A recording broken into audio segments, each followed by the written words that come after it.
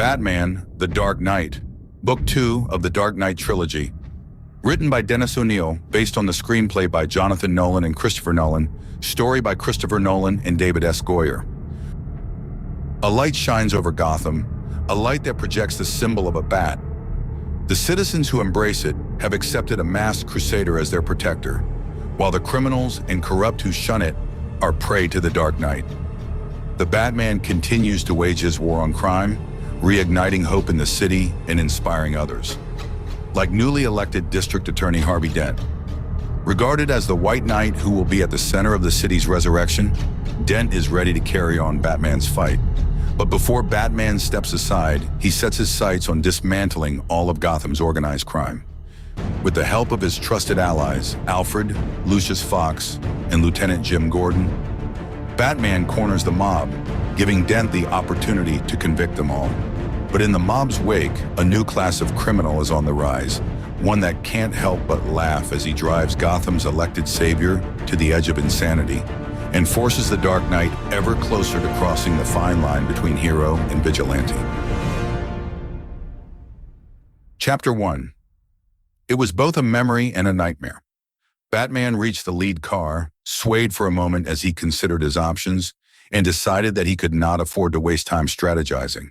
He had to operate in the moment, letting instinct guide him.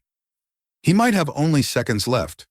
He sat on the edge of the car and swung his legs backward. His boots struck a shatterproof window and knocked it from its frame. As it dropped to one of the seats, Batman was already sliding and twisting through the empty frame and landing inside the car. He landed in a crouch on the floor facing the front of the train. A shadow on the floor alerted him that he was being attacked from behind, and without taking time to turn, he drove his elbow backward. It connected with the face of one of Ra's al Ghul's men, who stumbled toward the car's rear door. The microwave transmitter blocked the aisle, humming and vibrating slightly. Behind it stood Ra's al Ghul. "You're still not dead," Ra's said. "Obviously not. We can end this now, Ra's. There's no need for further bloodshed." "Oh, you are wrong, Bruce. There's an enormous need." "I'll stop you." "No, you won't. Because to stop me, you would have to kill me, and you will not do that." "You're sure?" "Yes. You could not stand to see another father die." Raz edged around the machine and slid his sword from the cane. "But I have seen many of my children die. Another one won't make much difference to me." Raz advanced, the sword in one hand, the cane in the other. He feinted with the sword and swung the cane at Batman's head. Batman trapped it in one of his scallops, twisted his arm, and the cane went spinning over his shoulder. Raz thrust the sword point at Batman's chest. Batman pivoted, and the steel slipped past his chest, grazing his costume. Raz kicked. Batman sidestepped, and Raz kicked again, striking Batman's hip.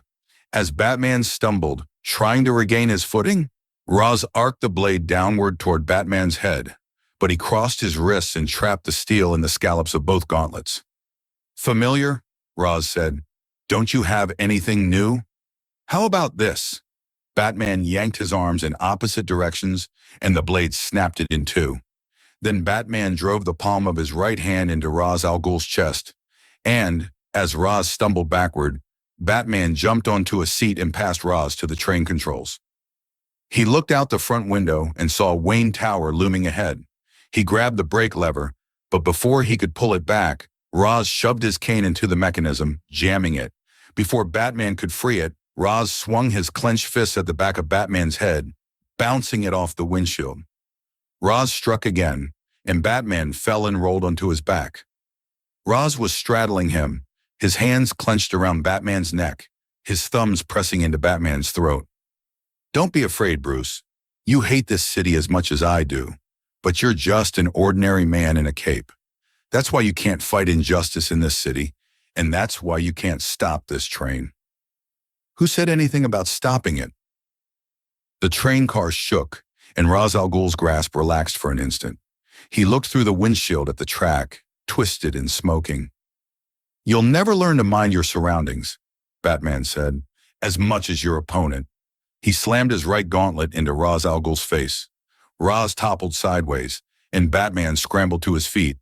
He grabbed his opponent's hair with his left hand and pulled a scalloped batarang from under his cloak with his right. He raised the weapon over his head. A single downward swing would bury it in Ra's al Ghul's skull. Ra's smiled. "Have you finally learned to do what is necessary?" Batman flung the weapon at the windshield. The glass cracked, then broke. "I won't kill you." Batman pulled a small grenade from his belt and threw it at the back door of the car. There was an explosion, and the door was gone. "But I don't have to save you." Batman moved to the other side of the microwave transmitter and thrust his hands into his cape. It stiffened and became a wing. Batman caught a thermal, which lifted him a couple 100 feet into the air. He looked down. There was a fire gouting up the wall of the tower, and in it he could see the silhouette of the monorail car. To the south he saw the flashing red lights of fire engines and heard the distant wail of sirens, mingled with the sighing of the wind. Bruce Wayne opened his eyes and for a moment let the nightmare that was a memory fade, then sat up in his bed, feeling the pleasant silkiness of the sheets against his bare skin. He swung his legs onto the floor, stood, walked to the window. In the glow of the eastern sky, he could see, on the street below, the burned remains of a large chunk of the monorail leading to Wayne Tower, the only remaining visible reminder of his battle with Ra's al Ghul. For him, it had been the end of a long journey. He could not say what the real beginning of that journey was. The time in early childhood when he'd been playing in the yard with Rachel Dawes and fell into a well, breaking the wall and loosing the thousands of bats that lived in the cave beyond. The ordeal hadn't lasted long. Within a minute, 2 at most, Thomas Wayne had climbed down a rope, enfolded his son in strong arms, and taken him back to sunlight. But that short time alone in the cold and dark, with the monstrosities flapping around him, was grim, would have left a scar on any child's memory. But the worst was still ahead. The worst was the night when Bruce and his father and mother were walking on a side street after watching an opera performance, and a mugger had murdered Bruce's parents. 2 pulls of a trigger bang bang, and mother's pearls were spilling into the gutter, stained with her blood. Father lying sprawled next to her. Bruce listened to the sound of the mugger's running feet on the pavement and knew to an absolute certainty that his life had changed forever. Was that the real beginning? Yes. Surely something else was born the instant his parents fell, and Bruce Wayne, whoever he was, whatever he might have become, was extinguished. But there were other moments, ones that accelerated the process. The transformation that had begun with the death of the Waynes. His impulsive decision to leave Gotham City. Bruised and bleeding from an encounter with Carmine Falcone, he ran across the rotting board of a dock, cold fog in his face and the smell of decaying fish in his nostrils, and leapt, grabbed a chain trailing from the stern of a rusty freighter, and climbed aboard, beginning an odyssey that took him deep into the underbelly of civilization. He met and mingled with the angry and insane beings who preyed on their fellows, the thieves and sadists and murderers, trying to understand them, eventually becoming one of them. The meeting with Ra's al Ghul. It was in a prison cell. Bruce had been consigned to solitary confinement after he had severely injured several other prisoners in a mess hall brawl. The tall, solemn man offered Bruce not only release, but redemption. Bruce accepted and soon became an acolyte of the most dangerous man on earth. The years at the monastery. Ra's was his master, Ra's was his savior. And in the monastery, unknown to the world, high in the Himalayas, Bruce learned the mental discipline and physical skills that made him nearly invincible in combat. The training was harsh and merciless. Mistakes were not tolerated and usually resulted in death. But those who survived were something just shy of supermen, and of them all, Bruce was the best. He imagined that he would live as Ra's al Ghul's servant for quite some times, until he learned that Ra's planned to save humanity by slaughtering tens of millions. Beginning with the citizens of Gotham City, he had help from others. From Rachel Dawes, childhood friend and sweetheart, whose quiet idealism inspired him, and Lucius Fox, who supplied him with the tools and technology he needed, and Alfred, his closest friend and constant advisor, and even his ancestors in the Wayne dynasty, who were kind enough to amass the vast fortune that financed his activities. That money enabled young Bruce to give himself a first-rate education. Until he was 12, he attended the best private schools in the area. Then when a principal told Alfred that there was nothing more we can give the lad, he studied with a series of tutors. In science, he was always excellent. In languages, also excellent. In history, so-so. In social sciences, fair, and in liberal arts, mediocre except in drama. He loved to read plays, and when he learned that Alfred had once been a child actor in Great Britain, he asked a lot of questions, especially how performers achieved their effects. By Bruce's 14th year, Alfred got used to looking out one of the big windows of the mansion and seeing young Bruce running around the grounds, climbing and swinging from trees, sometimes just throwing rocks, hard and far. Bruce heard of a local soccer league for young folks that had just formed in the neighborhood, and although he was not enrolled in any of the local schools, he managed to join one of the teams. He quit after his second practice. "Guess I'm just not the locker room type," he told Alfred, and never mentioned the subject again. But he didn't abandon sports, just teams. When he was 16, he asked Alfred if they could go skiing. Alfred had never been near a ski slope, but he made some calls and learned of an excellent, though pricey, resort in Vermont, and phoned for reservations there and went shopping for equipment. They decided to drive, which was a mistake. A bad blizzard struck, and driving became both slow and hazardous. They didn't manage to check in until after 10. The pretty young woman at the desk said that the ski lifts were closed for the night and wouldn't open again until 6, but that the lounge was open, where there was a roaring fire going and plenty of good company. Alfred thought that sounded pretty good, but Bruce begged off. Too tired, he said. Alfred bade him good night and went into the lounge where for an extremely pleasant hour he drank hot cider and chatted with a retired schoolteacher whose hobby was growing begonias. Alfred decided to look in on Bruce before retiring. He found Bruce's room empty, the bed unslept in. "I should have known," he muttered. "Too tired indeed." Bruce bought a pair of snowshoes from a man in the parking lot who was packing his car. He put them on, shouldered his skis, and began the trek to the top of the expert slope. It was slow, tedious going, filled with slipping, sliding, and snowdrifts that were waist-high. A bit after midnight, Bruce finally stood atop the mountain. The sky was empty of clouds, and moonlight glowed on the snow. A Christmas card, a breathtakingly beautiful night, which Bruce noted only in passing. He had a mission. He shed the snowshoes, put on the skis, and stood poised at the top of the trail. Someone shouted at him, a night watchman, probably. Bruce turned his head in the direction of the shout, saluted with 2 fingers, and pushed off. Ice flecks stung his cheeks, and his skis hissed on the powder as the trail rushed up to meet him, and he was enjoying himself until the world turned upside down. The watchman had called the police called the rescue patrol, and the rescue patrol, 2 medics, found Bruce at the bottom of a shallow gorge, unconscious, a bloody gash across his forehead. One of his skis lying in 2 pieces nearby, the other one canting his leg at an unnatural angle.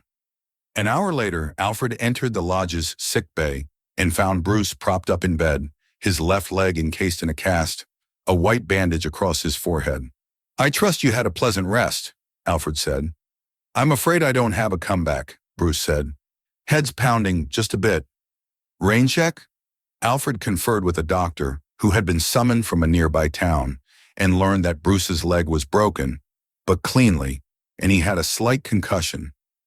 A bad gash above his eyes that had required 11 stitches and a lot of contusions. But, the doctor concluded, if Alfred wanted to take Bruce to Gotham and could guarantee proper transportation, there should be no problem. The proper transportation was a big, twin-rotor Sikorsky helicopter, which set down in a field next to Wayne Manor. Bruce slept in his own bed that night. The bandage and cast came off, the contusions healed, and the Wayne family physician pronounced Bruce intact again. Bruce never skied recreationally again, though he did do some cross-country skiing when he was at Ras Al Ghul's monastery. He once went 3 days across snow-covered mountains without sleep, and on another occasion Ras challenged him to ski down an almost vertical sheet of ice with jagged rocks at the bottom. Bruce's interest eventually shifted to other athletics. He ordered a complete set of Olympic-grade gymnastics gear and spent most of a summer with an instructor learning how to use it. He had an Olympic-sized pool dug behind the garden, and for several months swam laps before breakfast. He lifted weights, he ran, he cycled. But he wasn't good at everything. He was never able to get any arrow he loosed from a bow to go where it was aimed, and he was never better than a mediocre skater. Rachel would sometimes join him at the manor to swim, or bounce around and on the trampoline, or just hang out. Bruce seemed to enjoy these visits, but then, suddenly, he was 17 and gone, without so much as a phone call. The comings and goings continued until Bruce failed in an attempt to kill the man who had murdered his parents, had a final, ugly argument with Rachel, and jumped aboard a rust bucket of a ship leaving Gotham Harbor. He was gone for years, and when he at last reappeared, he was a different man. But only Alfred and Rachel could see what had changed. Chapter 2. With Batman came baggage. Most of it Bruce carried deep within himself, in the form of regrets, unanswered questions, and memories. During his pilgrimage from rich kid to vigilante, he'd gone many places, done many things, a lot of them ugly, one or two perhaps unforgivable. But he'd succeeded in what he wanted to accomplish. He'd learned and equipped himself. He had been considering returning to Gotham City when a betrayal and a few other unforeseen circumstances put him in a filthy hole of a prison. There, he'd been offered a chance at freedom, and when he took it, he found himself in yet another prison, a monastery high in the Himalayas, where he became the acolyte of the most dangerous and perhaps the most charismatic man he had ever known. Ra's al Ghul, a man who hid both his brilliance and his malevolence behind another's identity until it pleased him to reveal himself.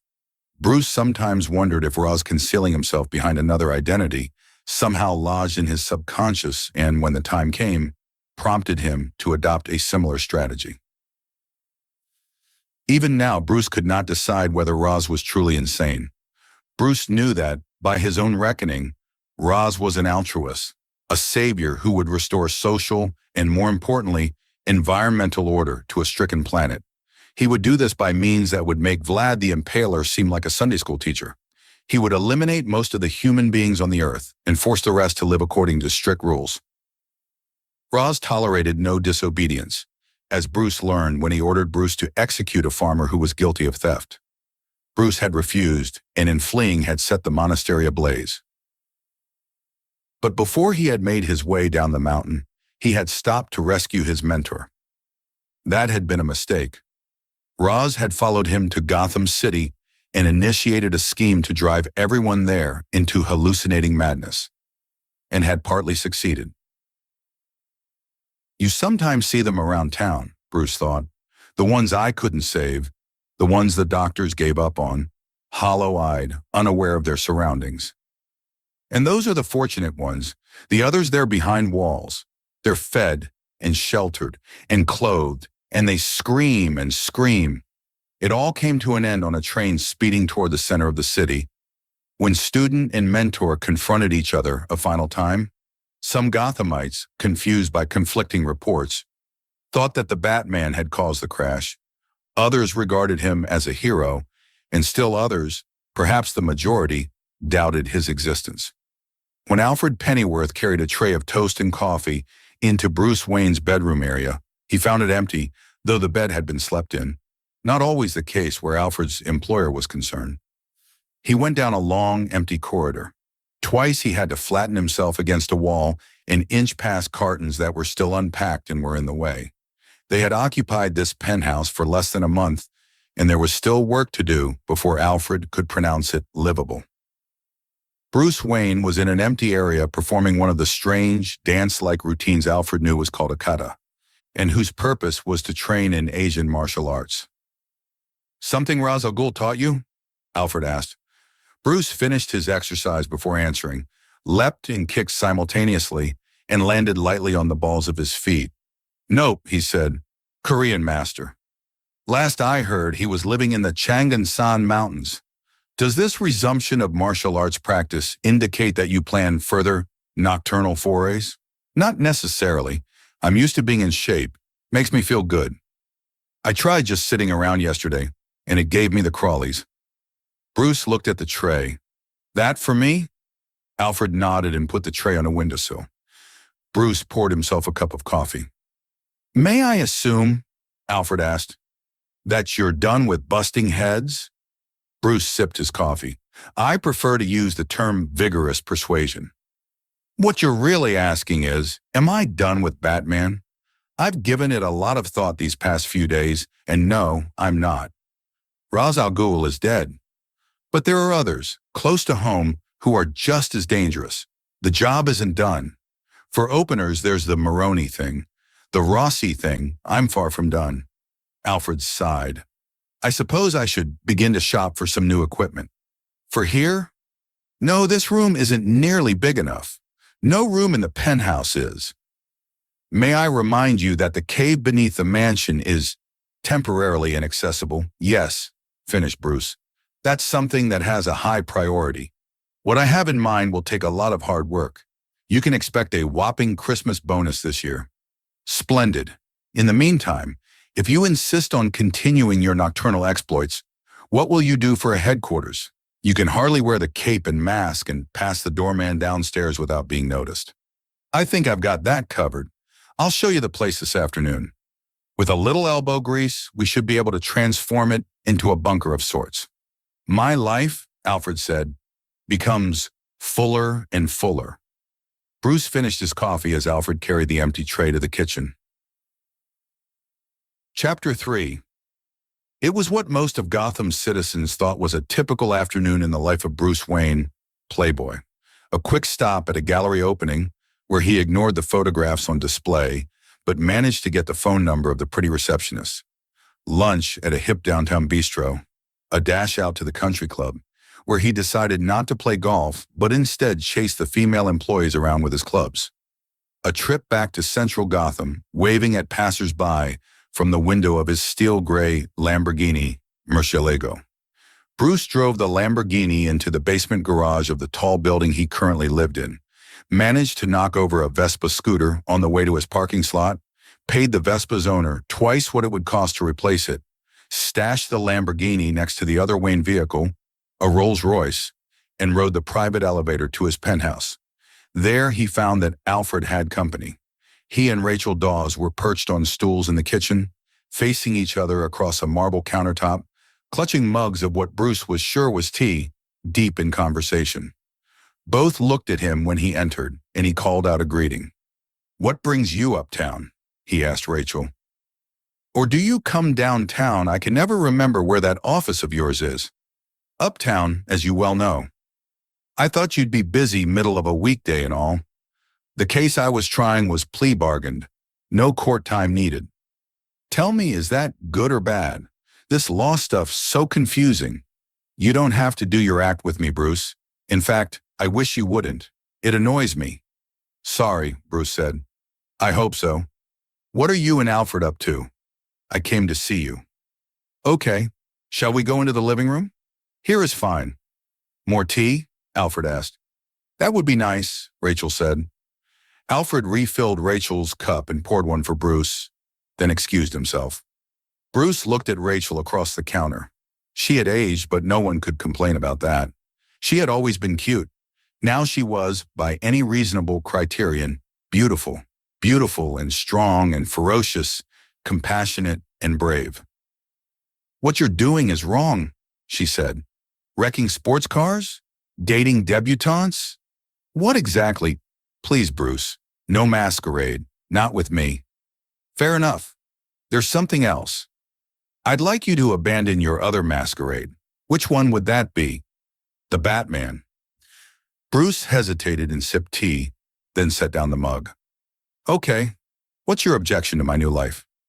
"I think you've begun to enjoy it. Too much. Oh, I'm sure you've constructed an elaborate rationalization. You're saving Gotham, etc., etc., etc. I'm afraid that sooner or later you'll become addicted to it, and that will cause you to cross the line. You're afraid I'll kill someone, or cause someone to die, what you'd call collateral damage.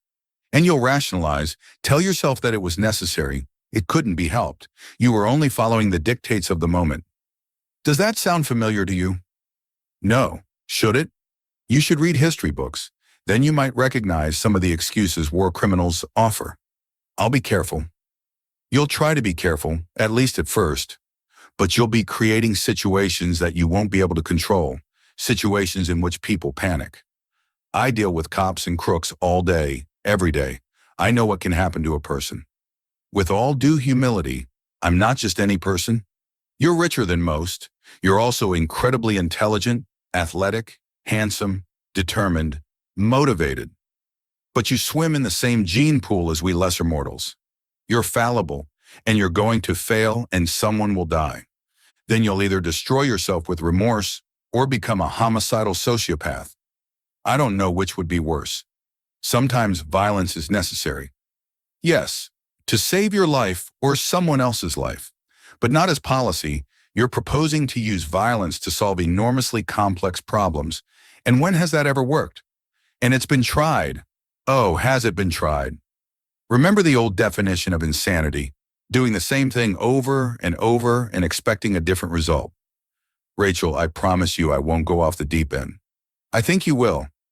You know how much I respect your opinion, but this time you're wrong. We'll see, then won't we? I guess we will. Alfred was feeling a bit guilty. He shouldn't have been listening to the private conversation, but if information passed between those two, he had to know what it was. And now he did. And now he was disturbed because he shared Rachel's misgivings. He wasn't as alarmed as she obviously was, but he tended Bruce Wayne's wounds, always trying to joke about them to lighten the moment. And he'd observed the subtle changes in Bruce since his return from his adventures abroad and his time with Ra's al Ghul. Of course, Bruce was no longer the bright, charming child he'd been when he and Alfred met, and people did change as they age. Perhaps the traits Alfred was observing were simply the result of Bruce getting older, but he still couldn't help being bothered. When she got up to leave, he escorted Rachel to the door, told her that he would see her soon, and went to see how Bruce was enjoying his tea. The Joker saw the bus about a block away, and was this great or what? An old lady waiting near the curb. It would be a matter of perfect timing, but the Joker loved that kind of challenge. He stood directly behind the old lady. The bus came closer, closer, just a few feet away. The Joker let it pass. Then he tapped the old lady on the shoulder and handed her a $100 bill. Chapter 4. Mid-afternoon, Friday, downtown Gotham City. North Julia Street on the edge of the financial district. Noise and confusion, blaring horns and rumbling engines, and sunlight glaring on thousands of panes of glass. A thin blue haze of exhaust fumes hanging in the air. Above it all, on the 14th floor of a skyscraper still under construction, two men wearing clown masks, with weapons and tools strapped to their bodies, were standing in a vacant loft facing a 10-foot-tall window. The first of the men, whose code name was Dopey, aimed upward, fired a silenced automatic pistol at the glass, and watched shards of it fall to the floor. The second man, codenamed Happy, stepped to the now empty window frame and lifted what looked like a spear gun to his shoulder, aimed, squeezed the trigger, and a hook trailing a length of cable hissed across the street and buried itself in the wall of another building. Dopey secured his end of the cable to a naked I-beam and nodded to his partner. Happy hooked a bag to the cable and sent it across the emptiness. A moment later, Happy and Dopey followed the bag, dangling from wheeled devices that fit over the line.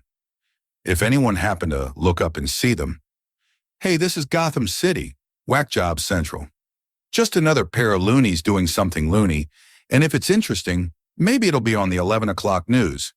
Below and 3 blocks away, a black SUV with dark-tinted windows and out-of-state license plates sped between 2 school buses and jerked to a stop at an intersection.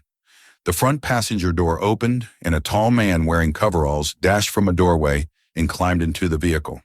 Once inside, he pulled a clown mask from his pocket, pulled it on, and turned in his seat to face another clown, codenamed Bozo, in the driver's seat.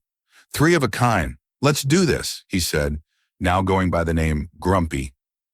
The man in the back seat, codenamed Chuckles, looked up from loading a compact submachine gun, and said, "That's it? 3 guys?" Grumpy said, "There are 2 on the roof. Every guy is an extra share. 5 shares is plenty." Chuckles said, "6 shares. Don't forget the guy who planned the job." Grumpy said, "Yeah, if he thinks he can sit it out and still take a slice, then I get why they call him the Joker." On the rooftop, Dopey and Happy pried open an access panel. Happy paused and stared at Dopey. "Why do they call him the Joker?" "I heard it's 'cause he wears makeup," Chuckles said, pulling out a thick bundle of blue Cat 5 cables. "To scare people. War paint." Back on the street, Bozo guided the SUV to a metered parking spot in front of the bank. He switched off the engine and, without bothering to feed the meter, went into the bank. Grumpy, Bozo, and Chuckles carried assault rifles. They carried several empty duffel bags as well. Once inside, Grumpy fired a burst into the ceiling as Chuckles hit the security guard on the head with the butt of his weapon, and Bozo closed the door and lowered the blinds. Grumpy fired another burst and yelled, "Everybody down on the floor, now!" Customers and employees alike dropped to their hands and knees, then to their bellies. One of the senior tellers managed to press a silent alarm button as she went down. 15 floors above her, on the roof, Dopey stared down at a palm-sized electronic device and heard a faint ping. "What's that?" Happy asked. "Here comes the silent alarm, just like we figured," Dopey said. "And there it goes. Funny thing is, it didn't dial out to the cops. It was trying to reach a private number." Behind him, Happy raised his gun and fired his silenced automatic into the back of Dopey's head. As Dopey slumped to the roof dead, Happy picked up his bag. He took from it an old-fashioned crowbar and went to work on the roof access door. In less than a minute, he had it wrenched open and was running down a steep flight of steps, lit only by red bulbs on each landing. When he reached the bottom, he opened a door marked "Exit" and was standing in front of a shiny steel vault. In the bank proper, Bozo and Grumpy were moving down a line of customers and tellers who stood along one wall. Bozo handed each a hand grenade and Grumpy followed, pulling the pins. The hostages gripped the grenades in both hands, holding the tops to prevent the grenades from exploding. "We don't want you doing anything with your hands other than holding on for dear life," Grumpy told the hostages. Then there was a loud bang and the third robber, Chuckles, fell backward, his mask and the front of his jacket shredded, dead. The bank manager, wearing an impeccably tailored brown suit and holding a shotgun, stepped from his office and fired again. The hostages, clutching their grenades, scurried along the floor seeking cover. Grumpy and Bozo both fired blindly in the general direction of the manager with the shotgun as they dived behind a desk. "What's he got? A 5-shot?" Grumpy asked. Bozo nodded. "He's got 3 left?" Bozo raised 2 fingers. Grumpy edged his gun around the corner of the desk and squeezed off a single shot. The bank manager fired twice. Grumpy looked at Bozo, who nodded. Grumpy stood and aimed his gun over the desktop. The bank manager fired again and a hail of buckshot clipped Grumpy's shoulder. He fell behind the desk and the manager moved forward, pulling fresh shells from his pocket. Bozo stood from behind the desk and shot the manager in the chest. Grumpy had pulled aside the flaps of his shirt and jacket over the place where the buckshot had struck him and was peering down at his wound. He rubbed some blood away with the palm of his hand and looked more closely. The damage was only superficial. Leaning on the desk, he stood and turned to Bozo. "Where'd you learn to count?" Bozo ignored him and started loading fresh shells into his shotgun. "You have any idea who you're stealing from?" the bank manager whispered. "You and your friends are dead." Happy clamped a drill to the vault and pressed a button. With a high whine, the drill blade bit into the metal, and he found himself on the floor, dazed and shaking. It took him a few moments to realize that he'd been hit by electricity. A lot of electricity. They wired the vault. He pulled his sneakers off, put them on his hands, and bracing himself on a wall, approached the vault once more. With a lot of fumbling and repositioning, he was able to operate the drill, the sneakers protecting him from the high voltage. Grumpy entered the chamber from a side door. Happy glanced at him and said, "They wired this thing up with, I don't know, maybe 5,000 volts. What kind of bank does that?" "A mob bank," Grumpy said. I guess the Joker's as crazy as they say. Happy shrugged.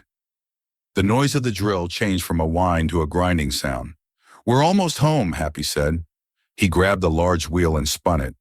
Where's the alarm guy? Grumpy asked. The wheel stopped spinning. Happy pulled on it, and the vault swung open. Boss told me that when the guy was done, I should take him out. One less share. Funny, Grumpy said. He told me something similar. Happy grabbed for the pistol shoved into his belt at the small of his back as he whirled to face Grumpy. But he was too late. Grumpy fired a burst from his assault rifle and after a moment stepped over Happy's body and into the vault. He stopped and stared at the mountain of cash at least 8 feet tall. 10 minutes later, he emerged into the bank burdened by several bulging duffel bags. He dropped them at Bozo's feet and laughed.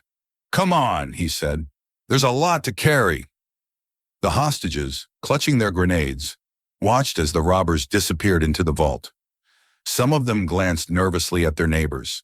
Others stared at nothing in particular, while still others had their eyes squeezed shut, their lips moving silently. Grumpy and Bozo reappeared, each burdened with several stuffed duffel bags. Grumpy dropped his bags onto the floor next to the first batch and said, If this guy was so smart, he would have had us bring a bigger car. Then he jammed his pistol into Bozo's back and took his weapon.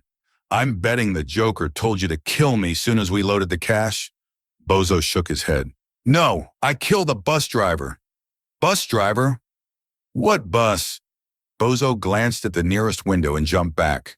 The rear end of a yellow school bus smashed through the window, sending a shower of glass into the room and slamming Grumpy into the teller's cage. Bozo snatched up Grumpy's fallen weapon and turned to face the bus. Another clown opened the bus's rear door, and Bozo shot him dead. Sirens began to wail in the distance. Bozo began loading the duffel bags into the bus. The bank manager still lay where he'd fallen, his right hand splayed over his wound, his head raised to stare at Bozo. Think you're smart, huh? He wheezed. Well, the guy who hired you'll just do the same to you. Sure he will. Criminals in this town used to believe in things. Bozo stepped over to where the man lay and crouched beside him. The man stared up at Bozo. Honor. Respect. What do you believe? Bozo jammed a grenade with a purple thread knotted around the pin into the man's mouth. I believe, Bozo said, that what doesn't kill you... Bozo yanked off his mask. The manager's eyes widened. He was looking at another clown face, one far more disturbing than any of the masks. White skin, green hair, a mouth horribly scarred beneath a red slash of makeup. Simply makes you stranger, the Joker concluded. The scarred clown rose and strolled toward the bus, the thread attached to the grenade unraveling from the purple lining of his jacket. He climbed into the bus and shut the rear door, trapping the purple thread. A moment later, the bus engine grumbled, and the bus jerked over the sidewalk and into the street. The purple thread yanked the pin from the grenade in the bank manager's mouth. Hostages screamed. The grenade hissed and began spewing red smoke, but it did not explode. A block away, a line of school buses left the curb in front of the Ferguson Middle School and edged into the traffic stream. A final bus, which came from the direction of the bank, joined them as 5 police cars, sirens screaming, sped past them on the opposite side of the street. Chapter 5. The Chechen sipped fine wine, looked across the dance floor at a fine woman, and listened to music which was not fine, but popular here in his new country, the United States of America. Some said he was lucky, this native of Chechnya, very lucky indeed not to be dead or eating moldy bread in some godforsaken prison cell. The Chechen knew luck had nothing to do with it. He was tough, he was as smart as he had to be, and he did not care about anyone or anything except his own well-being, and that made him invulnerable. He was just a boy when Chechnya broke away from Russia in the early 90s. Nothing but fuzz on his cheeks. But already he knew opportunity when he saw it. Already he was realizing that the chaos that gripped his small nation could be turned to his advantage. So he got some guns, a lot of guns, abandoned by fleeing Russian troops, and the guns enabled him to get followers. And the followers and the guns together enabled him to get more guns and more followers. For a while, he was one of the most feared and powerful men in his region, and by then he had something more than fuzz on his cheeks, but not much more. In the United States, he would not have been able to vote yet. In his country, he was a dominator. He was sure that nothing could stop him. But something did. The damned Russian army. That stopped him. The communists were gone, or temporarily in hiding.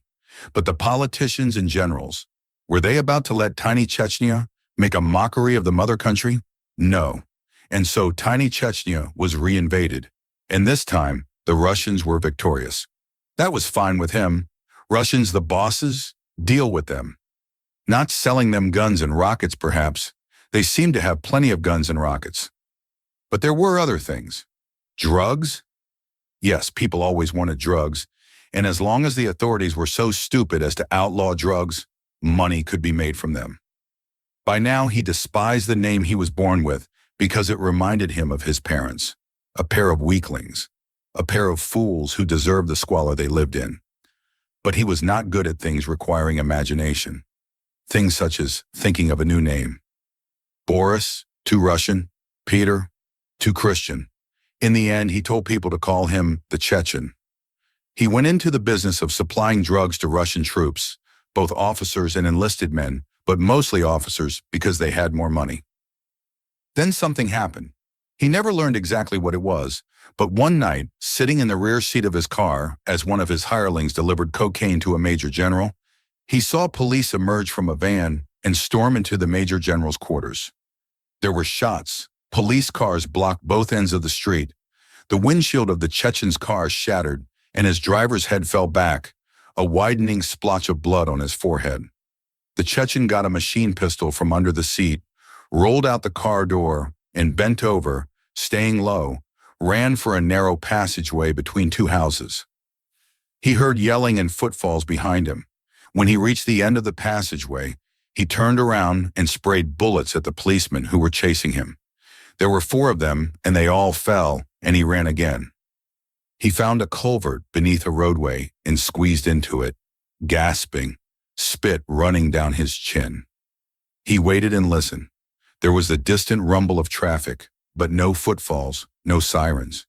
He stayed in the culvert for an hour, waiting, listening. Finally, he climbed out and hiked to a place he knew near an airfield. He used the cash in his pockets to obtain use of a computer and the computer to access bank accounts in the Bahamas. He used that cash to bribe and obtain a private aircraft, and within a week he was comfortably ensconced in a luxury hotel in Mexico City. The Russians, he was pretty sure, would not seek him in Mexico, and by the time they realized that he might have gone there, he would have vanished again. What next? He liked the drug trade, liked feeling superior to the weaklings who were his customers, liked the money. And he was close to the United States. But where in the United States? New York, Chicago, Miami, both ends of California, St. Louis.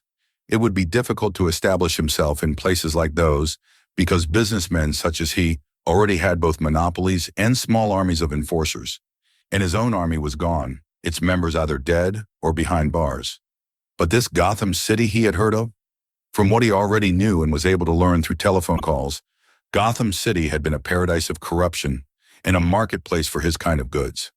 The rumor was the situation in Gotham was even worse than usual. Something big had happened, something nobody could quite explain. Escaped maniacs, exploding manholes, a commuter train that crashed into a street and burst into flames, ordinary citizens rampaging, insane, and a giant bat that was part human.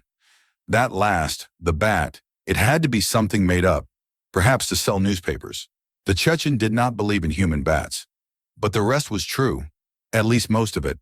There were pictures and eyewitness accounts. The whole story could be a hoax, perpetrated by the government, but the Chechen did not think so because there was no profit to be made from such lies. If the television reporters were to be believed, the situation in Gotham City had improved, but it was still largely chaos. Perhaps it was like his country after the Russians had fled? That would be made to order for him. That would be perfect. The man to see, the boss of bosses, was named Salvatore Moroni. The Chechen would have to deal with him. But first, he would have to prove himself. He found an enclave of refugees from his part of the world in a small city near Gotham called Bloodhaven, armed them, and led them in a successful raid on the biggest local dealer. News media called the event a massacre, and for once the label was accurate. No survivors in a row of storefronts in downtown Bloodhaven in flames. The Chechen now owned the Bloodhaven drug trade. Maroney did what he would have done and got in touch. Discussions were held, deals made, and in the end, Sal Maroney and the Chechen were cooperators, and virtually every junkie in both Bloodhaven and Gotham City were clients. The Chechen had always planned to kill Maroney as soon as it was convenient, but he found that their informal partnership was useful. As the Americans would say, they had each other's back. Perhaps later, when he understood America better, the Chechen would kill Maroney, but for the time being, and for the foreseeable future, they were allies. Maroney introduced him to others of what the press called the underworld, and, again, deals were made and everyone profited.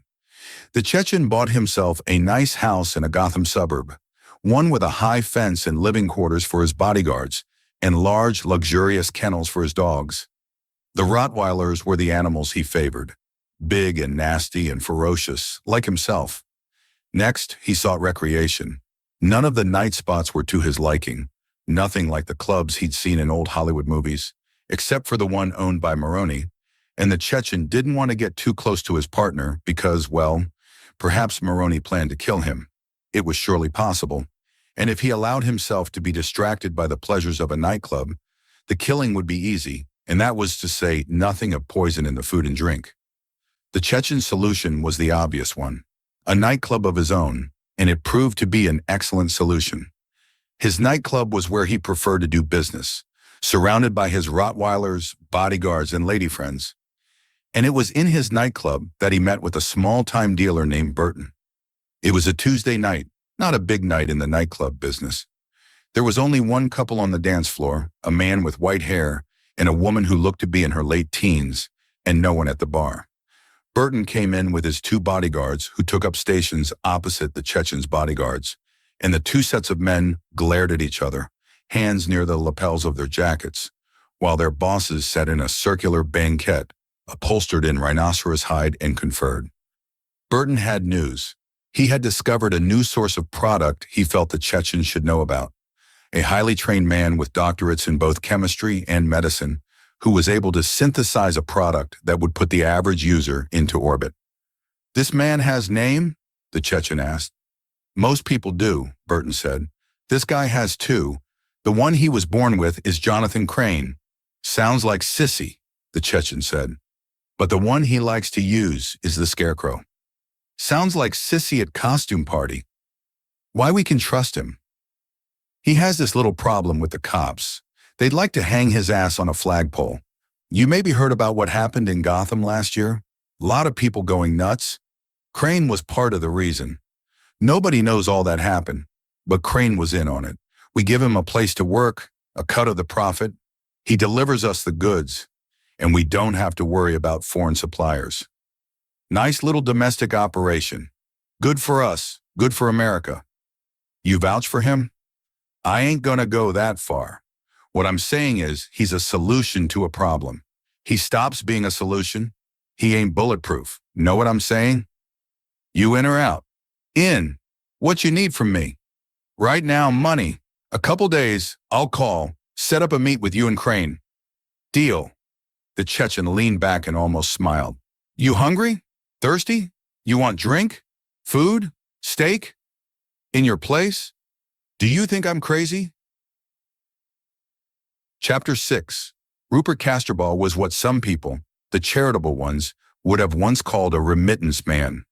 Others, less charitable, might have used words like wastrel, layabout, worthless waste of protoplasm.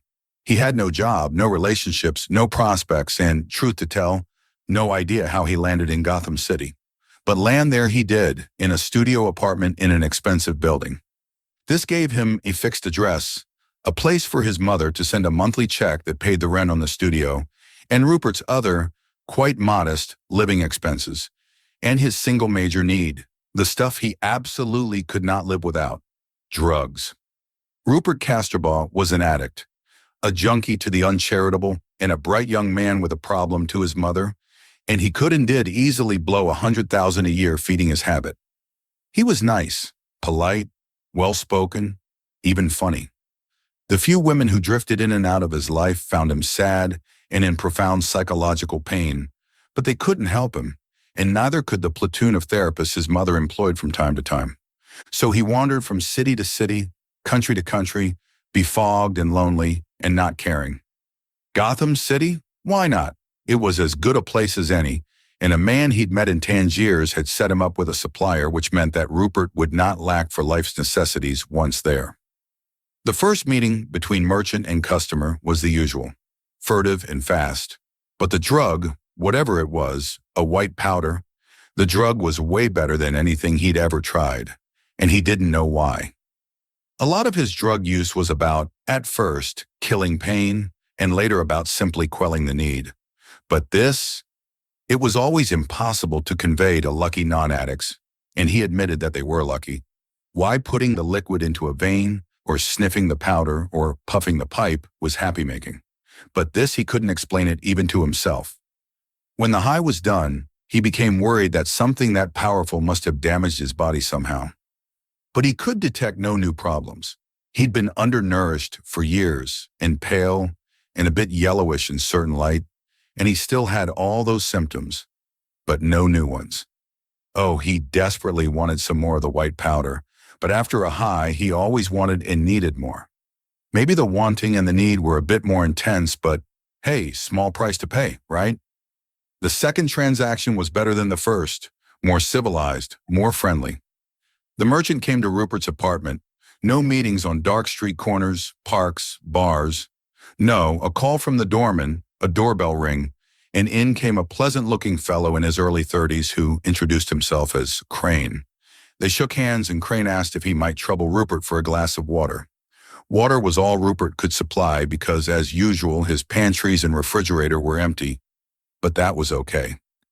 Water was all Crane wanted, really. Rupert handed Crane a wad of bills, which Crane did not bother to count. Classy. And received in return a baggie with a few ounces of white powder visible through the plastic. "Try it," Crane suggested. Rupert snorted directly from the bag and looked up to see Crane with a crude burlap mask over his head. Why was he screaming?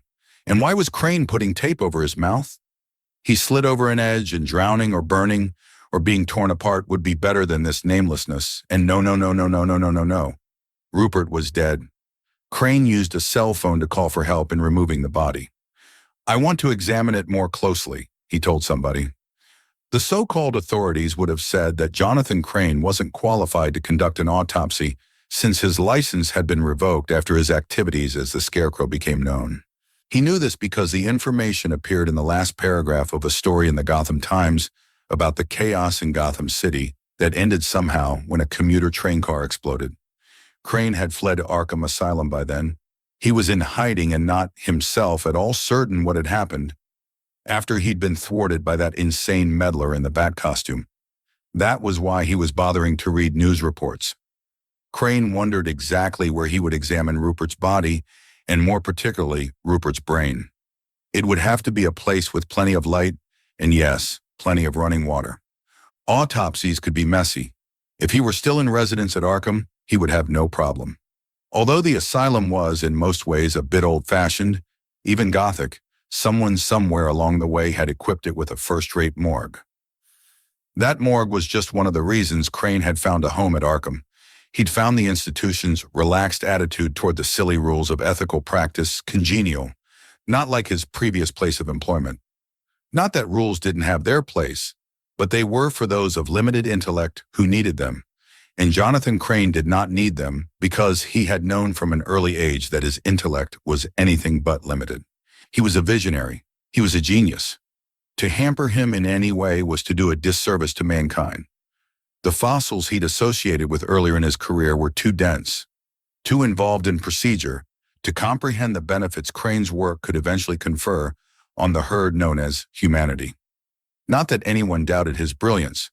He had, after all, gotten his doctorate in psychology at the absurdly early age of 21, After submitting a thesis on the etiology of the fear reflex in higher mammals, including Homo sapiens, his dissertation committee called the paper brilliant, groundbreaking, as important in its way as anything Freud ever wrote.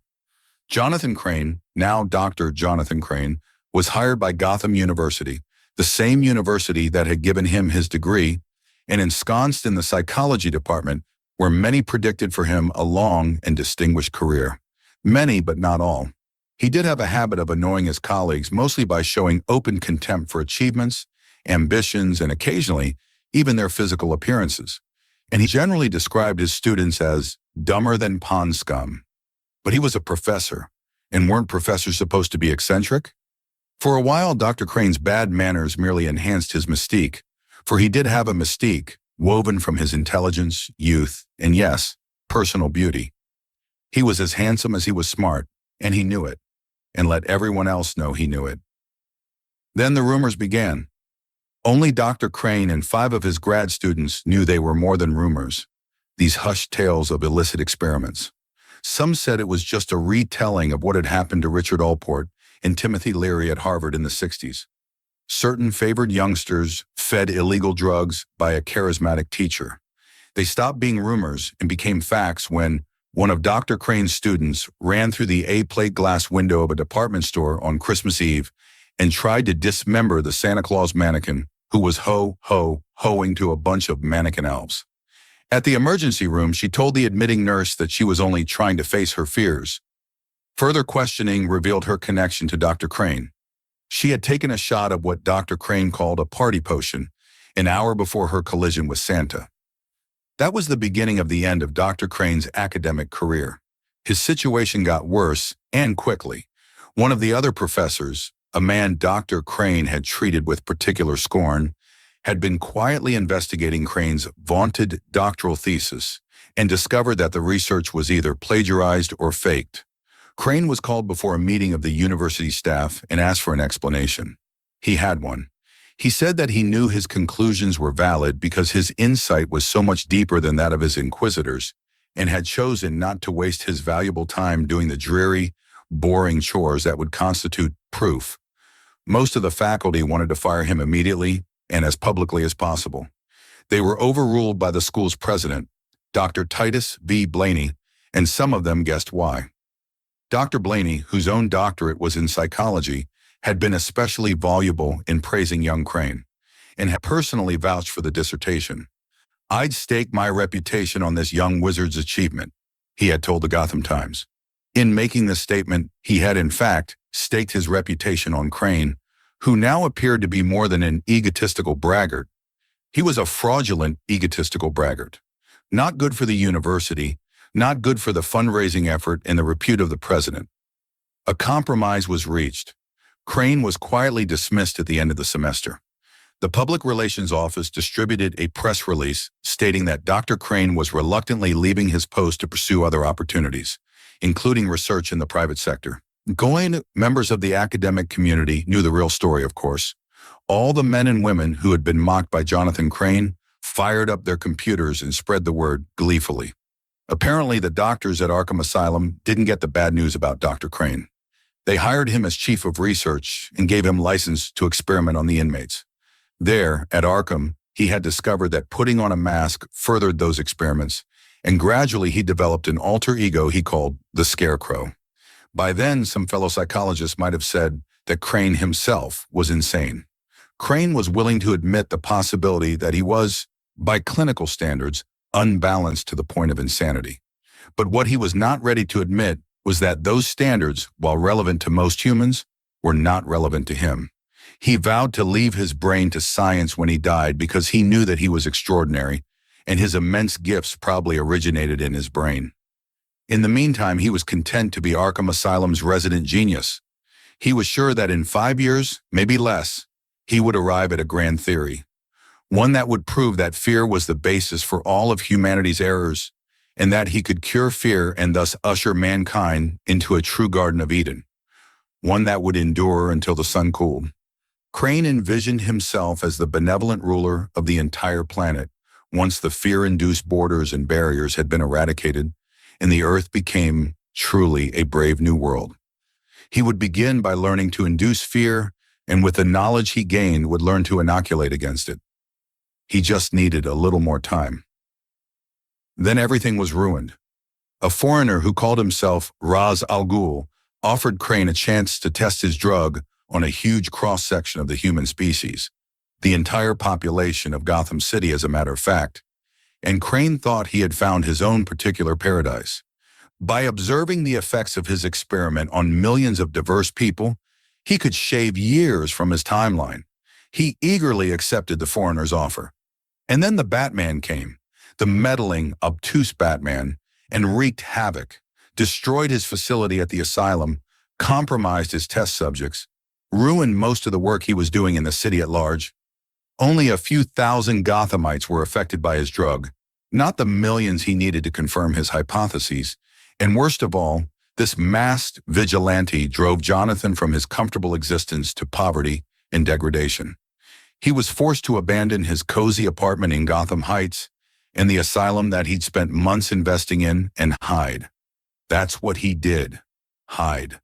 First, he had to flee from Arkham when the damage had become undeniable, the Batman-wrought debacle a stark and leering fact. Fortunately, the streets around the asylum were dark and there was a lot of confusion, so Crane was able to leave the asylum unnoticed. He had no plan, beyond somehow getting across the river to the main part of the city, and from there to somewhere. Two policemen, hands on their holstered weapons, passed near him, and Crane pressed himself against a wall, shrouded in darkness. He heard one of the officers say what sounded like his name, and realized with a jolt of pain that they, the authorities, the police, the FBI, for all he knew, were seeking him. Were looking for whom? For Jonathan Crane. And if he became someone else, he would, it stood to reason, be safe. He patted his clothing and found what he sought stuffed into a coat pocket, the mask, the scarecrow mask he used as a tool in psychotherapy.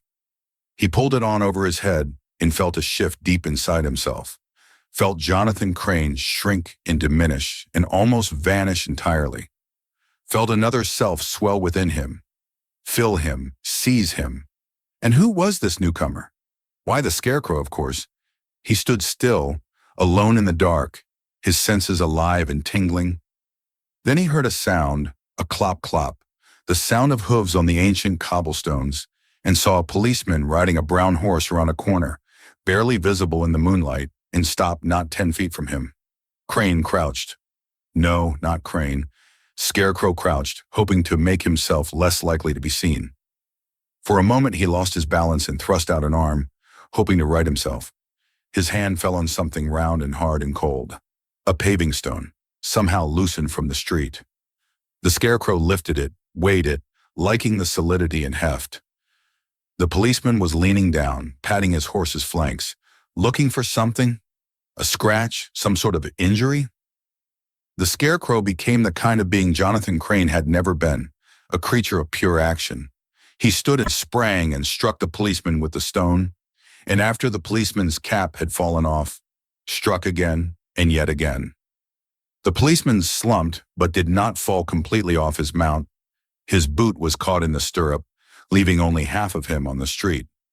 The scarecrow leapt over the animal's rump and into the saddle. Could a horse swim across the river? If so, the scarecrow's troubles were as good as gone. All he had to do was ride the horse across the water to downtown Gotham City and perhaps onto an airport or the big railroad station. By dawn, he could be 1,000 miles away. But he had a new problem. There were no pedals to push, no gear shifts.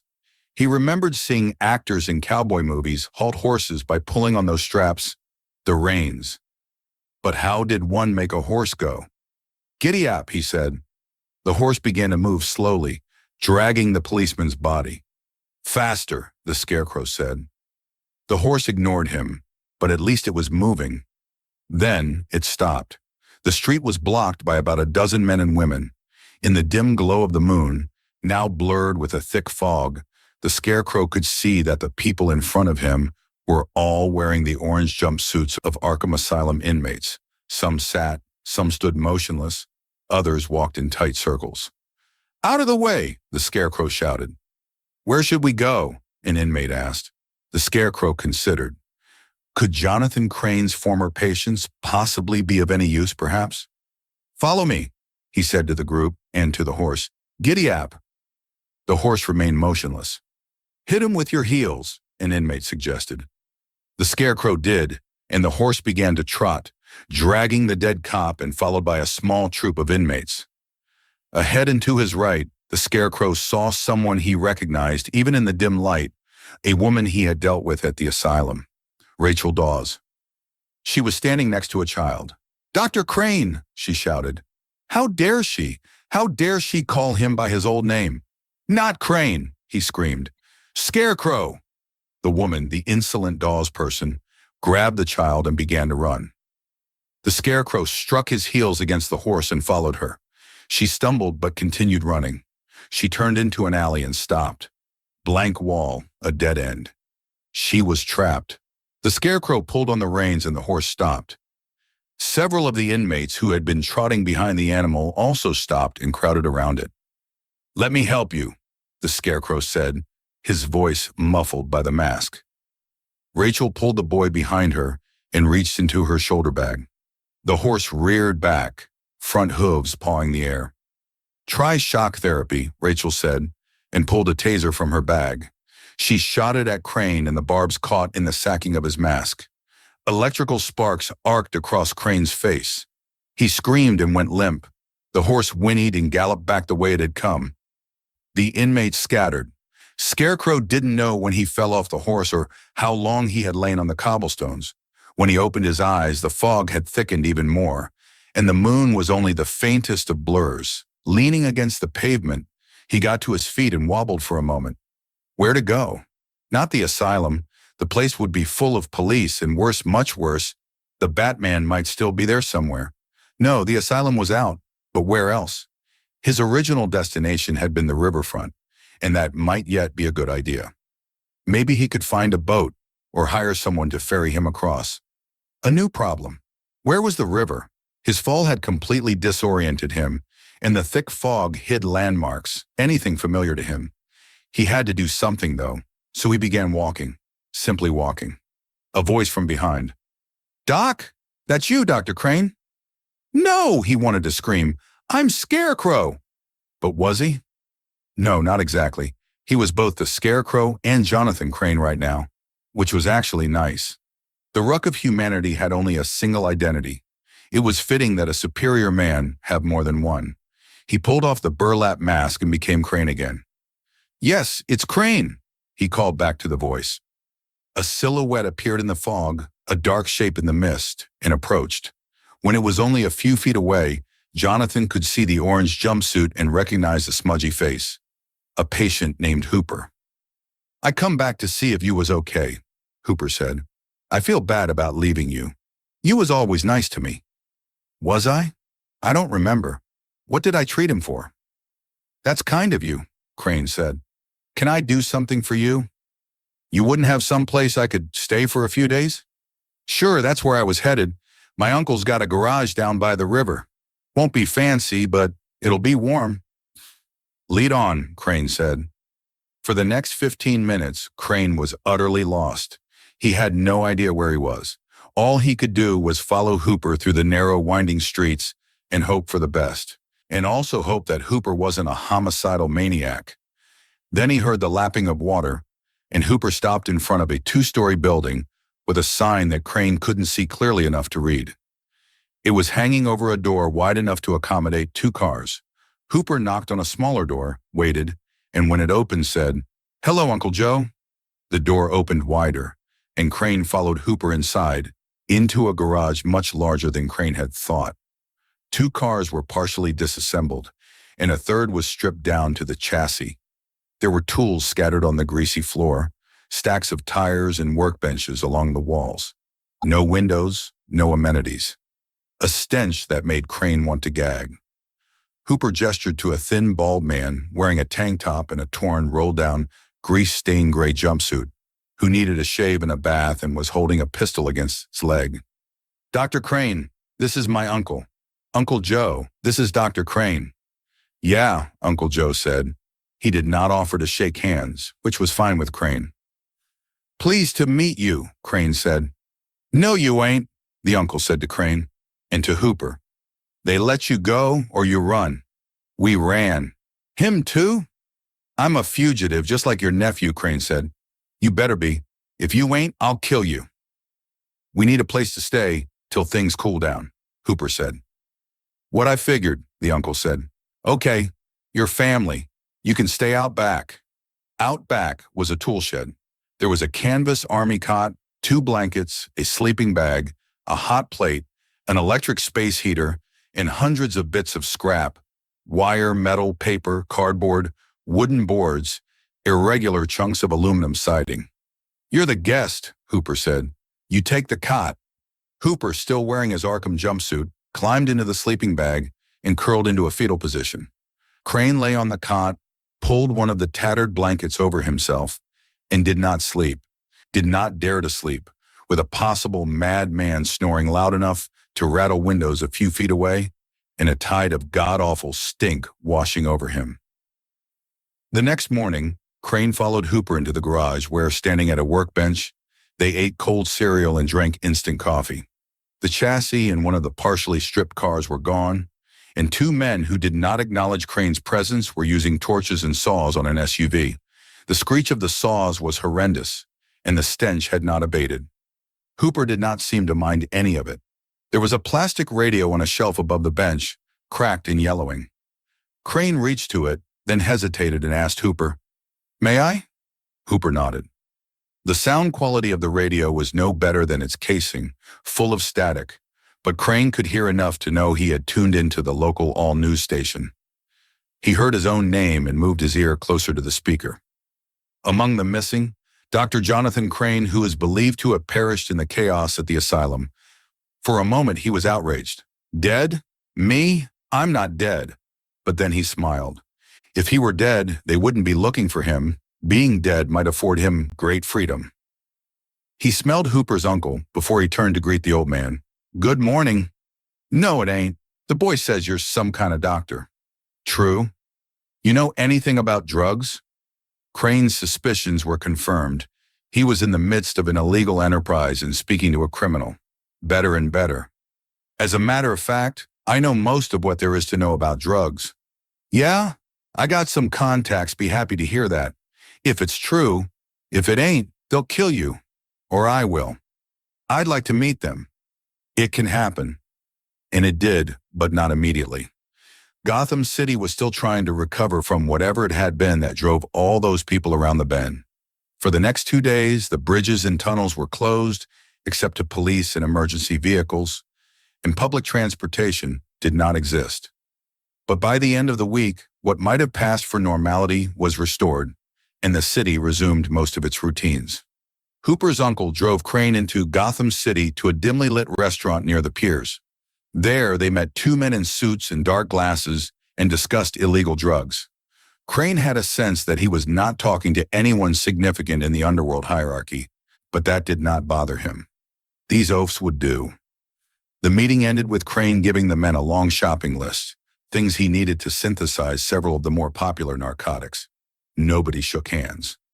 The next morning, a blue van arrived at the uncle's garage, and the same men Crane had met at the restaurant unloaded a dozen cartons. They contained everything Crane needed. He started small. The first batch of stuff he cooked up could have been made by any reasonably competent chemist with access to some basic tools, the kind of junk that was sold out of trailers and Skid Row bars. But neither Crane's new business associates nor their customers had any complaints. Those associates suggested that he might want to expand his efforts, and he told them, yes, he'd be glad to, but he needed a decent place to work. He couldn't produce quantity, much less quality, working in a tool shed. He told them what he had in mind, and they told him it was no problem. Crane provided another shopping list, and 3 weeks after he had fled from the asylum, Crane moved into a large loft located in an industrial park on Gotham City's eastern border. Now he had all that he needed, and it was time to begin his life's work again. Chapter 7. There were few people around the Major Crimes Unit headquarters tonight. Most of the on-duty crew were at the site of the afternoon's bank heist, and the rest were scattered throughout the boroughs investigating the odd homicide. a kidnapping or two, a few serious robberies. Only two cops were here. In the main bullpen, a 20-year vet named Wirtz and relative newcomer Anna Ramirez. Detective Ramirez was the duty officer charged with taking calls and directing them to wherever they should go. She checked herself in a full-length mirror.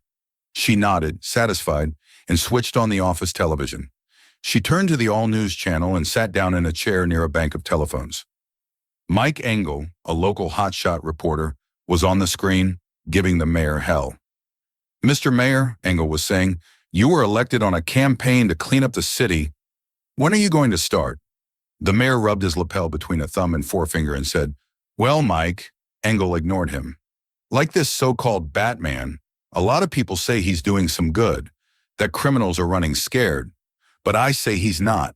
What kind of hero needs to wear a mask? You don't let vigilantes run around breaking the law. Where does it end? Yet we hear rumors that instead of trying to arrest him, the cops are using him to do their dirty work. I'm told our men in the major crimes unit are close to an arrest." Ramirez turned her eyes from the television and called to Wirtz, who was squinting at a sheet of yellow paper. "Hey, the mayor says you're closing in on the Batman." Wirtz looked at her in distaste. "The investigation is ongoing." He crumpled the yellow paper and tossed it at a corkboard on the nearest wall. The corkboard bore a strip of cardboard on which was lettered, "Batman Suspects." Below it were several pictures: Abraham Lincoln, Elvis, and the abominable snowman. "Sure it is," Ramirez said, getting up and crossing to where a coffee pot perched atop a burner. She poured coffee into a plastic cup and went to a flight of stairs that led to the roof. She found Lieutenant Gordon standing beside the newly installed searchlight that stabbed a beam of brightness into the sky above them. On misty nights, a bat's silhouette on the searchlight's lens could be projected onto clouds. But, misty or not, the beam was always visible from anywhere in the city. Ramirez handed the coffee to Gordon and asked, "Ever intend to see your wife again, Lieutenant?" Gordon grunted and sipped the coffee. "How's your mother?" "They checked her back into the hospital." "I'm sorry. Least there she's got someone round the clock, unlike your wife." Ramirez pointed her chin at the searchlight. "He hasn't shown?" "No, but I like reminding everyone he's out there." "Why wouldn't he come? You think he doesn't know this thing is for him?" "Oh, he figured that out in a second." "No, hopefully, he isn't here because he's busy." Chapter 8. Bruce Wayne wasn't the only person in Greater Gotham dressing up as the Batman that night. Wasn't even one of two or three. Brian Douglas still had his gym clothes on and was just about to have a shower and hit the sheets when he got the call from that weird guy, Anton something. The guy who had organized the Brian wasn't sure what it was. He thought of it as the Batman Club. 2 or 3 guys who stayed in touch and met occasionally for some vigilante action. Lonely guys and angry guys. Angry for good reason. All of them had suffered, in one way or another, from Gotham City's lawlessness. Douglas himself was an ex-cop who had gotten tired of the corruption and inaction in the police force and had decided to take matters into his own hands. According to this Anton, he had a second cousin who worked in a parking garage near the manufacturing district, and he, the second cousin, happened to overhear 2 guys talking. The one with the thick Russian accent, at least Jimmy's cousin thought it was Russian and was sure it wasn't Spanish, told the other about a drug deal that was going down that night. In about an hour, in fact. He hung up the phone and hauled his makeshift Batman suit out of the closet and put it on, then figured it wouldn't be too smart to wear a mask on the streets of Gotham this late at night. The mask with the pointy ears went into a coat pocket, then he reached for his shotgun. Checking it was loaded, he tucked it into his bulky coat and headed outside. He got on his motorcycle, a Japanese model 25 years out of the showroom, and on the 5th try got the engine to kick over. Somebody from a window yelled at him to shut the damn thing off, but that was Gotham for you. People always complaining about something. As he neared the parking garage Anton had told him about on the phone, he could see the 2 others in bat suits walking purposefully toward their common destination. He parked his bike on the sidewalk. At this hour, nobody would care, and joined his fellow Batmen. The Chechen and his bodyguards got into his black SUV, while one of the men drove through the busy center of the city and into the industrial section. The Chechen and his other employees chatted. Someone mentioned the Batman, and the Chechen snorted. Fairy tales for little girls. Batman gazed through a tinted windshield and waited. His tumbler was parked on the roof across a narrow alleyway from a multi-floored parking garage. During daylight hours, it would be jammed with cars and pickup trucks belonging to workers at the nearby storage facilities. But now, after dark, it was empty, as were the streets surrounding it. The Chechen and an unknown supplier of the drugs the Chechen peddled were to meet on the garage roof to do business. The Chechen went to considerable trouble to conceal his itinerary, and for a month he had succeeded. But eventually, patience, persistence, and no small amount of money had given Batman the knowledge he sought. It had taken him here. He saw a movement on the garage rooftop. Two black SUVs were turning off the up-ramp. They stopped near the only other vehicle on the floor, a battered white van. Several men, all of them bulky, all of them dressed in ill-fitting suits, emerged from the SUVs.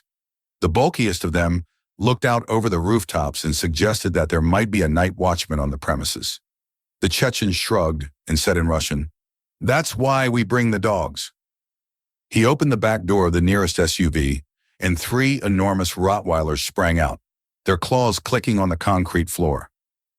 The Chechen knelt and the dogs licked his face. He spoke again in Russian. "My little princes," he looked up at the others. "The Batman's invisible to you fools, but my little princes, they can find human meat in complete darkness." He left the dogs and went to the second SUV. He opened the back door and dragged out a filthy man wearing rags. "No!" he squealed. "No, get him off me!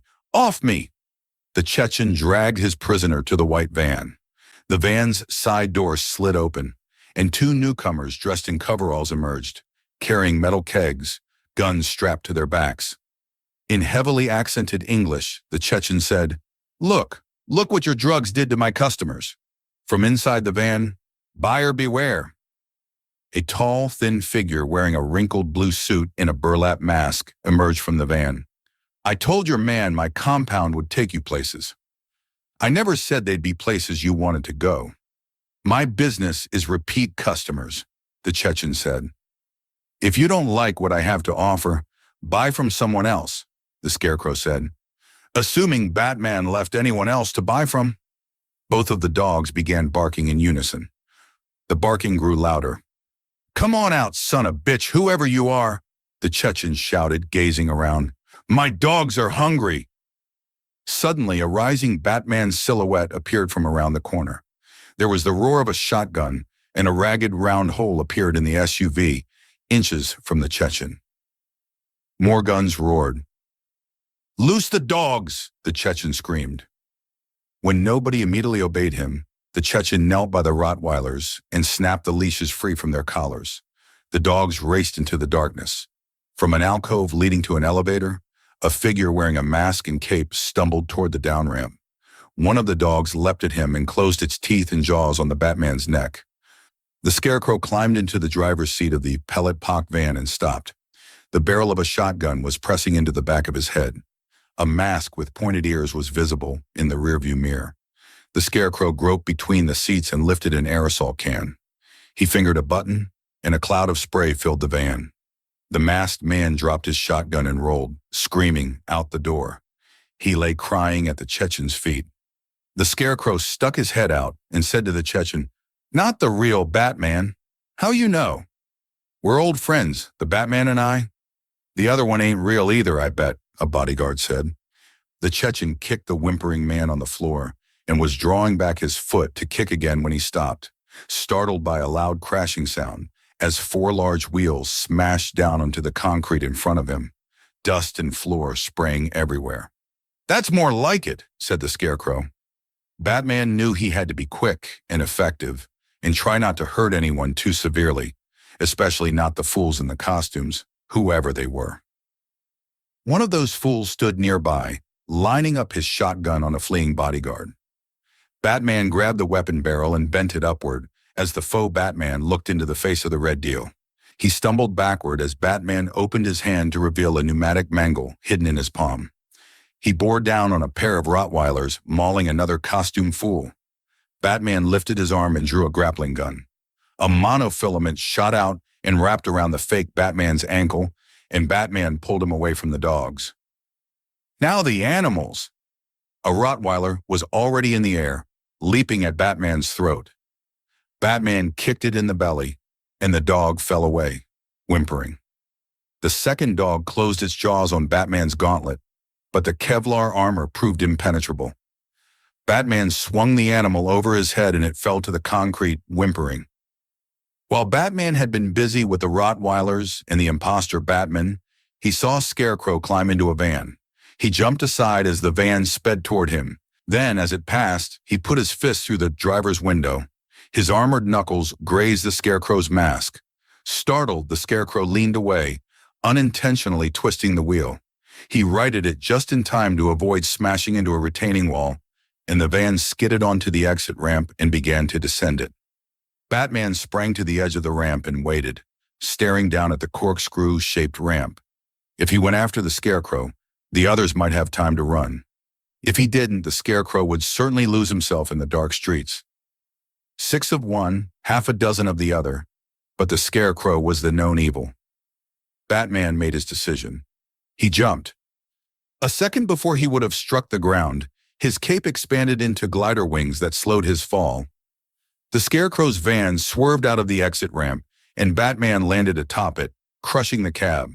The van swerved and struck a wall. Batman pulled a dazed Scarecrow from the cab and slung him over his shoulder. A minute later, he dumped the Scarecrow next to the Chechen's injured accomplices and 2 of the men wearing faux Batman costumes. The Chechen himself had disappeared. "We're trying to help you," the imposter blurted. "I don't need help," Batman said as he bound the Chechen's crew with plastic ties. "Not my diagnosis," the Scarecrow said. Batman stared at the Scarecrow as he fitted plastic ties over his wrists and ankles, then pulled off Crane's mask. Next, he turned to the imposter. "Don't ever let me find you out here again. You need us. There's only one of you. It's war out here." Batman walked toward his car carrying an armload of confiscated weapons and dropped them in a pile for the police. "What gives you the right?" the imposter cried. "What's the difference between you and me?" Batman replied, "I'm not wearing hockey pads."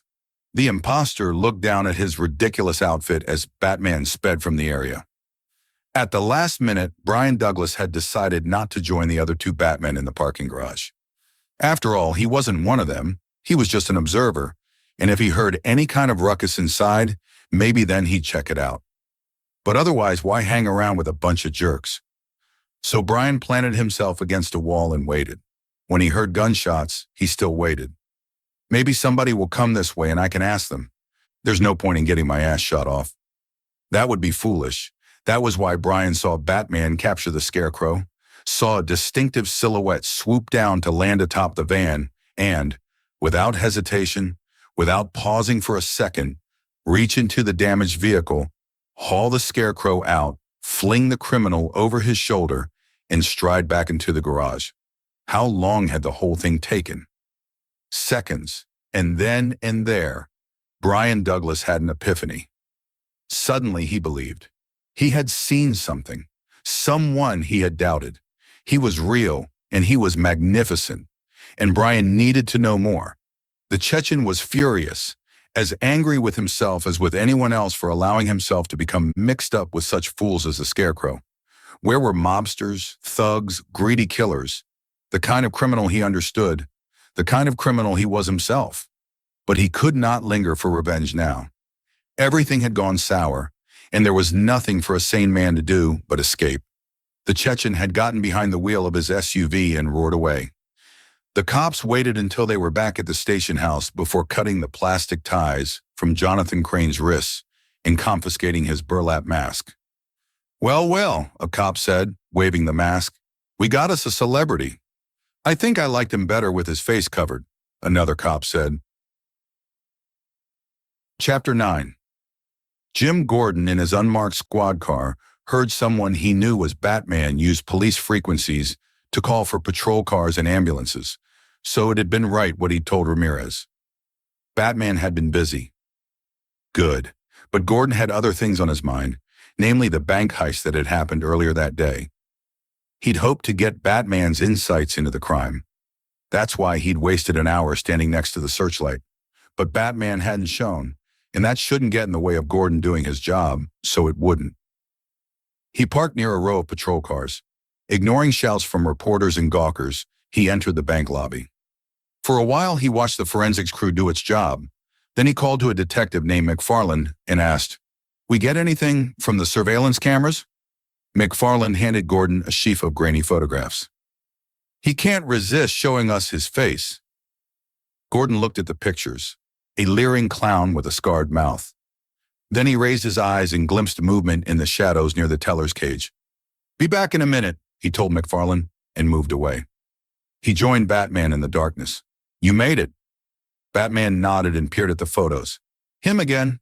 Who are the others?" "Another bunch of small-timers." Batman said, "Get me some of the money." Gordon went to where some $20 bills lay scattered on the floor next to Grumpy's body, scooped up a handful, and brought them to Batman, who scanned them with a gadget he'd taken from his belt. The gadget pinged. "Some of the marked bills I gave you," Batman said. "My detectives have been making drug buys with them for weeks," Gordon said. "This bank was another drop for the mob. That makes 5 banks. We found the bulk of their dirty cash. Time to move in." Gordon waved a photo. "What about this Joker guy?" One man or the entire mob? The Joker will have to wait. We'll have to hit all the banks simultaneously. SWAT teams, back up." Gordon held up a handful of banknotes. "When the new DA gets wind of this, he'll want in. Do you trust him?" "Be hard to keep him out," Gordon said. "I hear he's as stubborn as you." That last sentence was spoken to empty air. Gordon shrugged, then went to rejoin his detectives.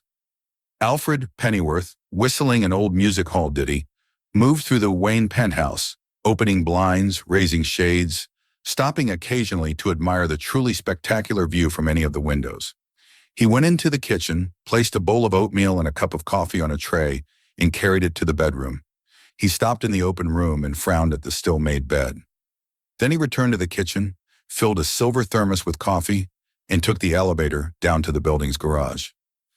7 minutes later, he parked the Wayne limo in a corner of a railroad yard, got out, carried the thermos to a rusty freight container that sat lopsided on concrete blocks. He got a key from his vest pocket and opened a padlock on the container's hatch, then stepped inside. A hiss. The floor lowered, taking Alfred down to the long, low-ceilinged concrete chamber he usually entered, through a tunnel that led to Wayne's apartment building. But today he thought it wise to assure himself that the elevator entrance was in working order, and was pleased to learn that it was. 100 years ago, Hiram Wayne had this room built because he wanted to experiment with a steam-driven subway train. The train proved to be a bad idea, but the Wayne family had retained ownership of the ground Hiram had used for his experiments. This chamber had been forgotten by everyone, and although Bruce had heard it mentioned by an uncle, he doubted its existence until recent excavation had uncovered part of it. Bruce sensed that it might someday be useful and, again with the invaluable help of Alfred and Lucius Fox, had pumped out water, reinforced walls, done everything necessary to make it habitable. Batman's massive vehicle sat in the center of the room, near a cluster of computers, printers, workbenches, power tools, and microwaves. Bruce sat amid the clutter, watching a television tuned to GCTV, the local all-news station. "It will be nice when Wayne Manor is rebuilt, and you can swap not sleeping in a penthouse for not sleeping in a mansion," Alfred said, pouring coffee into the thermos cap. Alfred handed the cap to Bruce and sat in a nearby chair to join his master. When the news report ended, Bruce returned to what he had obviously been doing when the broadcast had come on, stitching a gash on his arm from where one of the Chechen's dogs had bitten him. Alfred took the needle from him and said, "When you stitch yourself up, you make a bloody mess. But I learn about my mistakes. You ought to be pretty knowledgeable by now then." Alfred busied himself with doctoring. "The problem this time was my armor," Bruce said. "I'm carrying too much weight. I need to be faster." "I'm sure Mr. Fox can oblige." Alfred peered more closely at the wound. "Did you get mauled by a tiger?" "A dog, a big dog." For a while, neither man spoke.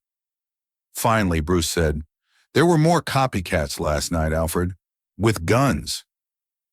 Perhaps you could hire some of them and take weekends off. This wasn't exactly what I had in mind when I said I wanted to inspire people. I would never resort to guns or to killing anyone. These gang members are making it dangerous, Alfred. Innocents could be killed by their antics, and I don't want to shoulder the blame. I know, Master Bruce, but things are improving. Look at the new district attorney. I am, closely. I need to know if he can be trusted. Are you interested in his character or his social circle? Who Rachel spends her time with is her business. Well, I trust you're not following me on my day off. Alfred held up a stack of surveillance photos he saw on a side table. They were of Rachel Dawes with Harvey Dent, and they had obviously been taken over the past several weeks, perhaps even months. Are you sure about that? If you ever took one, I might, replied Bruce. Know your limits, Master Bruce. Batman has no limits. Well, you do. I can't afford to know them. And what happens the day you find out? We all know how much you like to say, I told you so. That day, Master Bruce, even I won't want to, probably. Chapter 10. The weather that Monday morning in Gotham City was gorgeous. It seemed that winter had finally gone and spring had arrived. At 9:30, District Attorney Harvey Dent was running up the steps to the courthouse, and at 9:31, he burst into one of the chambers. The courtroom was filled with lawyers, spectators, uniformed policemen, and Salvatore Maroni, who was to be tried that day. Sorry I'm late, Dent said to no one in particular, as he sat at the prosecutor's table next to Rachel Dawes.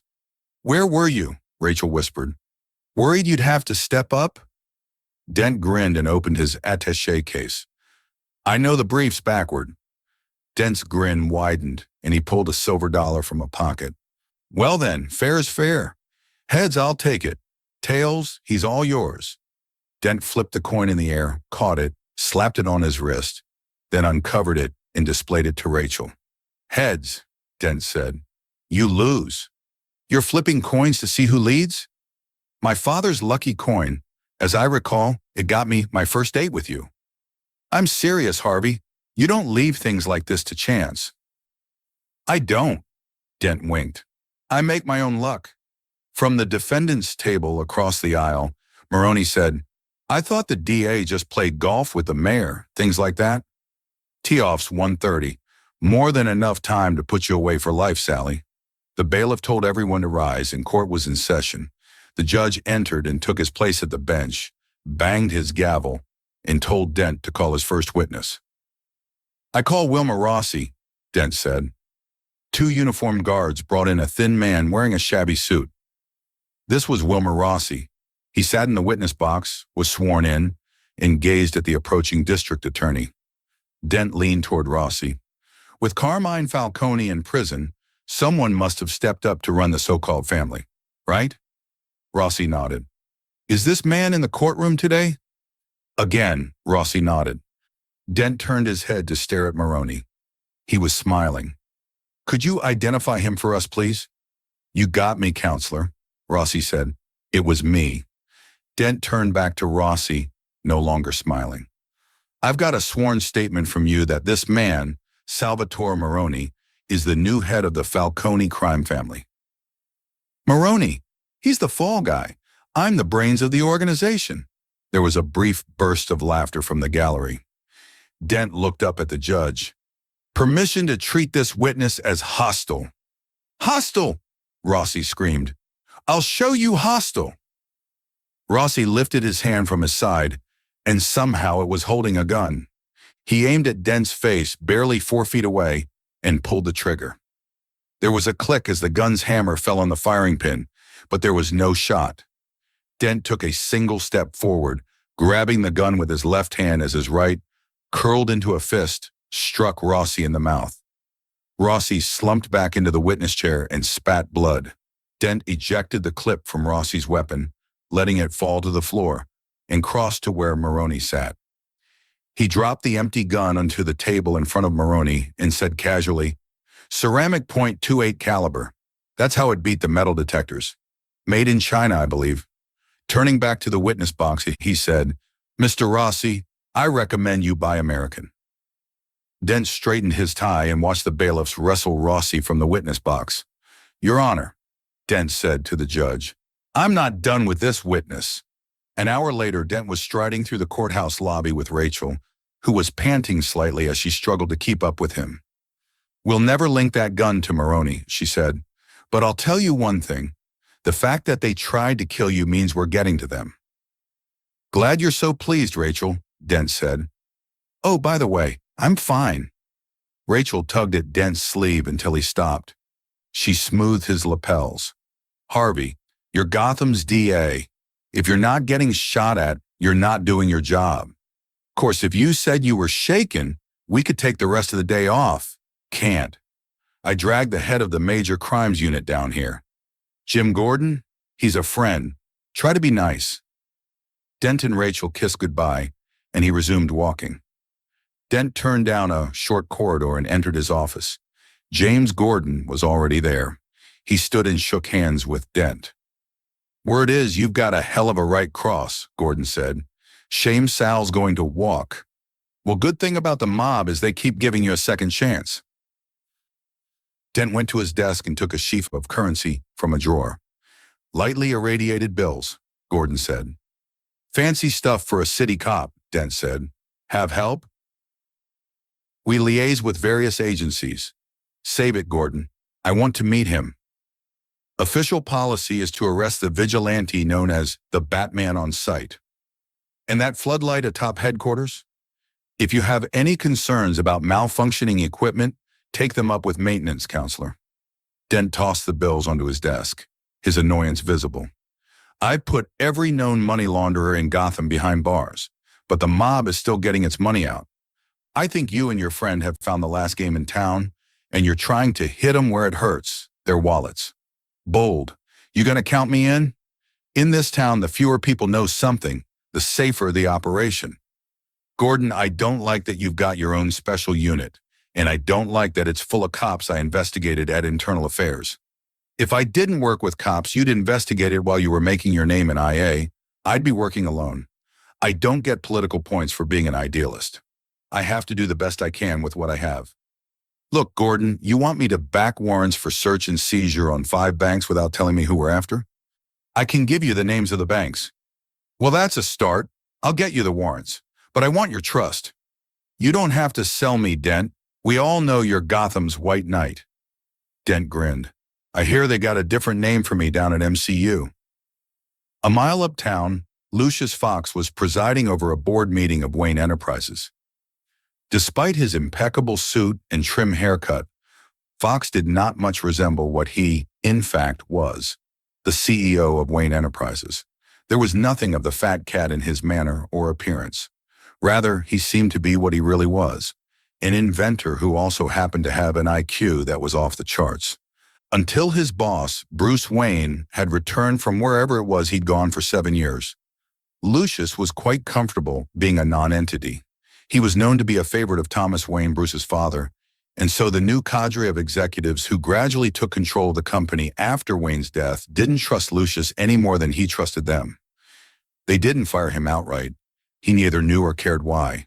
Instead, they had exiled him to a department that did less and less business with every passing quarter. A department devoted more to research than quick profit deals. Then they relocated that department to a sub-basement, slashed its budget, put Lucius in charge of a staff they immediately discharged, and wished him the best of luck in his new endeavors. Fine with Lucius, more than fine. It felt like Christmas morning under the tree. He had all these toys to play with. Others called them research projects, and plenty of time to play with them, all alone in his basement den. He kept his own hours, his own books, his own counsel. As for money, the new occupant of the big office, William Earl by name, thought he was plenty smart, detail-oriented, the kind of captain who ran a tight ship. Fox thought he was a moron. Lucius had educated himself about computers before digital knowledge was a required subject for anyone with any desire to make a mark in American business, because to him it was plain that computers would soon be essential tools, as necessary as cash registers had been in his father's time. Bruce Wayne was Lucius Fox's candidate for the only man in Gotham City who might possibly be stupider than Earl. Then, unexpectedly, the young Wayne inserted himself into Fox's life. He was genuinely interested in what Fox was doing and bright enough to comprehend it immediately. But Fox sensed that Bruce was more than merely curious. He wanted something. Make that plural. Somethings. Things like high-powered vehicles and body armor and climbing gear and weapons. Not exactly the playthings of a wastrel. Bruce never explained himself to Fox, but it was apparent that he did not doubt Fox's understanding of exactly what Bruce was doing with his nights. The pretense that Fox was blissfully unaware of the Bruce-Batman connection became a running joke between them. Bruce changed Fox's life utterly. After he and Bruce had collaborated on Earl's exit, Fox became the head of Wayne Enterprises and was exhilarated to finally use his skills and intelligence to implement Thomas Wayne's vision. Fox privately described the empire he controlled as the anti-Enron of the East Coast. Good as all that was, Bruce's real contribution to Fox's happiness was what happened between the two of them and was never acknowledged. Fox's complicity in Bruce's nocturnal activities. Oh, the idea of fighting crime in a Halloween costume seemed ridiculous to Fox until he saw how effective it was becoming. Then he began to revel in his own secret identity, Batman's toolmaker. He and Bruce and a few others, like that Gordon fellow and the district attorney Dent, seemed to be saving the city. That was worth doing, and besides, he was enjoying himself. He'd imagined that by this point in his life, he'd be a mellow old guy who spent a lot of free time in parks and watching sports, generally being bored and frustrated. Instead, he not only had a mission, he liked having a mission, liked the challenges and the ability to focus his energy, experience, talent, and intelligence on a single and highly worthy persona, Batman's inventor. Yes, indeed. At the moment, he was sitting relaxed at a conference table, leaning forward a bit, listening intently to a dignified Asian man wearing a suit far pricier than Fox's own. This was a man Lucius Fox knew as Mr. Lau, the president of a business entity that called itself LSI Holdings. 7 other men, members of Fox's staff, sat around the table, all of them tapping out notes on laptop computers. Bruce Wayne was sitting at the head of the table, in front of a large window. Lau was speaking. In China, LSI Holdings stands for Dynamic New Growth. A joint Chinese venture with Wayne Enterprises would result in a powerhouse. Fox replied in a measured voice. Well, Mr. Lau, I speak for the rest of the board and Mr. Wayne in expressing our own excitement. Lau looked at the head of the table. Bruce Wayne's head was bowed, his chin resting on his chest, apparently asleep. Everyone got up and quietly left the room. Fox escorted Lau to the elevator, and as the doors opened, Lau said, It's okay, Mr. Fox. Everyone knows who really runs Wayne Enterprises. We'll be in touch as soon as our people have wrapped up the due diligence, Fox said. Lau nodded and entered the elevator. Fox watched the doors close and turned to where a lawyer named Coleman Reese was waiting. Sir, I know Mr. Wayne's not interested in how his trust fund gets replenished, Reese said, but frankly, it's embarrassing. The 2 men began walking down the corridor. You worry about the diligence, Mr. Reese, Fox said. I'll worry about Bruce Wayne. It's done. The numbers are solid. Do it again. Wouldn't want the trust fund to run out, would we? Fox re-entered the boardroom, where Bruce Wayne was now standing, gazing out the window. Another long night? Fox asked. Wayne turned, nodded, then smiled. This joint venture was your idea and the consultants love it, Fox said. But I'm not convinced. LSI's grown 8% annually, like clockwork. They must have a revenue stream that is off the books, maybe even illegal. Okay, Bruce said. Cancel the deal. You already knew? I needed a closer look at the books. Anything else you can trouble me for? Well, I do need a new suit. Fox scrutinized his boss. 3 buttons is a little 90s. I'm not talking about fashion, Mr. Fox, so much as function. Wayne took some large sheets of blue paper from an attaché case and spread them on the table. For the next few minutes, Fox examined the diagrams on them. Then he said, You want to be able to turn your head? It would sure make backing out of the driveway easier. Bruce said, smiling. I'll see what I can do. I trust you don't need the new gear tonight. No, Mr. Fox, tonight I have a date with a ballerina. Chapter 11. The Ocelot was Gotham's newest dining sensation. It was possible to spend a middle-class worker's monthly salary on a meal for six, if one went a little heavy on the wine. The food was spectacular, a fusion of French, Thai, and incredibly, St. Louis barbecue. It should have been ghastly. Instead, it was delicious. But it wasn't the cuisine that drew most of its clientele to the Ocelot. It was the chance to be seen and to let the world know that money was no object. Rachel Dawes and Harvey Dent allowed themselves to be seated at a table in the center of the cavernous room. As they waited for menus, Dent looked around and frowned. It took 3 weeks to get a reservation, and I had to tell them I worked for the government. Rachel raised her eyebrows. Really? This city's health inspector's not afraid to pull strings. Rachel smiled and half stood to look over Dent's shoulder at Bruce Wayne, who was entering accompanied by a beautiful woman. Wayne shooed away the matron and strode to Dent's table. Rachel, Bruce said, fancy that. Yes, Bruce, fancy that. Bruce nodded to the woman standing next to him. Rachel, this is Natasha. Natasha, Rachel. In a pronounced Russian accent, Natasha said, hello? Dent looked up at Bruce. The famous Bruce Wayne. Rachel's told me everything about you. I certainly hope not. Rachel said, Bruce, this is Harvey Dent. Let's put a couple of tables together, Bruce suggested. Will they let us do that? Dent asked. They should. I own the place. For how long? Rachel asked. Let me guess, about 3 weeks? Bruce stared at his shoes. How'd you know? Rachel turned her gaze to Natasha. Aren't you prima ballerina for the Moscow Ballet? Bruce proclaimed. Harvey's taking me next week, Rachel said. You're into ballet, Harvey? Bruce asked. No, Rachel said. He knows I am. Bruce motioned to the matron and whispered in his ear.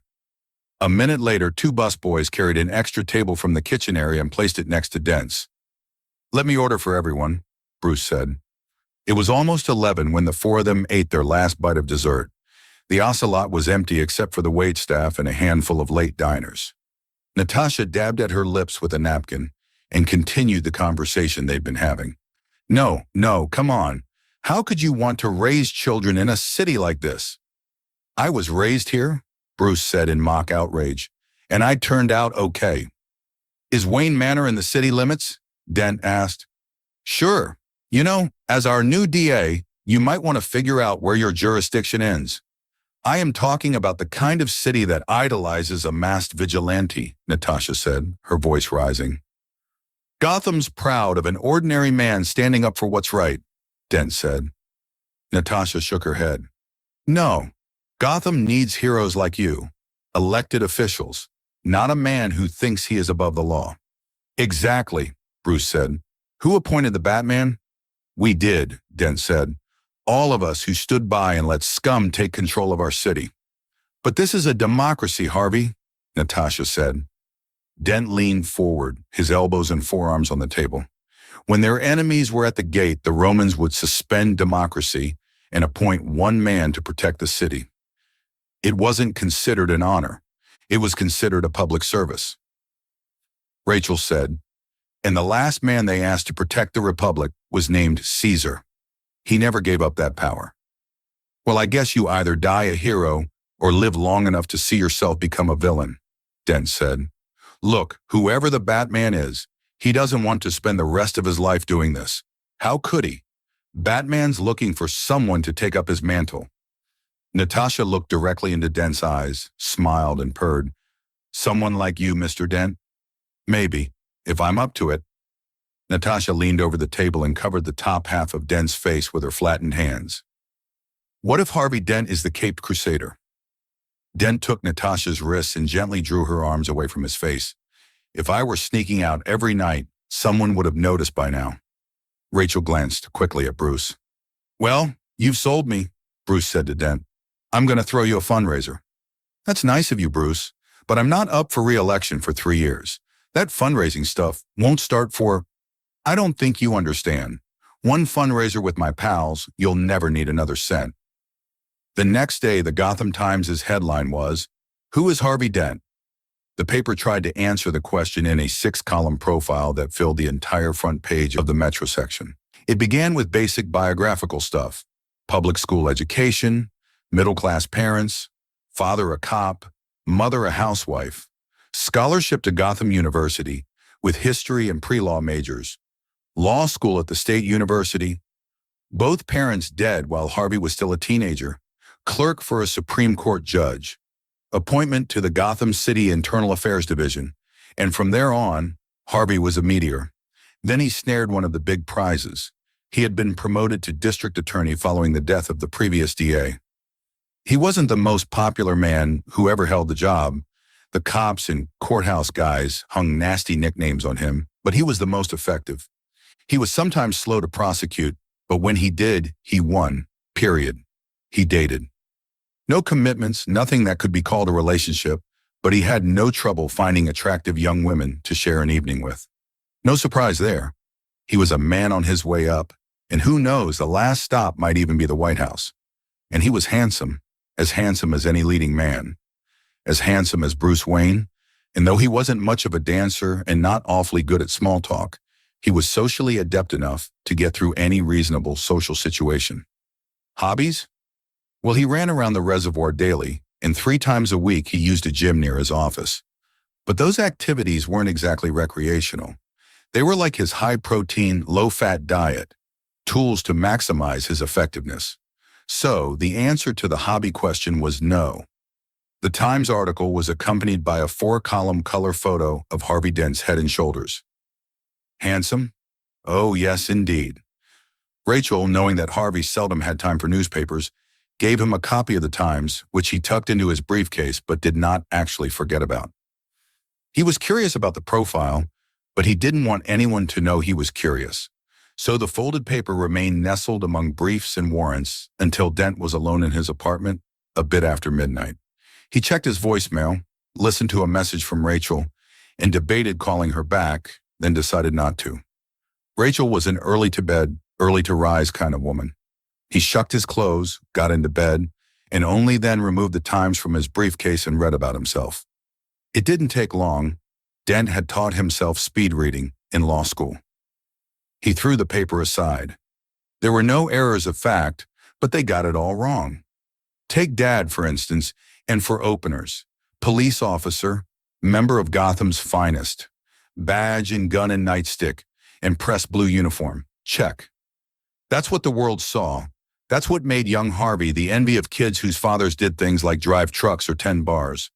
But what the world didn't see, that was the reality. The raging drunk, the smasher of dishes and furniture. And that nightstick, how many times had Harvey seen it slammed onto his mother's shoulders or across her belly?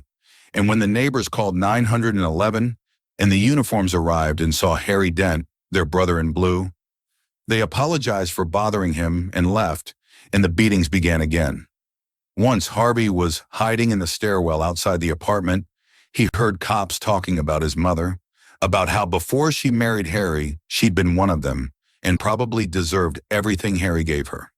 Harvey didn't know what one of them was, but he did know that it was not a good thing to be called. Lucy was his mother's name. He remembered her combing his hair and telling him what a handsome young man he was and how proud she made him. Sometimes her eyes were black, and sometimes her mouth was scabbed, but she always dressed and combed him and told him how wonderful he was. The teachers at school echoed his mother. He was a good boy and a good-looking boy to boot, and he got good grades as well. He didn't believe it. How could a good boy have a father like his? But he realized that as long as others believed it, he might be able to find a better life for his mother and himself. When he was 10, his father moved out. His only explanation was, "I can't stand the sight of either of you." His father took a rented room near the precinct where he worked, and once Harvey saw him on the street with a middle-aged woman who resembled his mother. But Harry never visited, never sent birthday or Christmas cards. His parents did not get a divorce. People of their age and background simply did not do that. But they never lived together again, or, Harvey believed, even saw each other until the night they both died. How that happened, how his estranged parents were in the same room, and what exactly they did or said to each other, neither Harvey nor any of the investigators ever learned. Harvey was late getting home that night, a school day, followed by his job at a local drugstore until 10. So it was almost 10:30 when he opened the apartment door and saw them. His mother with a knotted sheet around her neck, eyes open, feet dangling, hanging from a ceiling light fixture, and his father, gun in hand, lying on the floor beneath her, the wood under his hair soaked with blood. Harvey knew immediately without touching them that they were dead, and he knew what he had to do. Call the police, answer questions. The bodies were eventually put in bags and removed, and then Harvey was alone, in a dark apartment, filled with an unidentifiable odor and the creaks and groans of an old building.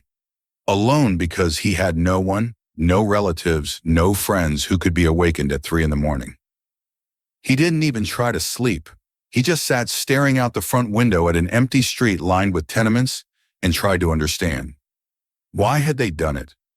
No, what was done? Did mother kill father, then hang herself? Or was it the other way around? He killed her, then himself. But if so, why did he hang her instead of just shooting her? Why had they been together?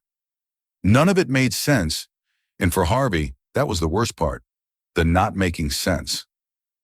The sun rose and Harvey showered, changed clothes, walked to school. A kid he didn't know mumbled sorry as Harvey passed him in the hall, and 2 others nodded to him, so Harvey knew that news of his parents' death was out there.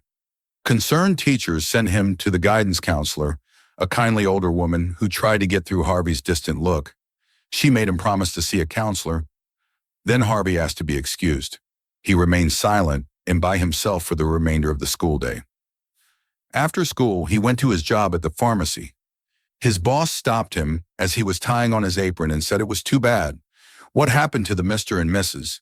And Harvey agreed, yeah, too bad. On Saturday, he went to the church his mother sometimes attended and spoke to the pastor.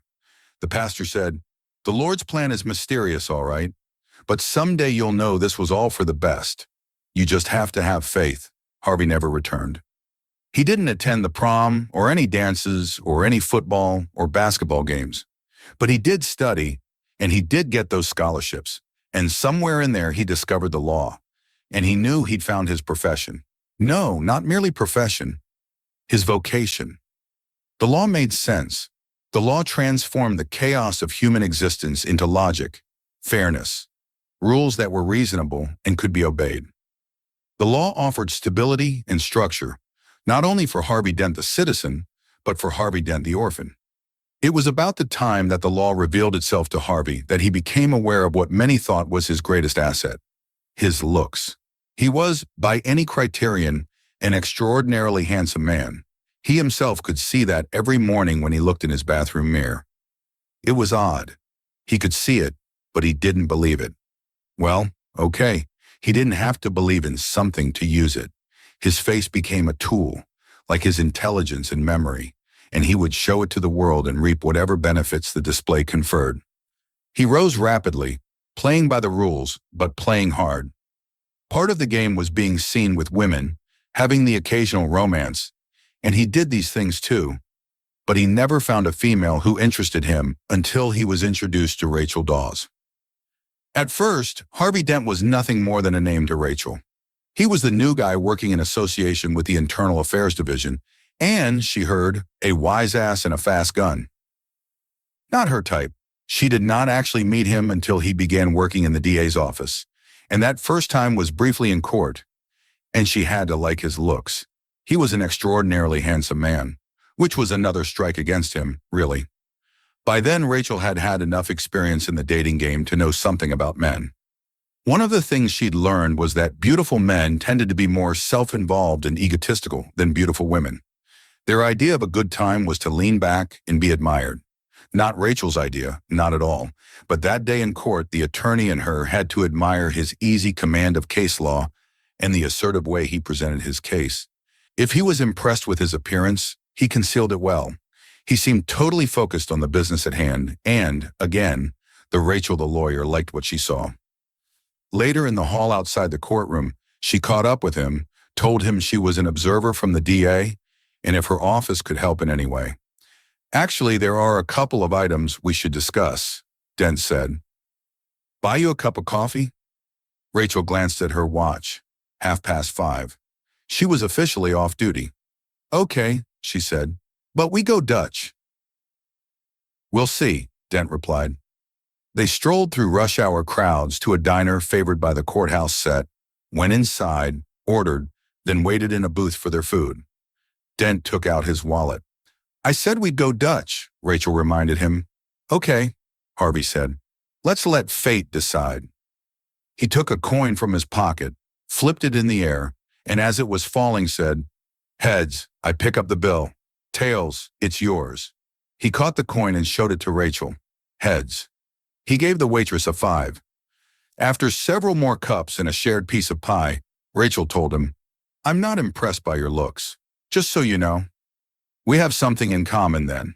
I'm not impressed by them either. Later she said, I lied, you know. How so? I am impressed by your looks. In coming months, she often remembered that hour they sat in a booth by the window, drank coffee, and discussed Dent's case. She was seeing another aspect of him, earnest, determined, sharing her own rage. There's nothing worse than a dirty cop, he told her.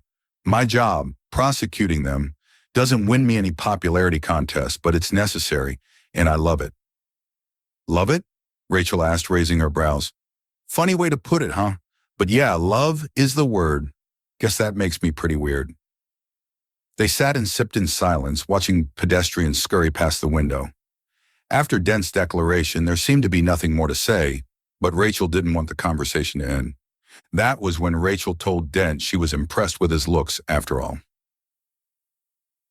Chapter 12. Bruce Wayne saw them together in Gotham Park, in one of the horse-drawn buggies tourists like to rent. They were sitting close together, deep in conversation, oblivious to the coachman sitting just in front of them, or the families out for a day's recreation, or the tourists snapping pictures, or Bruce Wayne in his Lamborghini with a tall sunglass blonde in the next seat. A few hours later, Bruce became Batman, and Batman delivered a pair of hold-up men to police headquarters and arrived back at the penthouse early, just a bit after 1. Alfred, wearing pajamas and a robe, greeted him and asked, No need for needlework tonight? No, not a single drop of bloodshed, mine or theirs. Alfred, what do you think of Harvey Dent? Where did that come from, Master Bruce? You know who I'm talking about? The new fellow in the district attorney's office? That's him. I can't say I have an opinion.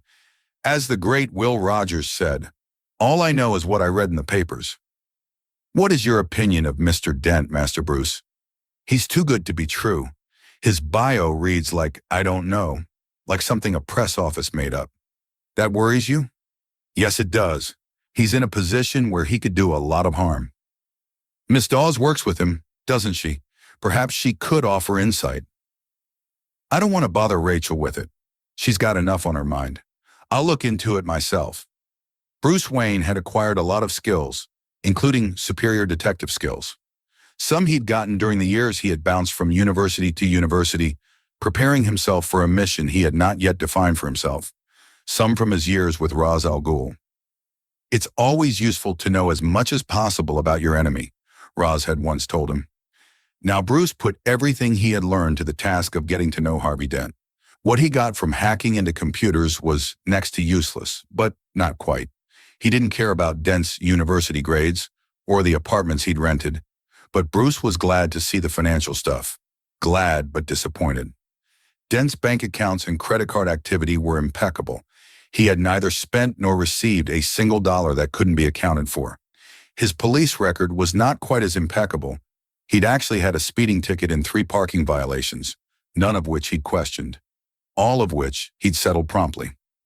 Nobody is this virtuous, Bruce told Alfred. Perhaps you might consider speaking for yourself, Master Bruce. Point taken. You are a saint. I wouldn't say that, but you can. Next, Bruce investigated the deaths of Dent's parents. At first, he had great difficulty concentrating on this task, and he didn't know why. Finally, he realized that Dent's tragedy paralleled his own. the loss of both mother and father, simultaneously, to violence. There were differences, of course. Bruce had been a child when he watched a man with a gun shoot Thomas and Martha Wayne, scattering Martha's pearls into the gutter and vanish into the night.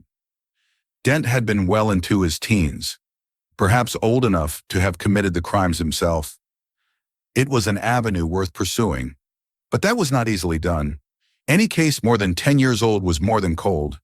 It was frigid, hard to solve with every advantage even a modern police system can offer. And Gotham's was not a modern police system. There had been recent improvements, largely financed by the Wayne Foundation and implemented by James Gordon, but only information from the last year was reliably in the brand-new computer's database. Before that, Bruce knew of a ramshackle warehouse in South Gotham full of cardboard boxes, tens of thousands of them, stuffed with documents and even physical evidence relating to crimes committed as long as a half-century earlier. Should Bruce Wayne request a guided tour? But why would fun-loving Bruce be interested in such serious antiques? That would be completely out of character for him and might start people wondering. Bruce remembered the lessons of his criminal mentor. He'd spent several years being taught by Ducar without ever once suspecting that Ducar was, in fact, Ra's al Ghul. Lesson: if you're going to wear a mask, be sure it fits well. Okay, Bruce was out. That left Batman. It was ridiculously easy to break into the storage facility. It was on an old street paved with crumbling brick and virtually unlit. There was only one car, a 20-year-old Chevrolet, parked near the building, and that, Batman guessed, was the watchman's ride. One watchman? Not necessarily. He could have given a ride to colleagues. Maybe other watchmen came by public transportation? Not likely. There were no buses that ran in this neighborhood after 6, and taxi fare would be too costly. Okay, one for sure, and maybe more. Batman went around to the rear of the facility, found a broken window, and why not? Why do this the hard way? Batman entered through the window and began to prowl. He heard the tinny sound of a cheap television set coming from somewhere near the front of the first floor. No doubt the watchman, doing whatever he had to do to get through 8 hours of tedium. After an hour, Batman gave up. There was no system, no order here, just a vast jumble of boxes containing probably millions of items. There was also a lot of water damage. The sky was visible through holes in the roof, and a lot of rodent activity. Batman exited through the broken window, slid through the shadows as he'd been taught to do until he reached the tumbler, parked a mile away in the shadows. He considered his next move, as he knew he would find nothing useful about Harvey Dent in the public records. Was anyone involved in the death of Dent's parents still alive and able to be questioned? Maybe Gordon could help. He could and did. Bruce had called him at home the next day, using the rough growl that was Batman's voice, and asked about the old case. Gordon knew of a detective who had worked on the case, retired just a few years, living in a fishing shack in New York's Adirondack Mountains. A man by the name of Al Grooms. The question was how to approach Al Grooms. As Bruce Wayne? No. Again, questioning Grooms is not something rich kid Bruce would do. Batman, then? He didn't want to scare or challenge Grooms. So maybe Batman wasn't such a good idea either. Okay, a third choice. Bruce reached Grooms by telephone and made a date to meet him the following Saturday. So, early Friday morning, Bruce donned a red wig, added a red mustache, adopted an aggressive strut, very different from the walk of either Wayne or Batman, and drove the Lamborghini to New York. He spent a night at a motel and met Al Grooms at a coffee shop the next morning. Grooms was a burly man, gone a bit round, dressed in jeans and a plaid shirt.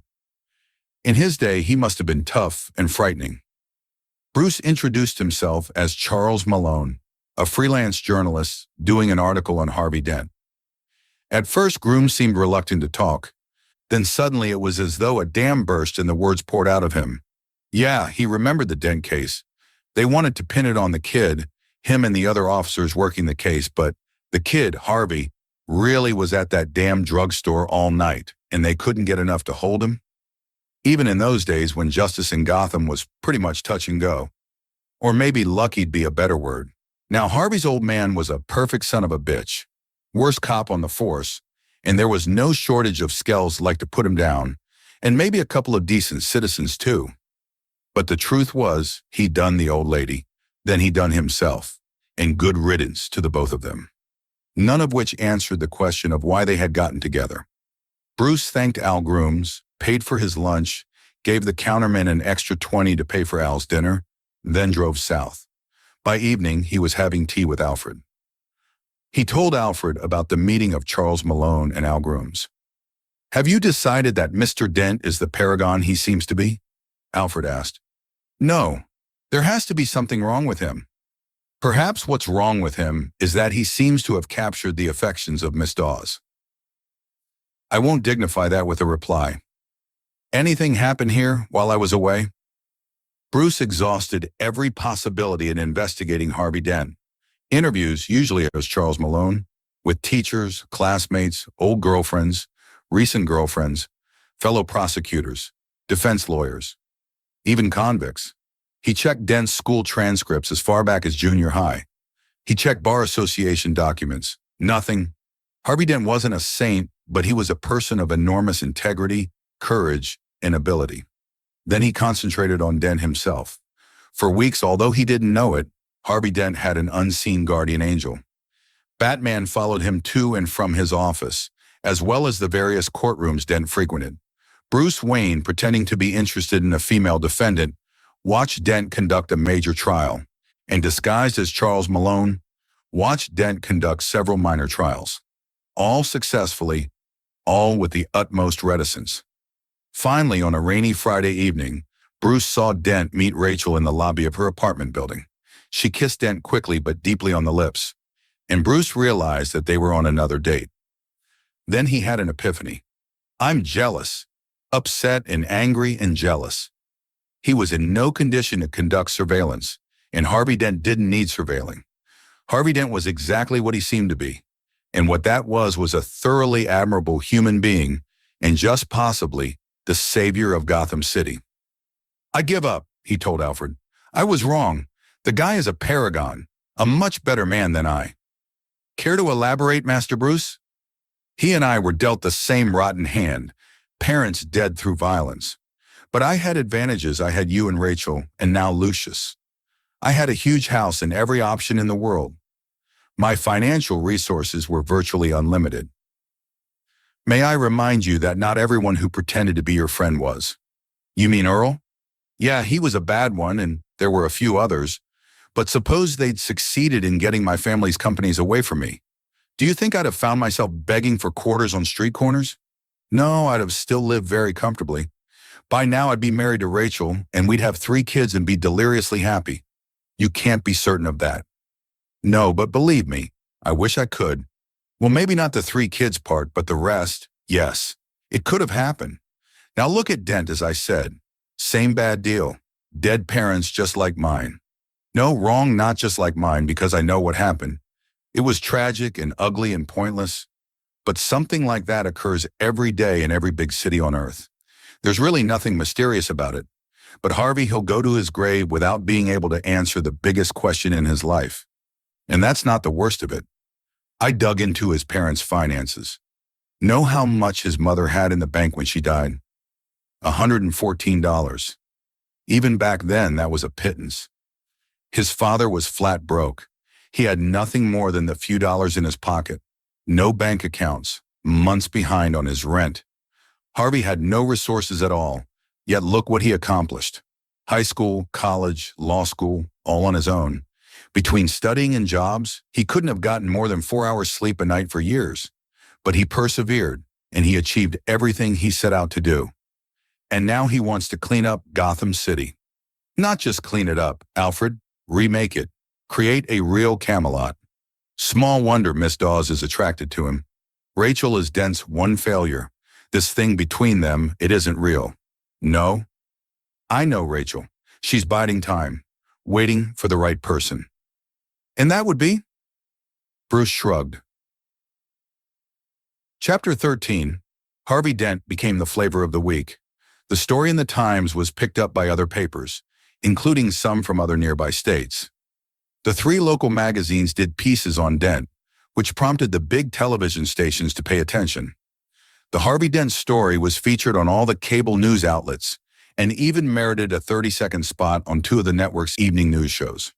Every report mentioned the usual kinds of stuff: Dent's law school career, his uprooting of corrupt cops, and, of course, the biggie, his courtroom heroics after Rossi pulled his ceramic gun, caught by a spectator with a camera phone who made enough selling the image to pay for her daughter's Ivy League education. And they all showed pictures of the Dent visage. The racket-busting DA looked even better on television than he did in person. One of the more prominent talking heads ended his nightly cable cast by staring into the camera, radiating his usual steely sincerity, and telling the nation, "We're sick of it, aren't we? You know what I'm talking about. The stink that's been coming from the corridors of power for years, from the domed havens of the panderers and pimps, from the courts, the cop houses, the capitals, and the longshore mansions. It reeks, and I want to puke, and I'm betting you do too. The people of Gotham City, I know they want to puke because plenty of them have told me so. They're so desperate, those Gothamites, that they adopted a hero. Did I say hero? What I mean is buffoon. I mean, ask yourself, what kind of man dresses up in a funny suit and a mask? Yeah, you got it, a buffoon. But now, hey, take a look. Gotham's got itself a new hero, and this one's the genuine article. No cape and pointy ears on this guy. He wears a suit and tie, and he's plenty smart in the book sense of smart, but he can handle himself on his feet too. A creep named Rossi learned that the hard way when he pulled a gun made of some sort of silly putty and got his clock cleaned by a sweet right cross. And who threw that Kiowa? The man I've been talking about, Gotham City's real knight in shining armor. District Attorney Harry Dent. Fly away, batty boy. Dent's gonna get the job done. The following night, the talking head apologized for calling Harvey Harry, but the apology wasn't really necessary. Everyone who saw the show and could possibly care knew who he meant, and a lot of people agreed with him.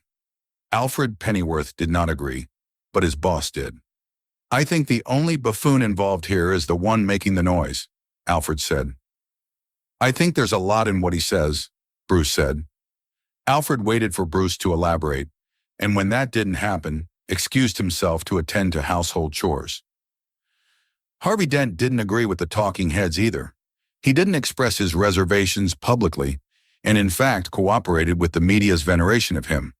He didn't accept invitations to fly to New York, Chicago, Atlanta, or Los Angeles to be interviewed face-to-face. But he did allow a few camera crews into his office and apartment, and twice traveled to local studios for remote interviews, being conducted by people hundreds of miles away. Driving away from one of those, he confided to Rachel, who was at the wheel, "They're wrong about Batman, at least. I think they are." "Want to tell me why?" Rachel asked. "From my new vantage point, my new job, I can see the limitations of what I do. Rachel, the corruption in this town is so deep, so pervasive, it's in the air we breathe. And I can't beat it. There are places I can't go, things I can't do. I'm like a surgeon who's only allowed to cut skin deep. I'll never get to the cause of the problem. You believe in the law? Yes, I do. But I've come to see that it has limitations. First, we need to rid ourselves of the corruption, because as long as we're corrupt, the law can't function. When the evil's gone, then the law takes over, restores order, creates the climate in which civilization can flourish. But not until the evil's gone. I've never heard you use the word evil before." "Damn it, that's what it is. I'm sick of euphemisms. Evil I said, and evil I meant, and we have to cleanse ourselves of it. How does Batman come into this? As a partner, I hope. I said there's a limit to what I can do, operating on my side of the law. The same is true for him. We have to work together, Batman and I." "You want him to be your shadow?" "Exactly. A good way to put it. My shadow. He goes where I can't, he does what I shouldn't. Using what he gives me, I go into court and do what he can't. Together we clean up Gotham. Suppose you do. What happens to Batman when you're finished?" Good question. I wish I had a good answer. I'd like to believe he'll survive, maybe just go away and never be seen or heard from again. But we all take our chances. Rachel was silent for the rest of the drive. The neighborhood around the Thomasina Arms had once been what the newspaper columnists of the day called swanky, but that was years ago. Now it had deteriorated to a welter of shabby rooming houses, cheap bars, a region of darkness, not least because every one of the street lamps had been shattered, either by bullets or rocks. The Thomasina Arms, the Tommy, as locals called it, had gone from being the home away from home of visiting dignitaries to a single-occupancy hotel frequented mostly by dreary individuals who did not want to be seen any more than was necessary. But it did have metal detectors, and some of the burly men lounging in the lobby had bulges under their jackets. The Chechen and another man moved through the detector under the impassive gazes of two Chinese, with pistols shoved into their belts. The Chechen turned to the man beside him. "You gamble? From East Side?" "Yeah," Gamble replied. They went to a shadowy flight of stairs and trudged up to a kitchen on the second floor. Inside there was a small table, its surface scratched and discolored. Around it sat an ethnically mixed array of middle-aged men, most of them wearing expensive suits. Two Chinese, who could have been twins of the pair at the metal detector, brought in a television set, put it on the table, plugged it in. "The hell is this?" Gamble demanded. The television screen flickered, brightened, then everyone was staring at the face of Mr. Lau. Several of the men around the table rose from their chairs, muttering complaints. "Gentlemen, please," Lau said, his voice pitched low, barely audible. The men who had risen resumed sitting, and Lau continued, "As you're all aware, one of our deposits was stolen. A relatively small amount, 68 million. Who's stupid enough to steal from us?" the Chechen yelled. "I'm told the man who arranged the heist calls himself the Joker." "What the hell is that?" Sal Maroney, who had been sitting with a surly expression on his face, said, "Two-bit whack job, wears a cheap suit and makeup. He's not the problem. He's a nobody. The problem is our money being tracked by the cops." Lau said, "Thanks to Mr. Maroney's well-placed sources, we know that police have indeed identified our banks using marked bills and are planning to seize your funds today." Everyone in the room began to shout. The Chechen's voice was loudest. "You promise safe, clean money launder." Lau waited for the noise to abate. Then he said, "With the investigation ongoing, none of you can risk hanging on to your own proceeds. And since the enthusiastic new DA has put all my competitors out of business, I am your only option." "So what are you proposing?" Maroney asked. "Moving all deposits to one secure location, not a bank." "Where then?" "Obviously no one can know but me. If the police were to gain leverage over one of you, everyone's money would be at stake." "What will stop them from getting to you?" the Chechen demanded. "As the money is moved, I go to Hong Kong, far from dense jurisdiction, and the Chinese will not extradite one of their own." It started as a giggle and grew to a chuckle. Then the Joker stepped from an adjoining room, his laughter becoming a shriek. He stopped laughing and said, "I thought I told the bad jokes. Give me one reason I shouldn't have my boy here." Gamble indicated a bodyguard with a jerk of his thumb. "Pull your head off." The Joker took a freshly sharpened pencil from his hip pocket and placed it, eraser down, on the table. "How about a magic trick?" he asked brightly. "I'll make this pencil disappear." Maroney's thug lunged. The Joker sidestepped, gripped the back of the thug's head, and slammed it down into the pencil. The thug's body went limp and slid to the floor. The pencil was gone. "Magic," the Joker declared. "And by the way, the suit wasn't cheap.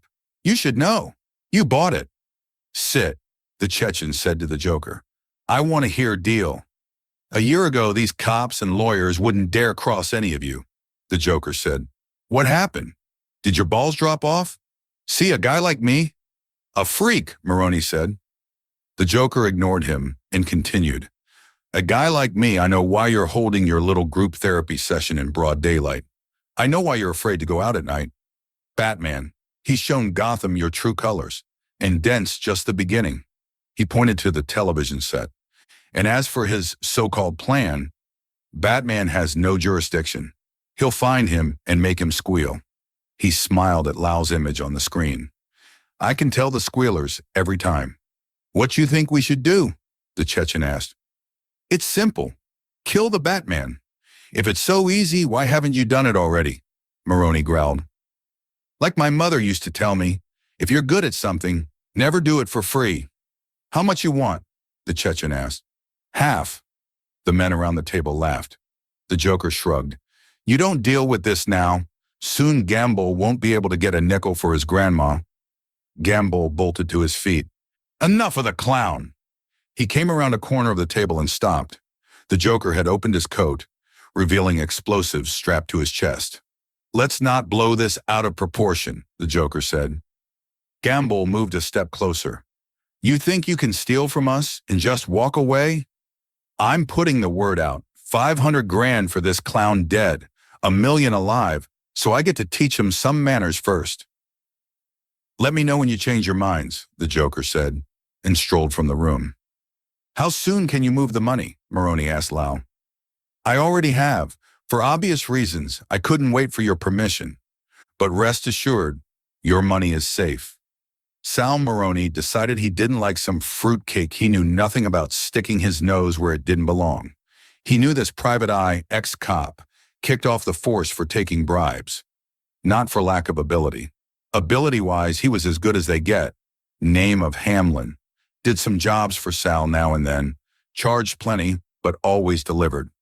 Sal called Hamlin and said, I want to know everything about this Joker down to his shoe size. And Hamlin said, give me a couple weeks. I'll be in touch. A couple of weeks passed and Hamlin called. I ain't found anything yet. Give me a little more time. Sal gave him a little more time. A week later, Hamlin showed up at the club in the middle of the afternoon, drinking coffee from a plastic cup and looking like hell. He needed a shave and a haircut. He had lost weight, and his suit was wrinkled and hanging off him. His tie had a big gravy stain on it, and there were dark bags under both eyes. I don't know where to go next. 3 weeks now, I've been looking at this Joker and know what I see? Nothing. Driving me nuts. You sure he's real? You ain't imagining him, are you? 'Cause it's like he popped up out of thin air or something. Sal didn't like what he was hearing, said, you ain't messing with me, are you?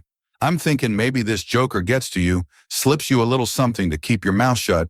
And Hamlin said, you know that ain't me, Sal. Hell, you and me, we go back. Then Hamlin started to laugh, and the laughing got louder, and pretty soon it wasn't so much a laugh as it was Hamlin gasping for air. Hamlin was choking, his eyes were bulging, his face was crimson. Sal yelled to a waiter to get a glass of water, but by the time the waiter came with it, Hamlin was dead. Sal had his own personal doctor do an autopsy, but he should have saved the money. It didn't take a medico to figure out that Hamlin was poisoned by the coffee he was drinking. Anybody could have seen that. And as for the rest, okay, the poison was some kind of stuff you can only get in China, Tibet, Korea, one of those places, and who cares? Harvey Dent had been standing on the roof of police headquarters next to the searchlight, which was sending its beam into the sky for 20 minutes, when he suddenly realized that he was not alone. You're a hard man to reach, he told Batman. Then the door to the stairwell slammed open, and Gordon, gun in hand, burst onto the roof. He looked at Dent and Batman, holstered his weapon, and, ignoring Batman, approached Dent. You don't turn the signal on without my permission, said Gordon. And you don't move on the mob without telling me, replied Dent. Lau's halfway to Hong Kong, he continued. If you'd asked, I could have taken his passport. I told you to keep me in the loop. Yeah? All that was left in the vault were the marked bills. They knew we were coming. As soon as your office gets involved, there's a leak. My office? You're sitting down here with scum like Wirtz and Ramirez. Oh yeah, Gordon, I almost had your rookie cold on a racketeering beef. Don't try to cloud the fact that Maroney's clearly got people in your office, Dent. Dent turned to Batman. We need Lau back, but the Chinese won't extradite a national under any circumstances. If I get him to you, Batman asked, can you get him to talk? I'll get him to sing. We're going after the mob's life savings, Gordon said. Things will get ugly. I knew the risks when I took the job, Lieutenant. Same as you. Dent turned. How will you get him back? But Batman wasn't there. He does that, Gordon said. The next morning, Lucius Fox found his boss waiting when he arrived at his office just before 7. Fox nodded to Bruce Wayne and sat behind his desk. "Our Chinese friend left town before I could tell him that the deal's off," he said. "I'm sure you've always wanted to go to Hong Kong," Bruce said. "What's wrong with a phone call?" "I think Mr. Lau deserves a more personal touch," Bruce said. "Now about my wardrobe problem. Come with me." They entered a private elevator and descended to a sub-basement, which housed the company's Applied Sciences division. On the way there, Bruce filled Lucius in on another task he had for him. Applied Sciences was an area Fox knew well. Until recently, it had been his domain. He led Bruce to a space cluttered with workbenches, filing cabinets, and unopened cartons. "High-altitude jumps," Fox was saying. "You need oxygen and stabilizers. I must say, compared to your usual requests, jumping out of a plane is pretty straightforward." He stopped at a cabinet, pulled open a drawer, and hauled out an oxygen tank and ribbed rubber hosing. "How about getting back into the plane?" Bruce asked. "I recommend a good travel agent. Without the plane landing." "That's more like it, Mr. Wayne." Fox shut the drawer and rubbed his chin. "I don't think I have anything here. The CIA had a program in the 60s for getting their people out of hotspots called Skyhook. I'll work on it. For now," he pulled open another drawer. Inside were the components to a Batman costume. Bruce lifted a sleeve that bore scalloped blades. "Hardened Kevlar plates on a titanium-dipped fiber tri-weave for flexibility," Fox said, pride in his voice. "You'll be faster, lighter, more agile." As Bruce inspected the gauntlet, the blades suddenly shot from the sleeve and spun across the room to embed themselves in a wall. Fox chuckled. "Perhaps you should read the instructions first." "Sounds like a good idea." Fox lifted the costume's chest piece and bent and twisted it, demonstrating its flexibility. "There is a trade-off, however. The spread of the plates gives you weak spots. You'll be more vulnerable to gunfire and knives. We wouldn't want things getting too easy, would we? How will it hold up against dogs? You talking Chihuahuas or Rottweilers? It should do fine against cats." Later, driving out of the city in his Lamborghini, Bruce called Alfred. "I found a Navy cargo plane in Arizona," Alfred said. "Very nice. The gentleman says it will take him a week to get it running. And he takes cash." "What about a flight crew?" "South Korean smugglers. They run flights into Pyongyang, below radar the whole way." "Did you think of an alibi?" "Oh, yes." Rachel and Harvey's exciting night at the ballet became instead a quick cup of coffee at a cafe and an early return home. They had arrived at the theater to find it closed. Someone had taped the front page of a tabloid onto the box office window. There was a photograph of a smiling Bruce Wayne wearing a short-sleeved white shirt and a beak cap under the headline, "Love Boat, Billionaire Absconds with Entire Moscow Ballet." Chapter 14. Bruce seemed to be enjoying himself. He stood on the deck of a 90-foot yacht, watching the sunlight glittering on a calm sea, occasionally glancing over his shoulder at the dozen young women who wore swimming suits and were lounging around the deck on towels. Alfred, standing next to Bruce, said, "The ladies seem to be quite healthy." "Ballerinas have to stay in shape," Bruce said. Both men looked upward, alerted by the buzz of an airplane, which was swooping in for a landing. "I believe your transportation has arrived," Alfred said. "So it would seem. You look tired, Alfred. Will you be all right without me? If you can tell me the Russian for apply your own bloody suntan lotion." Bruce stood and faced the sunbathing dancers. "Ladies," he shouted, "something's come up, and I must leave your charming company. I may or may not be back. In any case, Mr. Pennyworth is your host, and he'll see to it that you get anything you need. Have a nice day." Bruce waved, kicked off his deck shoes, tossed a large waterproof bag into the water, and jumped in after it. He snagged the bag and began to swim toward the plane. Later, in the air, leaning against the plane's curved bulkhead, Bruce found himself thinking of Rachel. She'd see the media stuff about his sojourn with the ballerinas. In fact, if she didn't see it, he would have failed. And she would probably realize that it was some kind of ruse. But would she be at all jealous? And would she seek comfort with Harvey Dent? He did not want to think about the obvious answer to that. The pool room next to the Thomasina Arms was surprisingly deserted given its hip and trendy reputation. A sleek lamp hanging from the ceiling was burning over a table as music thumped in the background. Gamble tried to sink the 7-ball with a cushion shot, missed, and cursed. A burly man stepped into the light and told Gamble that someone had come to see him. Several someones, as a matter of fact. "They say they've killed the Joker," the man continued. "They've come for the reward." "They bring proof?" Gamble asked. "They say they've brought the body." Two newcomers entered the pool room lugging what was obviously a body wrapped in plastic garbage bags. They dropped it at Gamble's feet and stepped away. Gamble's men crouched near the body, and Gamble tore away one of the bags, revealing the scarred face of the Joker. Gamble spat at it and turned to the bounty hunters. "Dead, you get 500. The Joker sat upright and threw knives into the chests of Gamble's two men. "How about alive?" The Joker giggled. Gamble turned and gasped.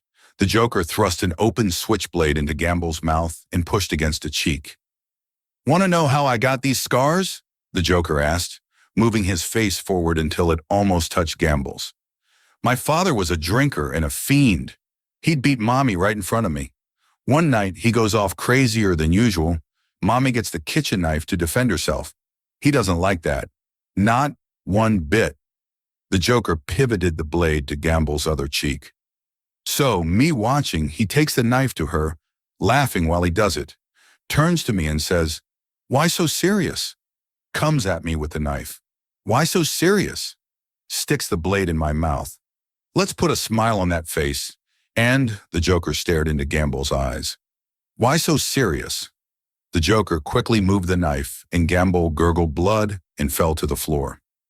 Lucius Fox stepped from the helicopter, his hair ruffled by the still whirling rotor. Two Chinese men dressed in business suits got out of a town car and trotted over to shake hands with Fox. "Welcome to Hong Kong, Mr. Fox," the older man said.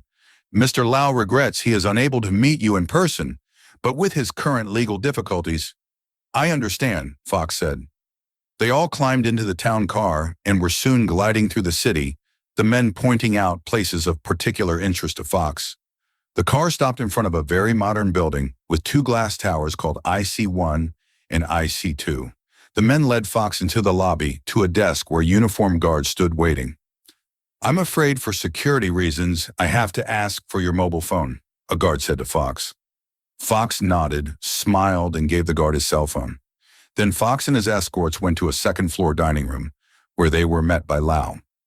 Lau and Fox took seats at a table that looked out onto beautifully tended gardens and ordered lunch from a waiter in a meticulous white jacket. "I must apologize for leaving Gotham in the middle of our negotiations," Lau said. "The misunderstanding with the Gotham police force.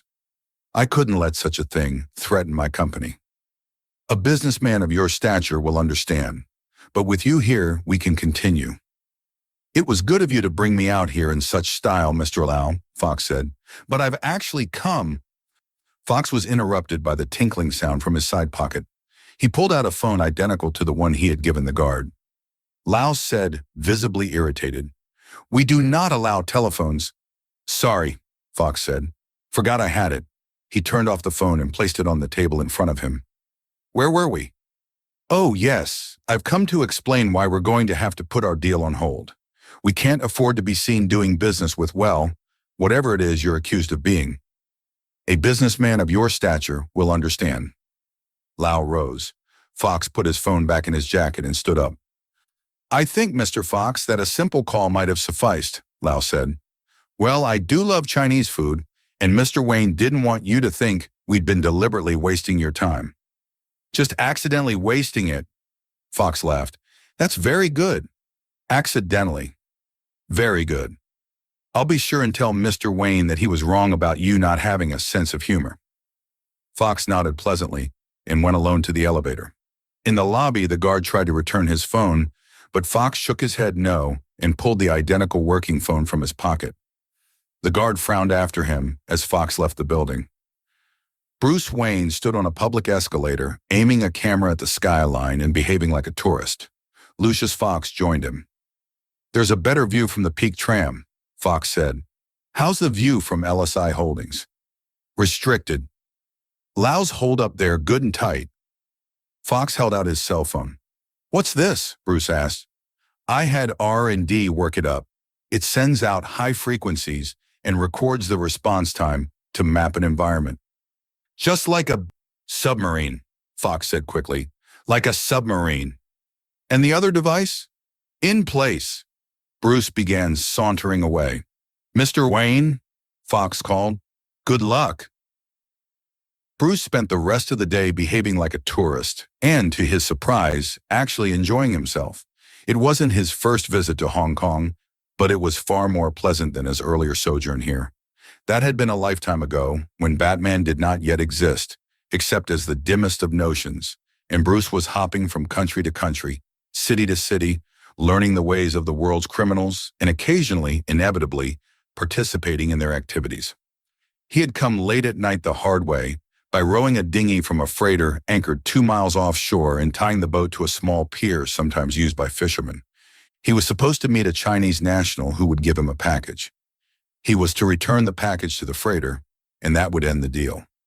But the man he was to meet never came. Bruce stayed near the pier until dawn. He rowed out to where the freighter had been and found the ship gone. He was alone in a strange country with no local currency, no identification, no resources. He was also shaggy. He had a long, greasy beard and hair that hadn't been cut in 6 months. His clothes were greasy from his work in the freighter's engine room, and he badly needed a bath. The next week was interesting, but he survived and eventually left Hong Kong by sneaking into the engine room of a luxury liner, where his appearance was actually an asset, and stowing away until the ship docked in Sydney, where he'd met a young American named Zachary Dabb, who was doing some kind of charity work with the Aborigines.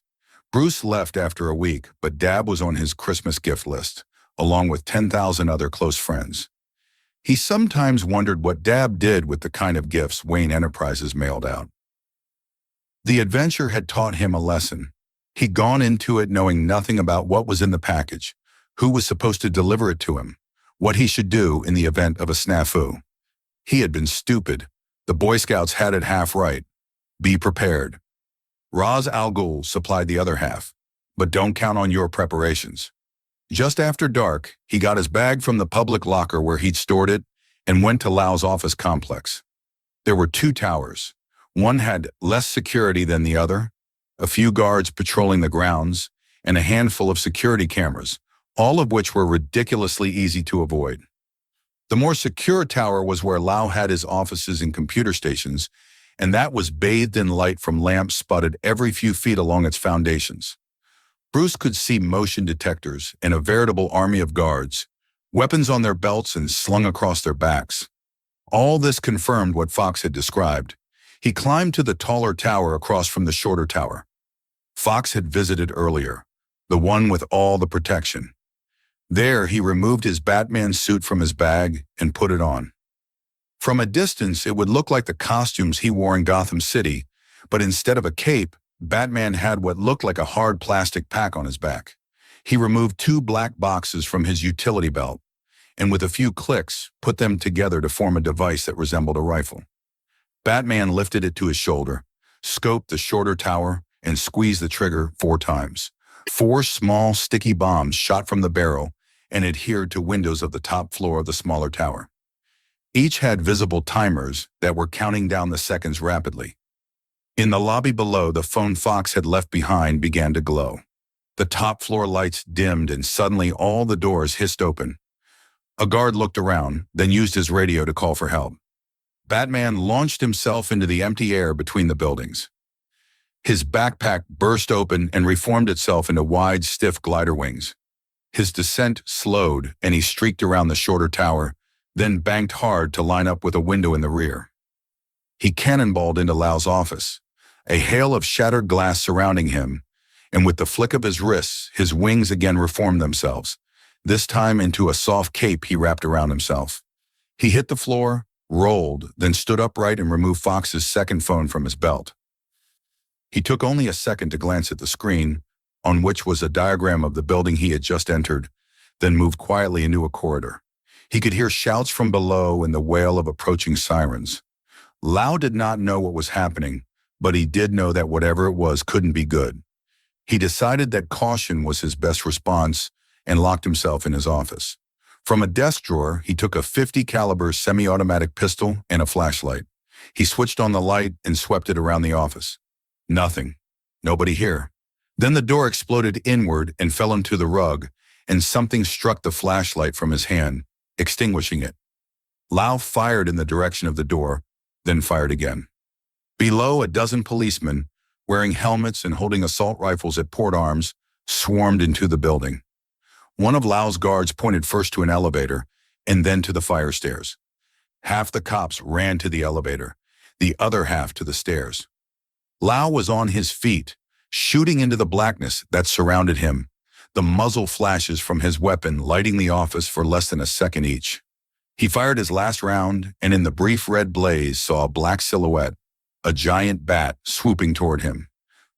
Batman had been mentally counting the seconds since he had burst into Lau's sanctum.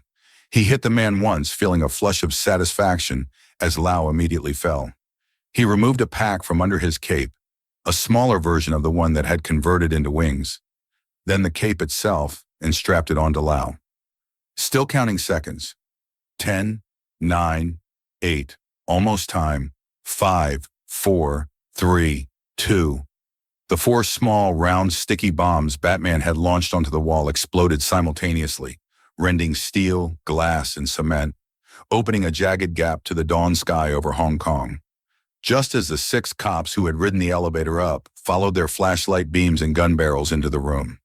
The air was filled with thick dust from the explosions, making it impossible for the cops to see clearly.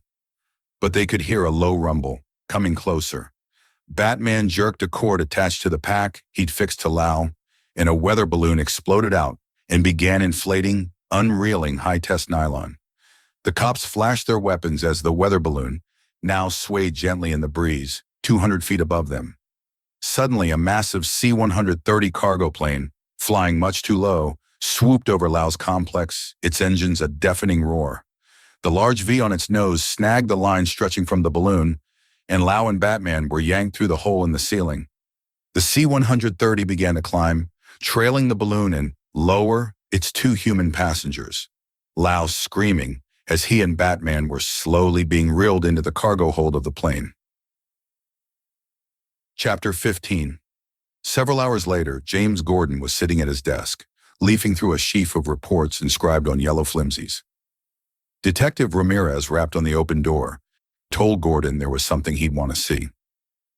Gordon followed Ramirez downstairs through a throng of excited cops to the front steps of police headquarters. There, on the cement, with his hands, legs, arms, and ankles bound with thick tape, lay Lau, his eyes squeezed shut. Pinned to his chest was a sign, "Please deliver to Lieutenant Gordon." The next 2 hours were busy. Lau had to be unbound, carefully, in case there was something lethal hidden on him, and examined by a physician, as well as fed, allowed to bathe, and taken to an interrogation room. Assistant District Attorney Rachel Dawes eventually entered the room, nodded to several detectives who leaned against a wall, and sat across a table from Lau. Without preamble, Rachel said, "Give us the money and we'll deal." "The money is the only reason I'm alive," Lau said. Rachel leaned forward. "You mean when they hear that you've helped us, they're going to kill you?" When Lau didn't reply, Rachel stood and moved toward the door. "Enjoy your stay, Mr. Lau." "Wait," Lau cried, and Rachel stopped, her hand on the doorknob. "I won't give you the money, but I'll give you my clients. All of them." "You were a glorified accountant," Rachel said. "What could you have on all of them that we could charge?" "I'm good with calculations. I handled all their investments." "One big pot." Rachel stared at the ceiling for almost a minute and finally said, "It might work." On the other side of the door, Harvey Dent and James Gordon were watching the Lau interrogation on a closed-circuit television. "You know what Miss Dawes has in mind?" Gordon asked the district attorney. "RICO," Dent replied.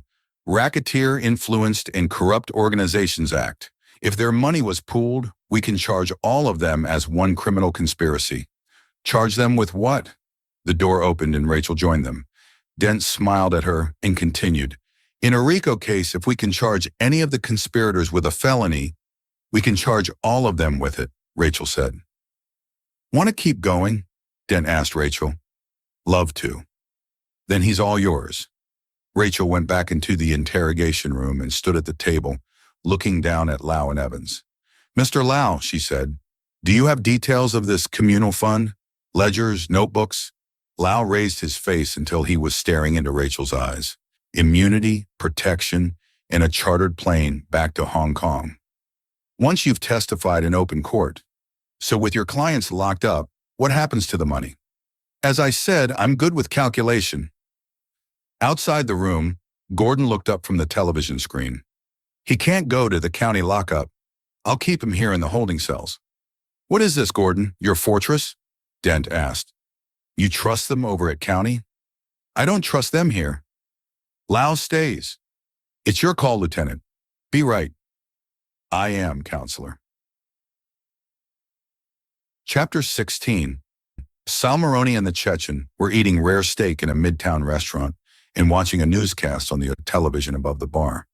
The district attorney was holding a news conference on the steps of City Hall. A reporter was speaking. Chinese government claims that its sovereign rights have been violated. Dent's face replaced the reporter's on the screen. "I don't know about Mr. Lau's travel arrangements, but I'm sure glad he's back." "I put word out," the Chechen said.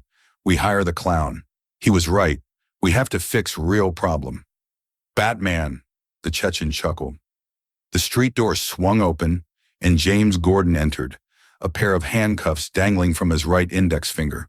He sauntered over to where the Chechen and Maroni were eating and nodded to the television. "Our boy looks good on the tube." "You sure you want to embarrass me in front of my friend?" Maroni asked. "Don't worry, he's coming too. So are a lot of your other friends." There were no buses left in the police garage that afternoon, and very few patrol cars.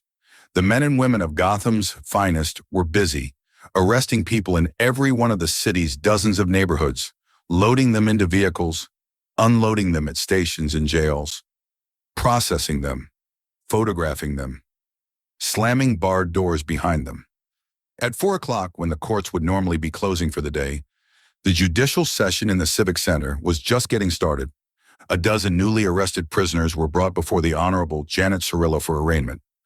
The judge was reading a list of charges supplied by Harvey Dent: 849 counts racketeering, 246 counts fraud, 87 counts conspiracy murder. Judge Cirillo turned a page and paused. A playing card was paperclipped to the indictment sheet. A joker.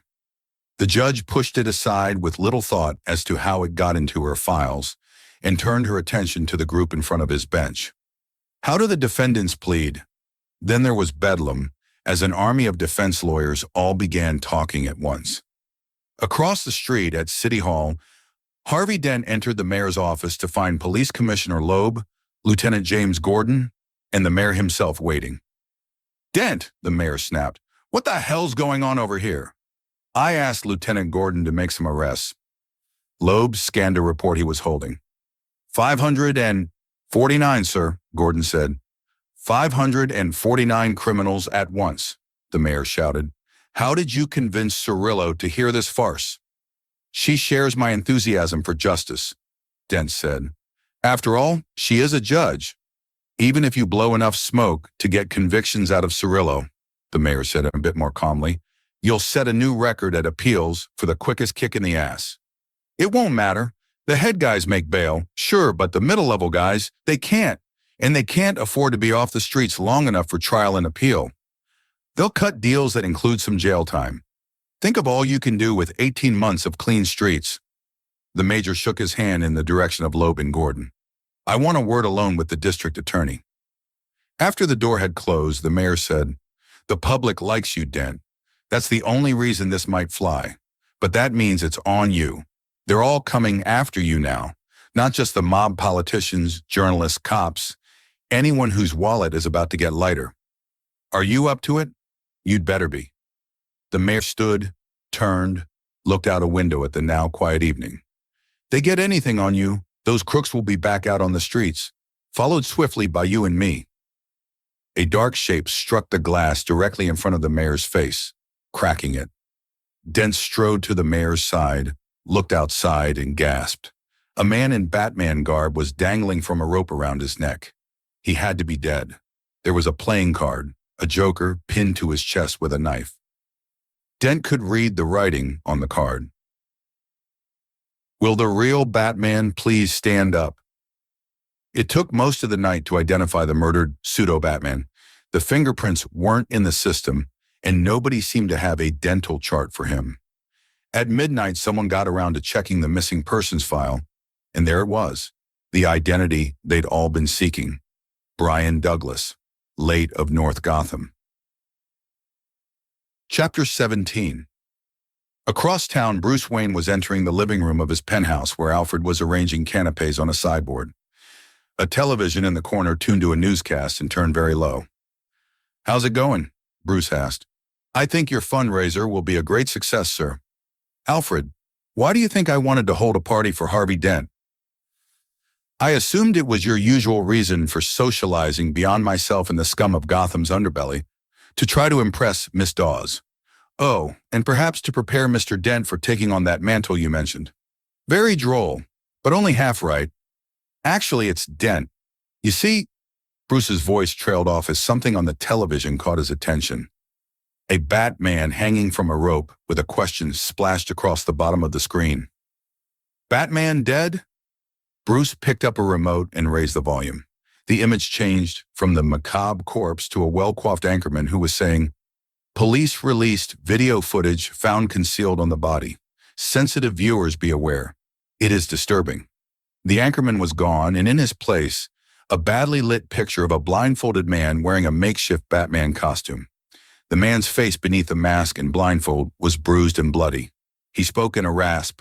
"Name Brian Douglas." An off-screen voice. "Are you the real Batman?" "No.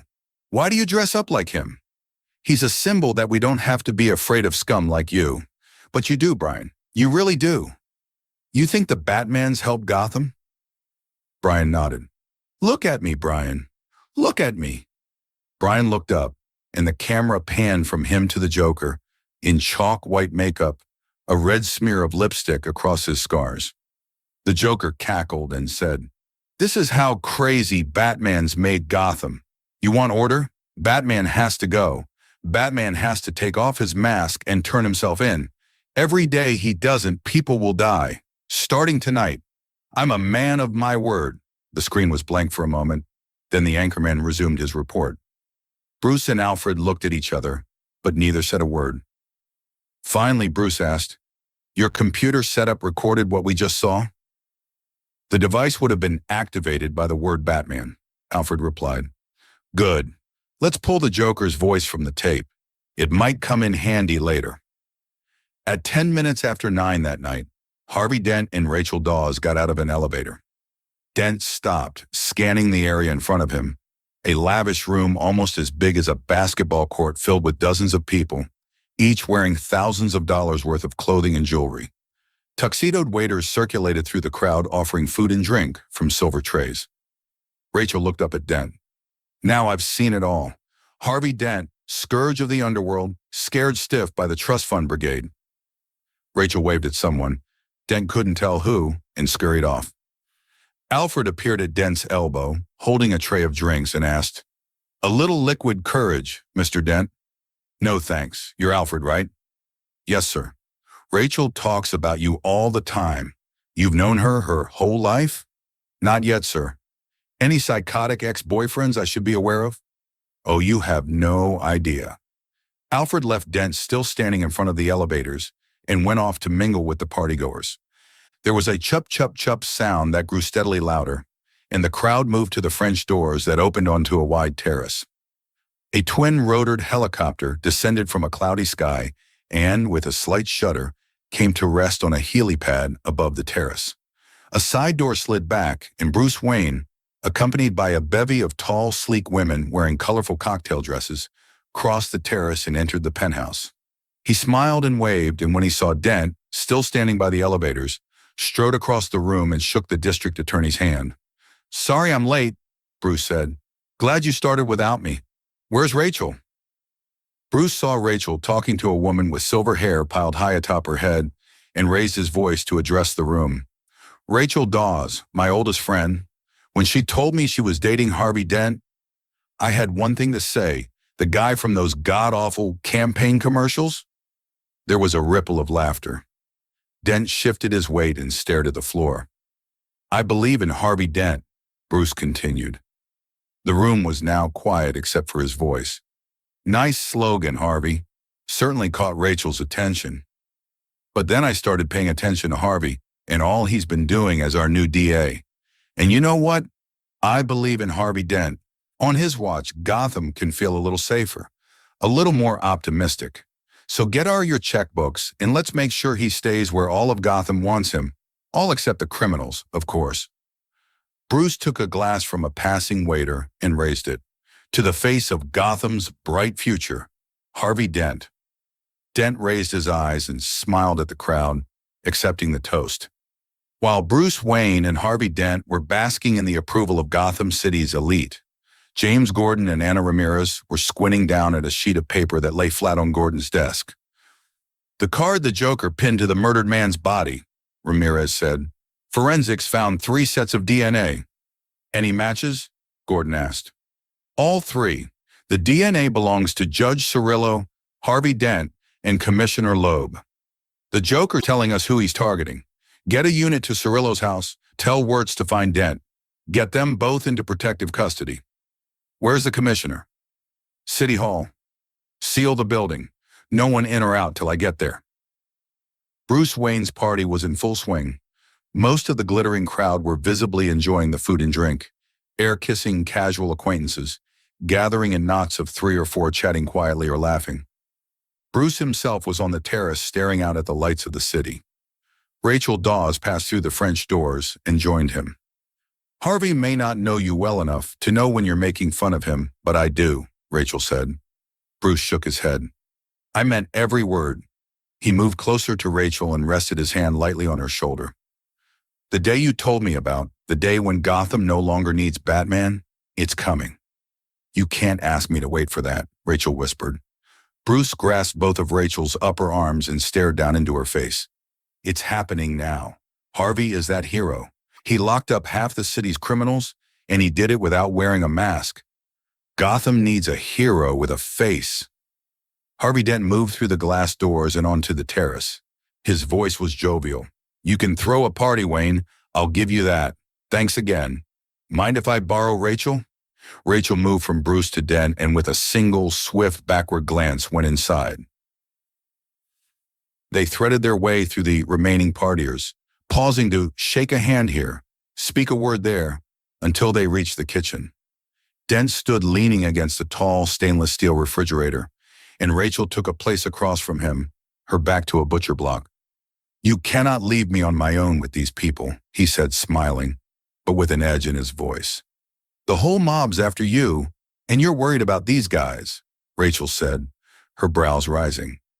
Compared to this, the mob doesn't scare me, although I will say them gunning for you makes me see things clearly. Oh yeah? Yeah, it makes you think about what you couldn't stand losing, and who you want to spend the rest of your life with. The rest of your life, huh? That's a pretty big commitment. Not if the mob has their way. Harvey, that's not funny. Okay, then, let's be serious. What's your answer? Rachel lifted her chin and stared at Dent's face. I don't have an answer. Downtown at City Hall, James Gordon and a retinue of detectives jostled their way through a throng of reporters and cameramen and entered the office of Commissioner Perry Loeb. Loeb, behind his desk, looked up angrily. Gordon, what are you playing at? Gordon ignored him and checked the office windows. Then he turned to the detectives who had accompanied him and said, We're secure. I want a floor-by-floor search of the entire building. He watched the detectives file out and turned to Loeb. I'm sorry, sir. We believe the Joker has made a threat against your life. Gordon, you're unlikely to discover this for yourself, so take my word for it. The police commissioner earns a lot of threats. Loeb took a decanter half full of amber liquid and a crystal tumbler from a drawer. You get to explain to my wife why I'm late for dinner. Sir, Gordon said a bit too loudly, The Joker card had a trace of your DNA on it. How'd they get my DNA? Loeb demanded. Somebody with access to your house or office must have lifted a tissue or a glass. Gordon stopped, then took 2 swift steps to the desk, reaching for the glass that Loeb was draining. Wait, Gordon shouted. But Loeb had already dropped the tumbler, spilling the liquid onto the wooden desktop, which began to smoke as Loeb grabbed his throat. He made a few gurgling sounds, and within seconds he was dead. 2 heavy-set men in gray suits left a blue sedan, illegally parked, and ran up the steps of a brownstone in Gotham Heights, a neighborhood with a reputation for bohemian that hadn't been deserved for 50 years. Judge Cirillo, wearing jeans and a t-shirt, opened the door and listened as the 2 detectives explained why she needed protection. Gordon wants me to go right now? The judge asked. Right now, said the first detective. Don't bother to pack. These are dangerous people, said the second detective. Even we don't know where you're going. He handed Cirillo a sealed envelope. This'll tell you where you're headed. Judge Cirillo, flanked by the 2 officers, both of whom scanned the adjoining houses in the street and were holding their pistols, went to the curb and helped the judge into the car. Now, let's see, Cirillo said, opening the envelope with a forefinger. She pulled out a sheet of paper with a single word printed on it. UP. Orange flame gouted from the car as it was lifted off the pavement by the force of the explosion. There was no longer anything festive about Bruce Wayne's fundraiser. For several minutes, the guests had been answering their cell phones or reading text messages, and their smiles were vanishing, replaced by expressions of anxiety. But no one left. Apparently, they believed that there was safety in numbers. Alfred turned on the massive flat-screen television and tuned it to a cable news channel. The anchorman confirmed what the partygoers already knew. Bruce got out his cell phone and speed-dialed a number. He stepped into a spare bedroom, spoke his name, and listened, then asked, Cirillo and Loeb? Meanwhile, the door of the private elevator slid open, and the Joker stepped out, holding a shotgun and followed by several other armed men. Good evening, the Joker said, racking a shell into the gun's firing chamber. We're the entertainment. Rachel and Dent weren't aware of what was happening a few feet away in the living room, nor, apparently, of anything in the world except each other. They had barely moved in the 5 minutes since Rachel had not accepted Dent's proposal. Dent sighed and said finally, I guess no answer isn't no. I'm sorry, Harvey. It's someone else, isn't it? Just tell me it's not Wayne. The guy's a complete... Bruce stepped silently from behind the refrigerator. Rachel's eyes widened. She opened her mouth to say something, but Bruce was already using his fingers to press 3 spots on Dent's skull. Dent slumped over, and Bruce caught him. What are you doing? Rachel finally managed to ask. They've come for him, Bruce replied, and now there was nothing of the playboy in his manner. Bruce put Dent in a pantry closet and shoved a broom through the handles. Stay hidden, he told Rachel, and left the kitchen. In the corridor outside, he met one of the Joker's thugs, who pointed a shotgun at him. Bruce wrested the weapon away from the gunman and flipped it around and hit the man with it. He field-stripped it as he moved away, scattering the pieces. Rachel waited only a few seconds before disobeying Bruce's order. She was not the kind of woman to remain in hiding when she might be able to do something. She hurried into the living room and stopped, staring at the Joker, who was sauntering among the guests. I have just one question, the Joker said. Where is Harvey Dent? No answer. All righty, I'll settle for his loved ones. Any lovey-woobies on the scene? He looked directly at Rachel. Hello, beautiful. You must be Harvey Squeeze, no? He pulled a knife from under his jacket and tiptoed to Rachel's side. She stood rigid, eyes straight ahead, ignoring him. He ran his knife across her cheek. And you are beautiful. You look nervous. It's the scars, isn't it? Want to know how I got them? I had a wife, beautiful like you, who tells me I worry too much, who says I need to smile more, who gambles and gets in deep with the sharks. One day they carve her face, and we've got no money for surgeries. She can't take it. I just want to see her smile again. I just want her to know that I don't care about the scars. So I put a razor in my mouth and do this to myself, and you know what? She can't stand the sight of me. She leaves. See, now I see the funny side. Now I'm always smiling. Muted sounds were coming from his throat, and his face was contorted, but the scars made it impossible to know whether he was laughing or crying. Bruce made his way into the master bedroom, but stopped short when he saw a couple hastily dressing themselves after enjoying each other on his bed. The couple looked embarrassed, but the man summoned enough courage to ask Bruce what was going on in the living room. Bruce ignored him and instead walked into a closet and pulled at a false wall. As he stepped into the safe room, the female half of the couple moved swiftly toward him. "Thank God you've got a panic room." Her only reply from Bruce was the safe room door slamming shut in her face and ceiling. Back in the living room, the Joker raised the knife from Rachel's cheek. She slugged him. "A little fight in you," the Joker said, beaming. "I like that." "Then you're going to love me," Batman said from behind him. The Joker whirled and ran into Batman's fist. The knife fell to the floor, and Batman kicked it away, then spun to face two of the Joker's thugs. He pivoted on his left leg and kicked them both with his right in one continuous sweeping motion. The Joker tapped one ankle with the toe of the opposite foot, and a blade sprung from the front of his shoe. His leg levered upward, stiffly, and the blade slid between the plates of Batman's body armor. Ignoring the wound, Batman lifted the Joker overhead and flung him across the room. There were two of the Joker's crew left standing, and both were rushing at him. He waited until they were barely a foot away before grabbing their heads and banging them together. "Looky, looky, looky," the Joker sang. He had another knife pressed to Rachel's neck and held a shotgun in his other hand. "Let her go," Batman said. "Sure, just take off your mask and show us all who you are." Rachel shook her head. "No!" The Joker aimed the shotgun and blasted away the nearest window pane. He dragged Rachel to the windowsill and nudged her over. Only the Joker's arm around her neck kept her from falling. "Let her go," Batman repeated. The Joker cackled. "Very poor choice of words."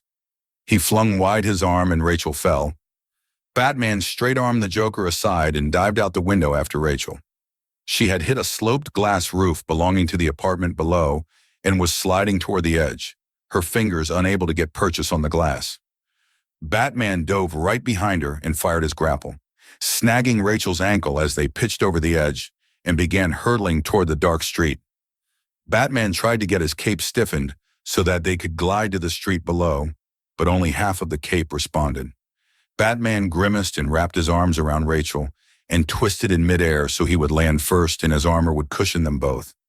They landed hard atop a taxi, rolled to the pavement, and continued rolling until they reached the sidewalk, where Batman got unsteadily to his feet, helping Rachel up as well.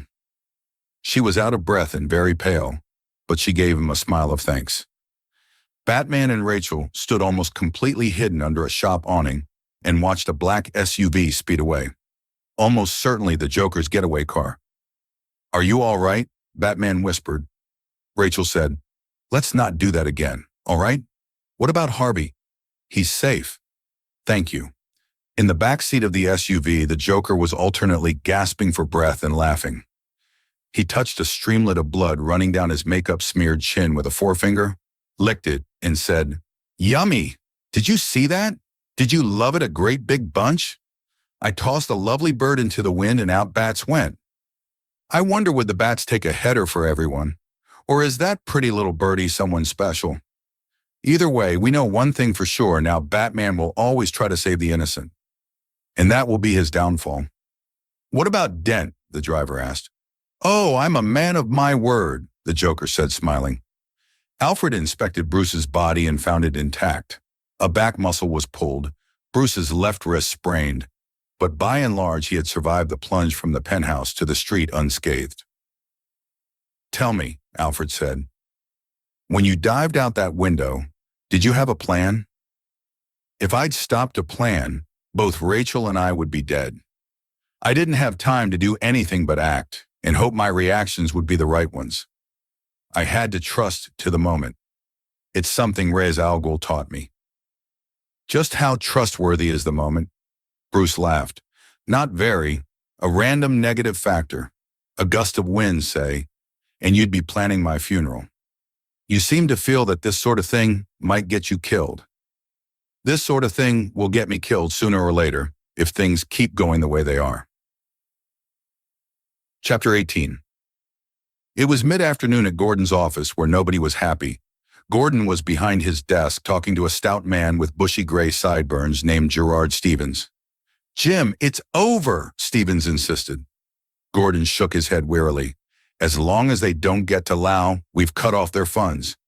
"But the prosecution's over. No one's standing up in front of a judge while judges and police commissioners are getting blown away. What about Dent? If he's got any sense, Dent's halfway to Mexico by now." The door behind Stevens slammed open, and Harvey Dent strode in. "So where do you keep your trash?" he demanded. 10 minutes later, Dent and 2 uniformed officers entered a cell deep in Gotham Central Jail, where Lau sat on the edge of a cot. Dent tossed a bulletproof vest at Lau. "You're due in court. I need you alive long enough to get you on record." "No way," Lau said, laying the vest aside. "You can't protect me. You can't even protect yourselves." Dent picked up the vest and threw it at Lau. "Refuse to cooperate on the stand, and you won't be coming back here. You'll go to county. How long do you calculate you'll last in there?" Bruce Wayne sat in his underground lair, staring at the bank of television screens. He was aware of 2 sets of memories, one superimposed on the other. Saving a good woman, a brave and valuable woman, and years earlier using similar skills to save a man who wished to exterminate 90% of the world's population. What nagged at him was that he felt the same satisfaction at both rescues, saving Rachel and saving Roz. Was there really no difference? He heard the elevator groan to a halt behind him, and a few moments later, Alfred joined him. Bruce switched on the video equipment, and together they watched the Joker footage. Occasionally, Bruce would magnify, make louder, mute, or remove color from elements of the images. But he could get no further information from them. He turned to Alfred. "Targeting me, Batman, won't get their money back. I knew the mob wouldn't go down without a fight, but this is different. They've crossed a line." "You crossed it first, Master Bruce. You've hammered them, squeezed them to the point of desperation, and now in their desperation, they've turned to a man they don't fully understand. Criminals aren't complicated, Alfred. We just have to figure out what he's after." "Respectfully, Master Bruce, perhaps this is a man you don't understand either." Bruce rose and went to the nearest closet. "Allow me to bore you with a story," Alfred said. "I was in Burma, a long time ago. My friends and I were working for the local government officials. They were trying to buy the loyalty of tribal leaders, bribing them with precious stones. But their caravans were being raided in a forest north of Rangoon by a bandit. We were asked to take care of the problem, so we started looking for the stones. But after 6 months, we couldn't find anyone who had traded with the outlaw. What were you missing? One day I found a child playing with a ruby as big as a tangerine. The bandit had been throwing the stones away. So why was he stealing them? Because he thought it was good sport. Because some men aren't looking for anything logical. Like money that can't be bought, bullied, reasoned, or negotiated with. Some men just want to watch the world burn." Bruce nodded and reached into a cabinet to get one of his Batman's suits. "Where to tonight, Master Bruce? The opera? An ice cream social, perhaps?" Bruce was snapping armor into place. "I think I'll sniff around the city, or maybe the top of the city." 10 minutes later, Batman stood atop a skyscraper, listening. At this early hour of the morning, the neighborhood around 8th and Orchard, in what had once been the city's retail center, was all but deserted. James Gordon had no trouble racing his unmarked sedan down the narrow streets, leading 3 patrol cars whose sirens were howling. Gordon braked to a screeching halt at the intersection, and before his engine had stopped growling, he and Ramirez were racing into a tenement building, weapons out, followed by 6 uniformed cops. Gordon kicked open the door to apartment 4. He holstered his gun. He was in a cramped kitchen with a bathtub partly covered by a shower curtain against one bare brick wall. In the center of the room, 2 dead men sat at a table covered with oilcloth. Each was holding 5 cards, all jokers, and each was disfigured by crude leers carved into their faces. Both had driver's licenses pinned to their shirts. Get downstairs, Gordon told the cops. Secure the area and somebody get a medical examiner down here.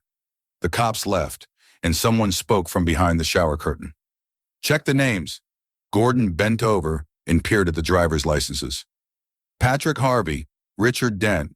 Harvey Dent, Ramirez said. Batman stepped from behind the curtain. I need 10 minutes with the scene before your men contaminate it. Us contaminate it? Ramirez asked angrily. It's because of you that these guys are dead in the first place. Ramirez, Gordon warned. Batman moved past the bodies to a small pocket in the wall. He removed a knife with a needle blade from his belt and began digging. He twisted the knife and caught a bullet fragment in his palm. That's brick, Gordon said. You're going to try and take ballistics off a shattered bullet? No, Batman said. Fingerprints. He's not serious, Ramirez muttered. Whatever you're going to do, Gordon said, do it fast. He has another target. Gordon pointed to a Gotham Times obituary dated with tomorrow's date folded underneath Dent's arm. It read, Mayor Anthony Garcia was shot and killed today by the criminal mastermind known as the Joker. Surgeons at Gotham General confirmed that Mayor Garcia had succumbed to massive internal bleeding caused by rounds from a high-powered rifle. The mayor was 40 years old. Garcia's photo had a red XOXO written next to it, and in the same red, all over the obituary was scrawled, Ha, ha, ha. Lucius Fox had heard the news about the early morning murders on his car radio as he was driving into work and knew he probably wouldn't be seeing his boss that day, which was okay. The day looked to be extremely routine except for a 10 o'clock appointment with the lawyer, Coleman Reese. Reese was right on time and looked a bit excited. What can I do for you? Fox asked him. You asked me to do the diligence on the LSI Holdings deal again. I found some irregularities. Well, their CEO is in police custody. Not with their numbers, with yours. A whole division of Wayne Enterprises disappeared overnight. So I went down to the archives and started pulling old files. Reese removed a blueprint from his attaché case, unfolded it, and pushed it across the desk to Fox. My kids love the Batman. I thought he was pretty cool too. Out there, kicking some ass. Fox looked briefly at the blueprint. Across the top at one corner was scrawled, The Tumbler. Changes things when you know it's just a rich kid trying to play dress-up, Reese continued. Reese pointed to Fox's initials in the approval box. Your project. Don't tell me you don't recognize your baby pancaking cop cars on the evening news. Now you're getting sloppy. Applied Sciences was a small, dead department. Who'd notice? But now you've got the entire R&D department burning cash, claiming it's related to cell phones for the Army. What are you building him now? A rocket ship? I want $10 million a year for the rest of my life. Fox folded the blueprint and contemplated Reese. Let me get this straight. You think that your client, one of the wealthiest and most powerful men in the world, is secretly a vigilante who spends his nights beating criminals to a pulp with his bare hands. And now your plan is to blackmail this person? Reese stared at Fox, who was smiling lazily. Good luck, Fox drawled. Coleman Reese left Fox angry and insulted. Blackmail? No. Blackmailers were criminals, and Coleman was no criminal. He was a lawyer, one who had not been given his due. He had been cheated. His talents were neither recognized nor rewarded. He had been recruited from the graduating class of Gotham University's law school with promises of quick promotion and financial largesse. 5 years had passed, 5 whole years. And where was he? Stuck in a Wayne Enterprises law library doing due diligence. Oh, the money was all right, he guessed. The starting salary had been pretty good. The cost of living raises had come promptly. And once he had even been given a bonus that financed a nice vacation in the south of France. But a man of his abilities should not be stuck doing chores in libraries. He should be in a courtroom where his eloquence and, yes, his personal charm and charisma would not only be winning cases, but would be putting the best possible face on Wayne Enterprises.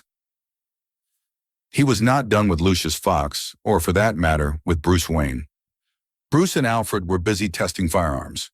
Earlier, Bruce had fired a rifle in his underground chamber, while Alfred stood on the ground above. As they had suspected, the sound of the shot was not audible outside the bunker. Now Alfred was handing Bruce a bullet inscribed with a grid. Bruce slid it into an ammunition clip and the clip into a computer-controlled Gatling gun. He and Alfred put on ear protectors, and Bruce thumbed a button. The gun hummed and began dollying sideways and spinning and blasting slugs into a series of identical brick wall samples. When the gun stopped firing, Bruce went to the bricks, carrying the slug he had found at the Orchard Street murders. He held the slug up to each of the newly made holes in the walls, then selected 2 of the bricks and took them to an X-ray scanner. He toggled a switch in high resolution. 3-dimensional images of the bullet fragments lit up the screen. An hour later, Bruce was standing next to Lucius Fox at the Applied Sciences Division of Wayne Enterprises.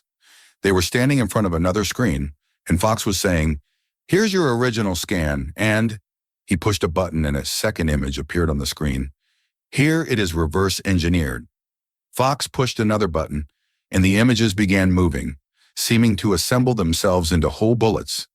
Finally, the movement stopped. One of the images bore an array of swirling lines.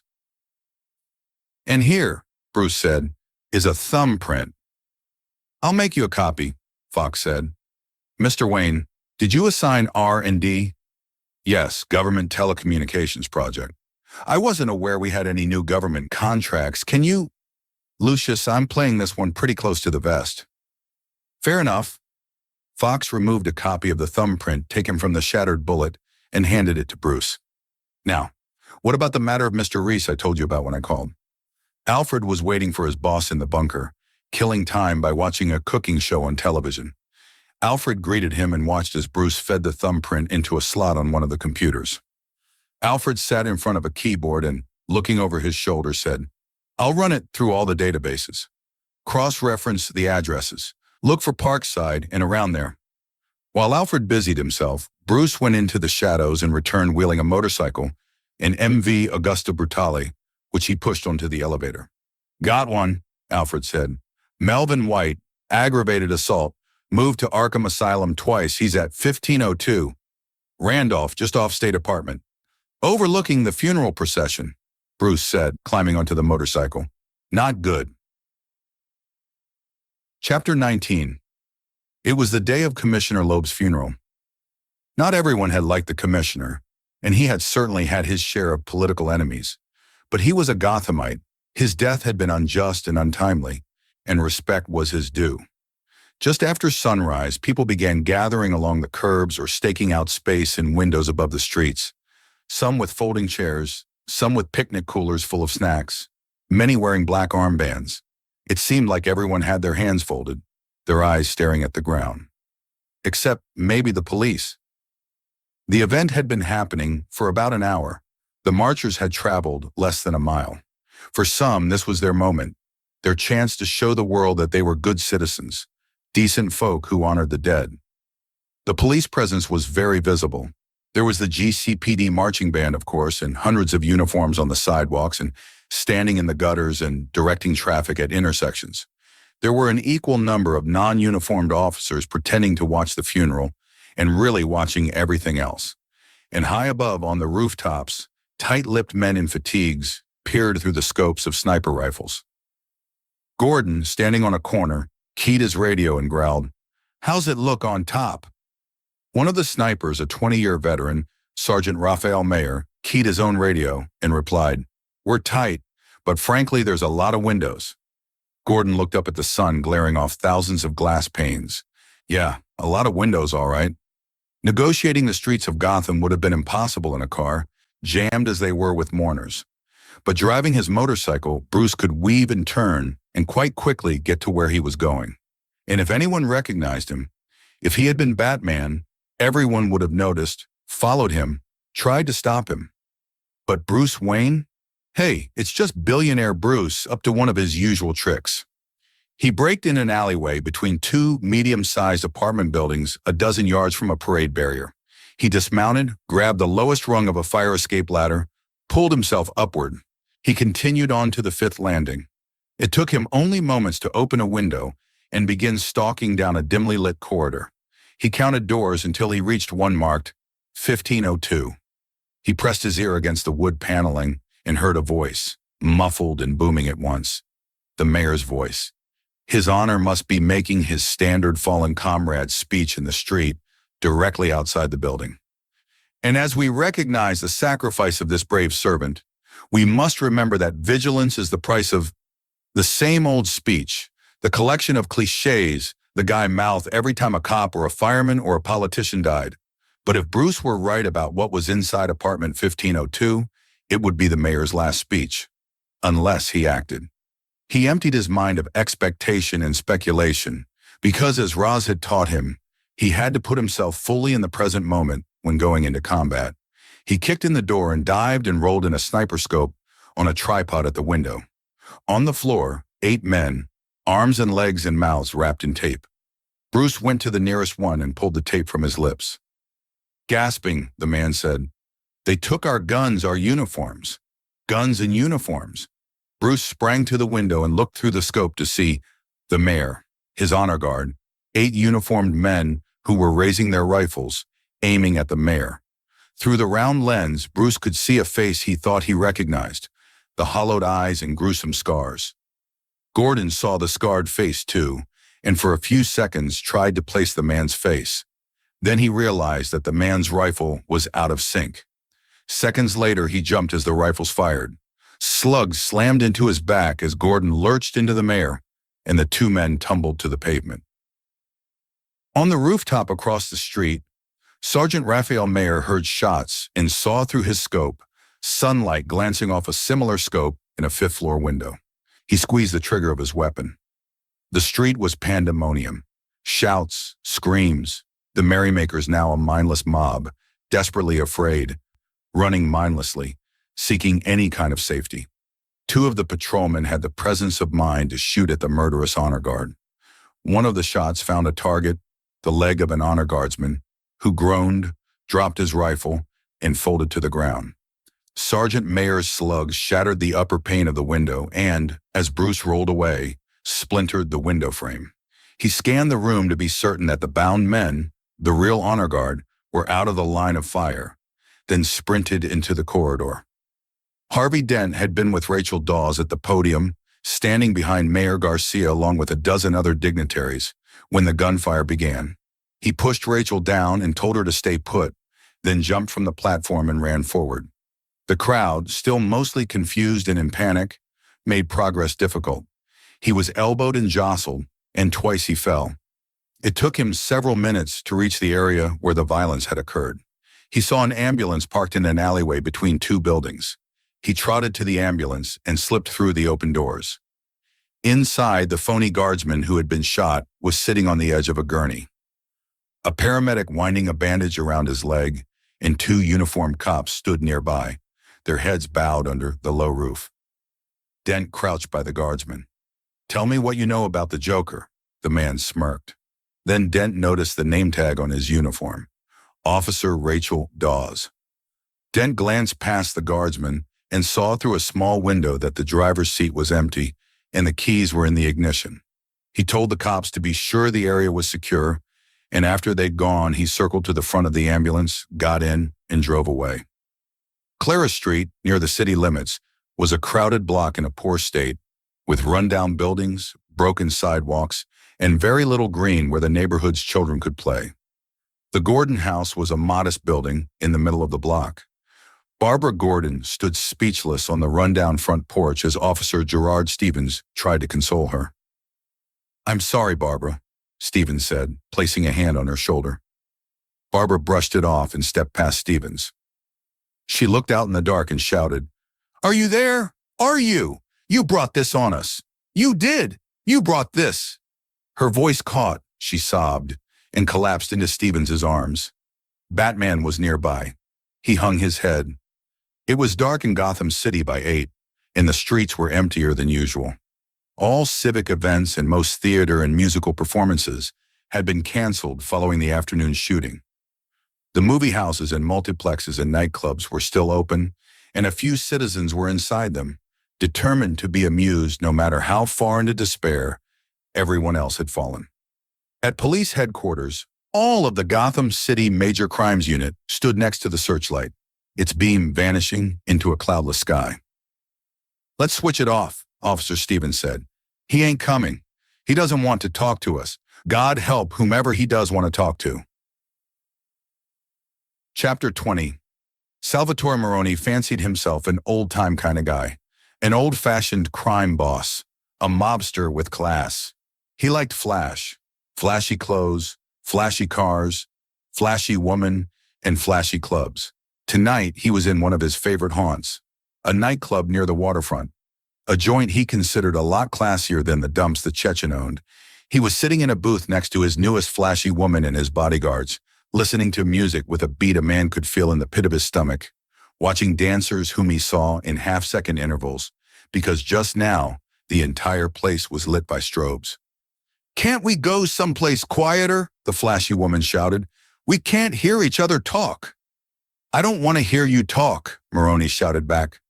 He leaned back to watch the dancers on the floor below, visible in half-second bursts of brightness filled with human motion.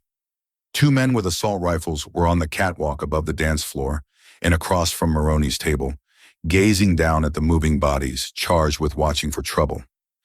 They didn't see a skylight open behind them, nor the figure that seemed to congeal from the night. The bigger of the two felt a breeze on the back of his neck and was turning when a fist caught him beneath the chin. His partner caught a glimpse of him, falling in a burst of light, and was raising his weapon when something struck him behind the ear. His gun slipped from his hand and fell onto the catwalk. One of Maroni's bodyguards reacted immediately, jerking a pistol from beneath his jacket and running onto the catwalk. A burst of light, a silhouette dropping from the catwalk. Darkness. Light. A caped figure standing in front of the bodyguard. Darkness. Light. The bodyguard collapsing. Darkness. Light. Maroni half out of his seat, gun in hand, eyes wide. Darkness. Light. Batman was crouching on the table, his hands on Maroni, his teeth clenched, and his mask a devil's face. Darkness. For Rachel Dawes, the day had been hellish, and now the evening was becoming the same. She hated funerals, hated displaying herself, and had agreed to take part only to please Harvey Dent. Then the gunfire, the panic, the stampede. She had gotten herself out of the thick of it, had learned from a cop with a radio what had happened, had walked downtown to her office at the courthouse, where she might be of some use to somebody. The situation was chaotic there too, but she had managed to organize the deployment of the junior prosecutors and was beginning to deal with the interns when her cell phone rang. "Harvey, where are you?" she asked, her voice rising above the din around her. "Where are you? Where you should be, at major crimes, trying to sort through—" "Rachel, listen to me. You're not safe there. This is Gordon's unit, Harvey. Gordon's dead, Rachel." "They didn't tell me that. He vouched for the honor guard. He's gone, and the Joker's named you next." Rachel gazed around the room, at the people she knew and the people she didn't. There were a lot of the latter. "Rachel, I can't let anything happen to you," Dent said. "I love you too much. Is there someone, anyone, in this city we can trust?" "Bruce. We can trust Bruce Wayne." "Rachel, I know he's your friend, but trust me, Harvey. Right now, Bruce's penthouse is the safest place in the city." "Okay, go straight there. Don't tell anyone where you're going. I'll meet you there. I love you." Harvey Dent hung up the phone and turned to a man with a bandage on his leg and duct tape on his wrists and ankles. Then he started the ambulance up again and drove east. When Sal Maroni finally opened his eyes, he didn't know where he was or what had happened. Not at first, then the masked face swam into his vision. The Batman. The vigilante must have knocked him out in the club. "I want the Joker," Batman growled. Maroni twisted around to get a better look at where he was. A fire escape. Outside the club, probably one floor up. "From one professional to another," Maroni said. "If you're trying to scare someone, pick a better spot. From this height, the fall wouldn't kill me. I'm counting on it." Batman released Maroni, who fell hard to the sidewalk and yelped. In a moment, Batman was beside him. "Where is he?" "I don't know," Maroni said from between clenched teeth. "He found us. He must have friends." "Friends? You met this guy?" "Someone knows where he is." Batman grasped Maroni's collar and hauled him back up the fire escape. Maroni looked at him and sneered. No one's gonna tell you anything. They're wise to your act. You got rules, the Joker. He's got no rules. No one's gonna cross him for you. You want this guy? You got one way. And you already know what that is. Just take off that mask and let him come find you. Or you want to let a couple more people get killed while you make up your mind. Batman dropped Maroney again and listened to him yell. Dent drove until he found what he was looking for, an underground parking garage with an automated ticket dispenser and no attendant in sight. He guided the ambulance down the winding ramp until he stopped on the bottom of the structure, away from security cameras. He went to the rear of the ambulance, searched the bound man's pockets, and found an address. Dent then pulled a .38 revolver from his coat pocket and was holding it inches from the bound man's nose. I didn't find anything useful around here, he said, but I will get information. Count on it. The man spat at Dent. You want to play games? Harvey asked. He showed the man a handful of cartridges and fed them into the gun.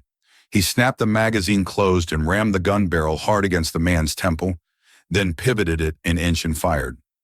The sound was loud in the filthy basement, and the slug pocked the wall behind the bound man's ear. The man's eyes were wide, his voice unsteady. You wouldn't? Dent stepped back and took his lucky coin from his pocket. No, I wouldn't. That's why I'm not going to leave it up to me. Dent held the coin in front of the man's eyes. Heads, you get to keep your head. Tails, not so lucky. So you want to tell me about the Joker? The man lowered his eyes, bit his lip, said nothing. Dent flipped the coin, caught it, slapped it on the back of the hand that was holding the gun. Heads. Go again? Dent asked pleasantly. I don't know anything, the man blurted. Dent flipped the coin, but did not catch it. Batman did that. You'd leave a man's life to chance? Batman asked Dent. Not exactly. His name's Thomas Schiff. He's a paranoid schizophrenic, a former patient at Arkham Asylum. The kind of mind the Joker attracts. What did you expect to learn from him? The Joker killed Gordon and Loeb. He's going to kill Rachel. You're the symbol of hope that I could never be. Your stand against organized crime is the first legitimate ray of light in Gotham for decades. If anyone saw this, everything would be undone. All the criminals you got off the streets would be released, and Jim Gordon will have died for nothing. Batman handed the coin to Dent. You're going to call a press conference tomorrow morning. Why? No one else will die because of me. Gotham is in your hands now. You can't give in. But Batman was gone. It was almost 4 a.m. when Bruce Wayne finally got back to his penthouse. He saw light under the door of the guest bedroom and knocked softly on the door. Rachel Dawes told him to come in. She was sitting on a window seat, staring out at the silhouetted buildings all around, still dressed in her work clothes. She glanced up at Bruce. Harvey called. He says Batman is going to turn himself in. I have no choice. You honestly think it's going to stop the Joker from killing? Perhaps not, but I've got enough blood on my hands. I've seen now what I would have to become to stop men like him, what I've already become. Last night, I tortured Maroney. The end never justifies that kind of means. Bruce stopped talking and looked past Rachel, out the window. Finally, he said, You once told me that if the day came when I was finished, we'd be together. Bruce, don't make me your one hope for a normal life. Bruce moved next to her. But did you mean it? Yes. Their faces moved close together, and for a moment, Rachel laid her cheek against Bruce's. Their lips touched, tentatively at first, then passionately. They remained locked in the kiss for a full minute before Rachel pulled away and said, But they won't let us be together after you turn yourself in. Bruce said nothing. He stepped closer to Rachel. She put her hands on his shoulders and gently pushed him away. All right, he murmured. He went to the door, reaching for the knob. He hesitated, turned to look sadly at Rachel over his shoulder, then left the room. He went into his own bedroom and lay on top of the covers, lost in thought and feeling melancholy. Eventually, he drifted off to a fitful sleep. Although he knew that he must dream, every sane person did, he usually did not remember his dreams. This night, morning really, was an exception. He saw his father, not dressed as he had been the night he'd been murdered, not dressed for the opera, but as he used to dress for work, in a doctor's white jacket with a stethoscope around his neck. And he was frowning, obviously angry, shouting words Bruce could not hear, but somehow understood anyway. Words about means and ends and becoming what one beheld. Bruce awoke with a start, the question ringing in his mind. Have I become what I beheld? Really? And if I have, what am I? A fighter for justice, the salvation of my city, a bulwark, a hero, a champion, or an egoist who enjoys dominating people weaker than I am? Is my whole crusade against crime just an excuse? Everything I said to Dent was true. I must put an end to it. Dent needs to become Gotham's true hero, not me. When Alfred arrived in the bunker later that morning, Bruce gave him instructions, and they began to feed documents into an incinerator. Alfred paused, looking down at a book. Even the diaries? Anything that could lead back to Lucius or Rachel. Alfred tossed the book into the incinerator and looked questioningly at Bruce. What would you have me do, Alfred? People are dying. What would you have me do? Endure, Master Bruce. Take it. They'll hate you for it, but that's the point of Batman. He can be the outcast. He can make the choice no one else will face. The right choice. Bruce shook his head. Today I found out what Batman can't do. He can't endure this. Today you get to say, I told you so. Alfred looked sadly at his master. Today I don't want to. Rachel went into the guest bedroom. She had to get some sleep. She lay fully dressed on top of the bedspread and closed her eyes. A clock ticked, and she could hear the distant murmur of the traffic in the street below. Suddenly, her eyes opened, and she swung her legs over the side of the bed, stood, hurried to a small desk in the corner. She switched on a light, sat, and found a pen and a sheaf of notepaper in a drawer. Dear Bruce, she began writing, quickly, not rereading, not pausing, her need to get everything on paper too urgent. Rachel was exhausted and worried. She rejoined Alfred in the living area and had a sandwich of salmon and French bread and some kind of fantastic coffee, then sat with Alfred at the kitchen counter, nibbling and sipping and watching a press conference on television. The camera zoomed in on Harvey Dent, standing on the steps of City Hall, surrounded by reporters who were thrusting microphones at him. But that's not why we're demanding he turn himself in, Dent was saying. We're doing it because we're scared. We've been happy to let Batman clean up our streets for us until now.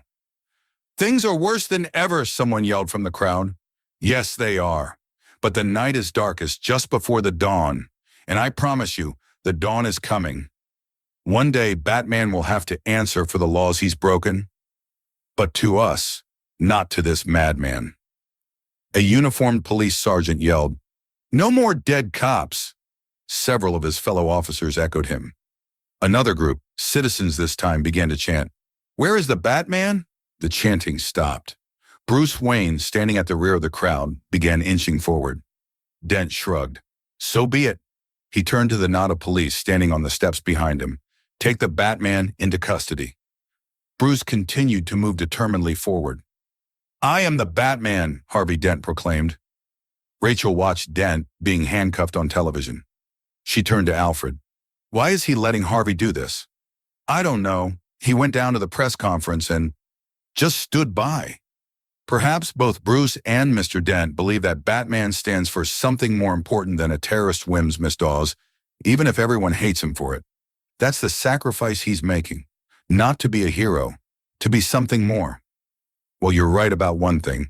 Letting Harvey take the fall is not heroic. Rachel handed an envelope to Alfred. You know Bruce best. Alfred, give it to him when the time is right. How will I know? It's not sealed. Rachel kissed Alfred's cheek. Goodbye, Alfred. Goodbye, Rachel. The Major Crimes Unit was unusually busy that night. Cops who were off duty hung around because, well, it had been a hell of a day, and maybe something else might happen. And even if nothing did, there were worse ways to kill a night than drinking coffee and talking. A number of cops she'd worked with called greetings to Rachel as she passed through the bullpen and descended the steel steps to the lockup. Harvey Dent, in a small cell, seemed to be waiting for her. He smiled at her through the bars and said, "I'm sorry I didn't have time to talk this through with you. I know what you're doing, Harvey. They're transferring me to Central Holding. This is the Joker's chance. When he attacks, the Batman will take him down." "No, this is too dangerous. Don't offer yourself as bait." A uniformed guard, flanked by two others, told Dent it was time to go and unlock the cell door. The guards handcuffed Dent and locked shackles around his ankles, then marched him outside. Nobody seemed to care that Rachel was following. Hampered by the shackles, Dent was taking half steps, and Rachel had no trouble keeping pace with him. "He's using you as bait," she said, "but he doesn't know if he can get the Joker. He's failed so far." "How do you know what the Batman's thinking?" Dent asked. "I just do, okay, Harvey? This isn't just about you. What about all the people counting on you to turn this city around? Tell everyone the truth." Awkwardly, because of the handcuffs, Dent removed his lucky coin from a hip pocket. "Heads, I go through with it." "Harvey, this is your life. You don't leave something like this to chance." Dent tossed the coin to her. Rachel caught it and looked. "Heads." "I'm not leaving anything to chance," Dent said. Rachel turned the coin over. The reverse side was heads too. The guards loaded Dent into the back of a transport van and closed the doors behind him. "You make your own luck," Rachel murmured. During his wild years, roaming the globe, often in the company of thieves and killers, Bruce had often done things he considered shameful, but none of those ugly deeds approached what he was doing now, using a good man as a pawn in a game that might end in death. If all went well, if all went half well, the Joker would attack Dent and Batman would attack the Joker.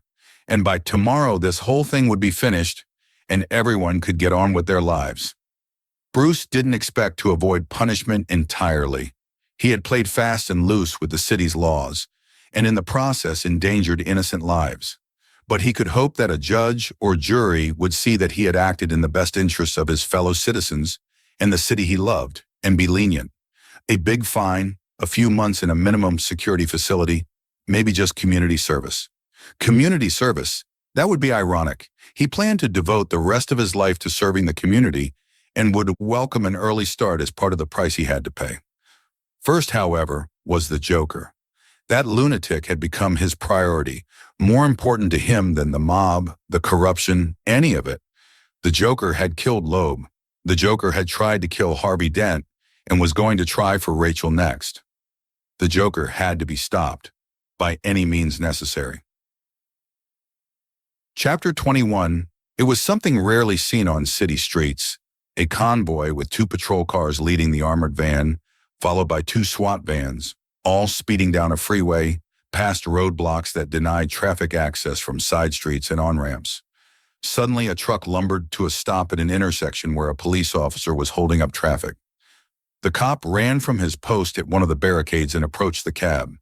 "You wait like everyone else," he told the driver, then died from a shotgun blast. A second truck pulled off the exit ramp and stopped in the middle of the avenue, a bright red fire department hook and ladder. A minute later, it burst into flame, completely blocking both sides of the freeway and isolating the middle and rear of the convoy. In the cab of the armored car, the driver and his companion were listening to words crackling from the radio. "All units be advised. Obstruction ahead. All units will exit down to lower 5th. "Lower 5th?" the SWAT officer riding shotgun muttered. "We'll be like ducks in a barrel down there."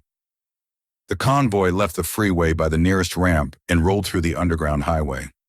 A garbage truck casually swiped the rear vehicles of the convoy off the road, and from there, chaos erupted. "Get us out of here," the SWAT officer said as the garbage truck filled the rearview mirror. "We've got company back there."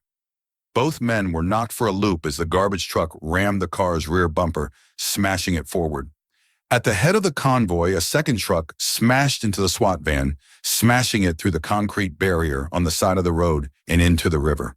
The truck then pulled alongside the armored car. The driver could see that the "Laughter is the best medicine" logo on the side had a crude S painted next to it, so that it now read "Slaughter," along with "ha ha ha" repeated all along the side. A second later, the side door slid open to reveal the Joker brandishing a machine gun. The armored car locked its brakes, but the garbage truck attached to it from behind kept pushing it forward. The Joker fired the gun with abandon, bullets riddling the side of the armored car. Inside the van, the guards flinched at the bullet fire and lifted their guns as Harvey Dent sat calmly in the midst of the pandemonium. The Joker dropped the machine gun and picked up an RPG, but stopped before firing at the driver of the armored car.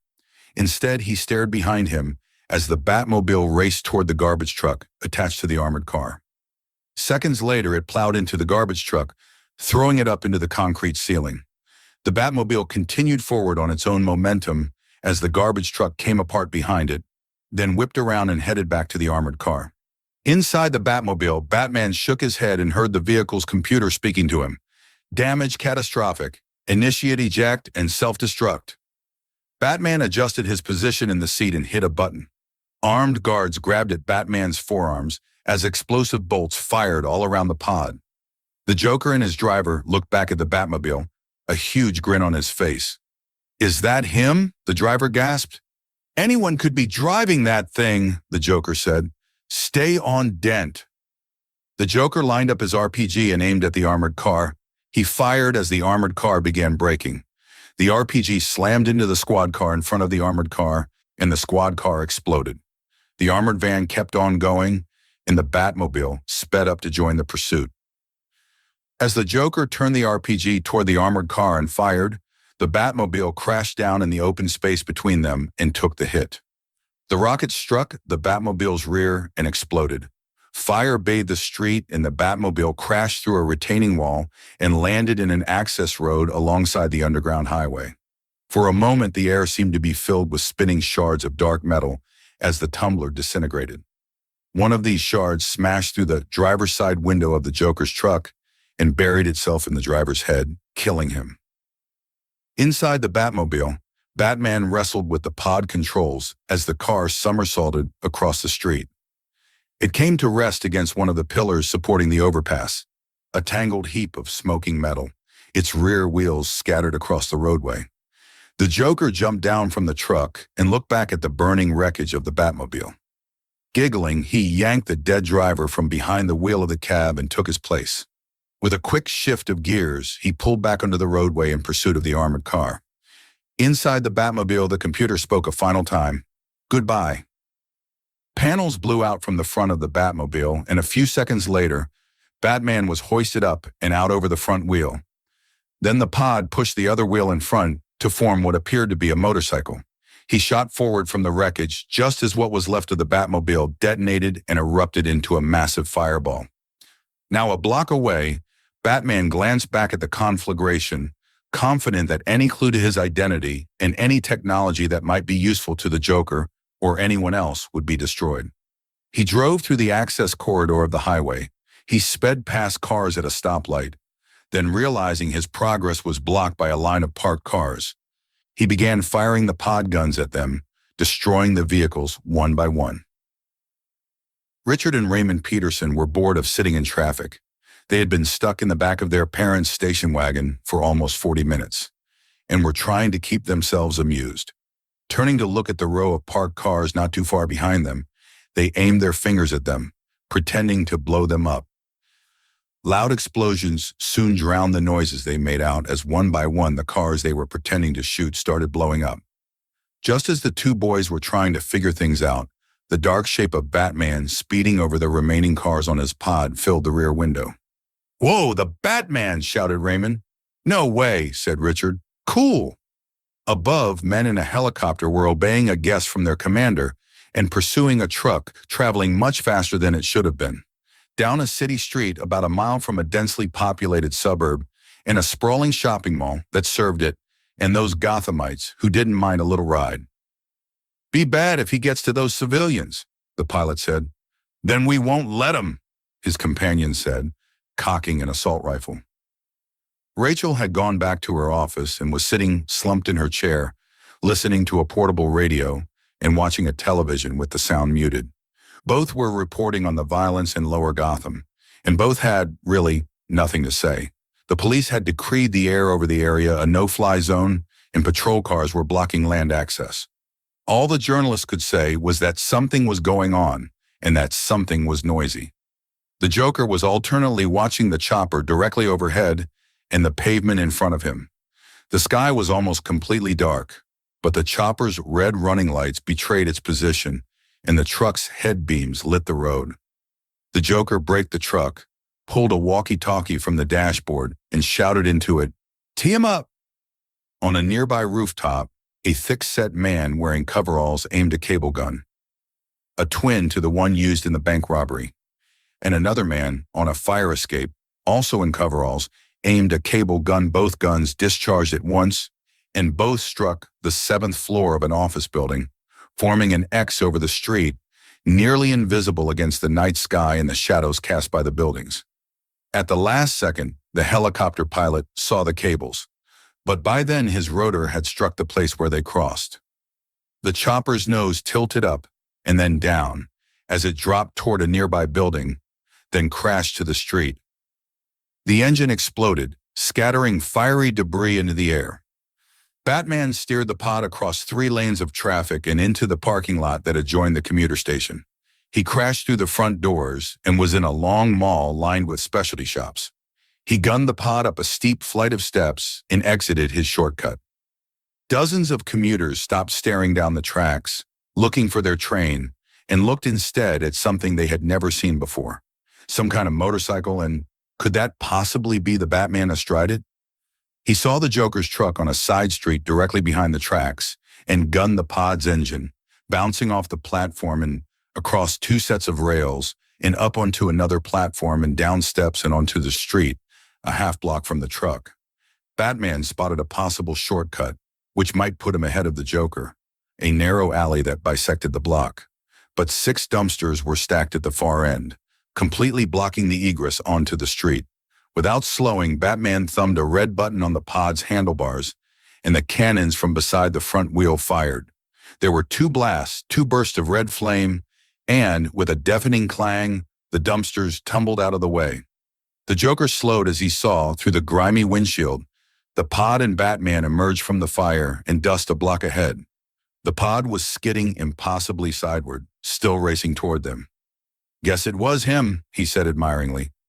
The pod was equipped with state-of-the-art weaponry, and one device might do the trick. He touched a stud on the steering gear, and a harpoon trailing a steel line left the front of the pod with a loud hiss. It embedded itself below the bumper. Then Batman swerved underneath the truck, slalomed, and guided the pod around a light pole several times as the line between axle and pole tautened. As the cable went taut, it ripped one of the posts from its foundations. The truck's front wheels caught, and it flipped over, end over end.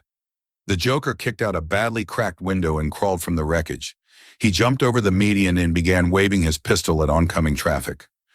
Batman released the end of the cable and gunned his engine, ramping up a building at the end of the street, tilting the pod up and over. The carriage of the pod spun around so that when the pod landed, Batman was upright and facing the street. He then guided the pod up and over the median and past cars whose drivers were gawking. Batman sped toward the Joker, who was firing randomly at the oncoming traffic. As he saw Batman approach, he started walking calmly toward him. "Hit me! Come on! Hit me!" he shouted at Batman as he held out his arms. He knew that Batman would never kill anyone, but he also knew that same rule might not apply to him. He watched in satisfaction as the pod did not alter its course, and Batman drew closer and closer. Just as he braced himself for the full effect of the high-speed vehicle inches away, Batman swerved at the last second and slammed into a wall unconscious. The Joker's men had extricated themselves from the wreckage of the truck and were running to join their boss. One of them knelt and grabbed at Batman's mask. There was the buzz of electricity. The man yelped, fell backward, and twitched. The Joker apparently thought that an associate taking maybe 50,000 volts was hilarious. He laughed, and was still laughing, as he opened a switchblade and knelt next to Batman. "Drop it," a familiar voice said. "Just give me a second," said the Joker. There was the sound of a pistol bullet being chambered, and James Gordon said, "We got you, you son of a bitch." Harvey Dent sat in the armored van waiting. The rear door swung open and he saw Jim Gordon. Lieutenant, you do like to play it pretty close to the chest. We got him, Harvey. Dent nodded and shook Gordon's hand. Dent watched Gordon and the Joker leave in an unmarked car. He looked around for Batman, but he had already disappeared into the shadows. So much for thanking him, Dent thought. The ban on journalists had been lifted, and already the street was swarming with reporters and the tools of their trade. A dozen of them closed on Dent, brandishing microphones and cameras. Ramirez shoved them back. Let him be. He's been through enough. Thanks, Detective, Dent murmured. I've got a date with a pretty upset fiancé. I figured, Counselor. There was a ring of patrol cars around the Gotham Central lockup, and a pair of guards armed with riot guns at every entrance and at the tops and bottoms of every staircase. The Joker sat alone in a holding cage. His makeup had run, his clothes were torn and soiled, yet his erect posture and calm demeanor gave him an undeniable dignity. A uniformed officer struck the bars near the Joker's head with a nightstick. The Joker did not flinch. James Gordon exploded. Stand away, all of you. I don't want anything for his mob lawyer to use, understand? Handle this guy like he's made of glass. The mayor entered the area and strode over to Gordon. They shook hands. Back from the dead? The mayor boomed. How'd you manage it anyway? Nothing fancy. Bulletproof vest. I let him think I was dead to help protect my family. The mayor looked at the Joker. What have we got? Nothing, Gordon said. No matches on prints, DNA, dental. Clothing is custom. No labels. Nothing in his pockets but knives and lint. No name, no other alias. Nothing. Go home, Gordon. The clown will keep till morning. Get some rest. You're going to need it. Tomorrow you take the big job. Gordon shook his head no. You don't have any say in the matter, Commissioner Gordon. Gordon found that he had somehow misplaced his house keys and had to ring the front doorbell. Barbara opened the door and stared at him slack-jawed, then slowly stepped aside. Gordon smiled and reached for her. You bastard, she said and slapped him. I thought it was best if you didn't know. Best for who? Me? Your kids? Or best for your job? Gordon started to apologize, but with a small cry, Barbara was in his arms, her lips pressed against his in sheer happiness. One of James Gordon's secrets was that every night he was home, he read a bedtime story to his young son. He was just closing one of James Jr.'s favorites, The Stinky Cheese Man, when the boy, who had seemed to be sleeping, spoke. Did Batman save you, Dad? Gordon stroked his son's hair. Actually, this time I saved him. Gordon's cell phone rang. He answered it as he was leaving his son's room, listened, then broke the connection. He went downstairs, kissed Barbara, promised her he'd be back as soon as possible, then left the house. Chapter 22, James Gordon pushed through a knot of detectives gathered in the observation room at Gotham Central and jerked a thumb at the Joker, visible both through a large glass window and on a video monitor. Has he said anything yet? Gordon asked Ramirez. Ramirez shook her head. Gordon moved past her and through a door. He sat at a table across from the Joker. Evening, Commissioner, the Joker said pleasantly. Harvey Dent never made it home, Gordon said. Of course not. What have you done with him? Me. I was right here. Who did you leave him with? Your people? Assuming, of course, that they are your people and not Maroney's. Tell me, does it depress you to know how alone you are? Does it make you feel responsible for Harvey Dent's current predicament? Where is he? What time is it? What difference does that make? Depending on the time, he might be in one spot, or several. Somebody blabbed.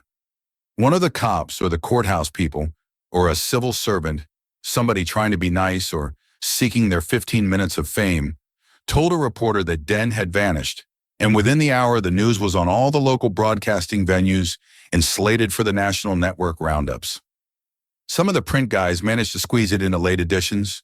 Others fretted that they'd have to wait another half day. Alfred was dusting the library with the all-news radio station on his background company when he heard about Dent. Oh, dear Lord, he whispered. Hours later, Gordon stood and unlocked the Joker's handcuffs. If we're going to play games, I'm going to need a cup of coffee.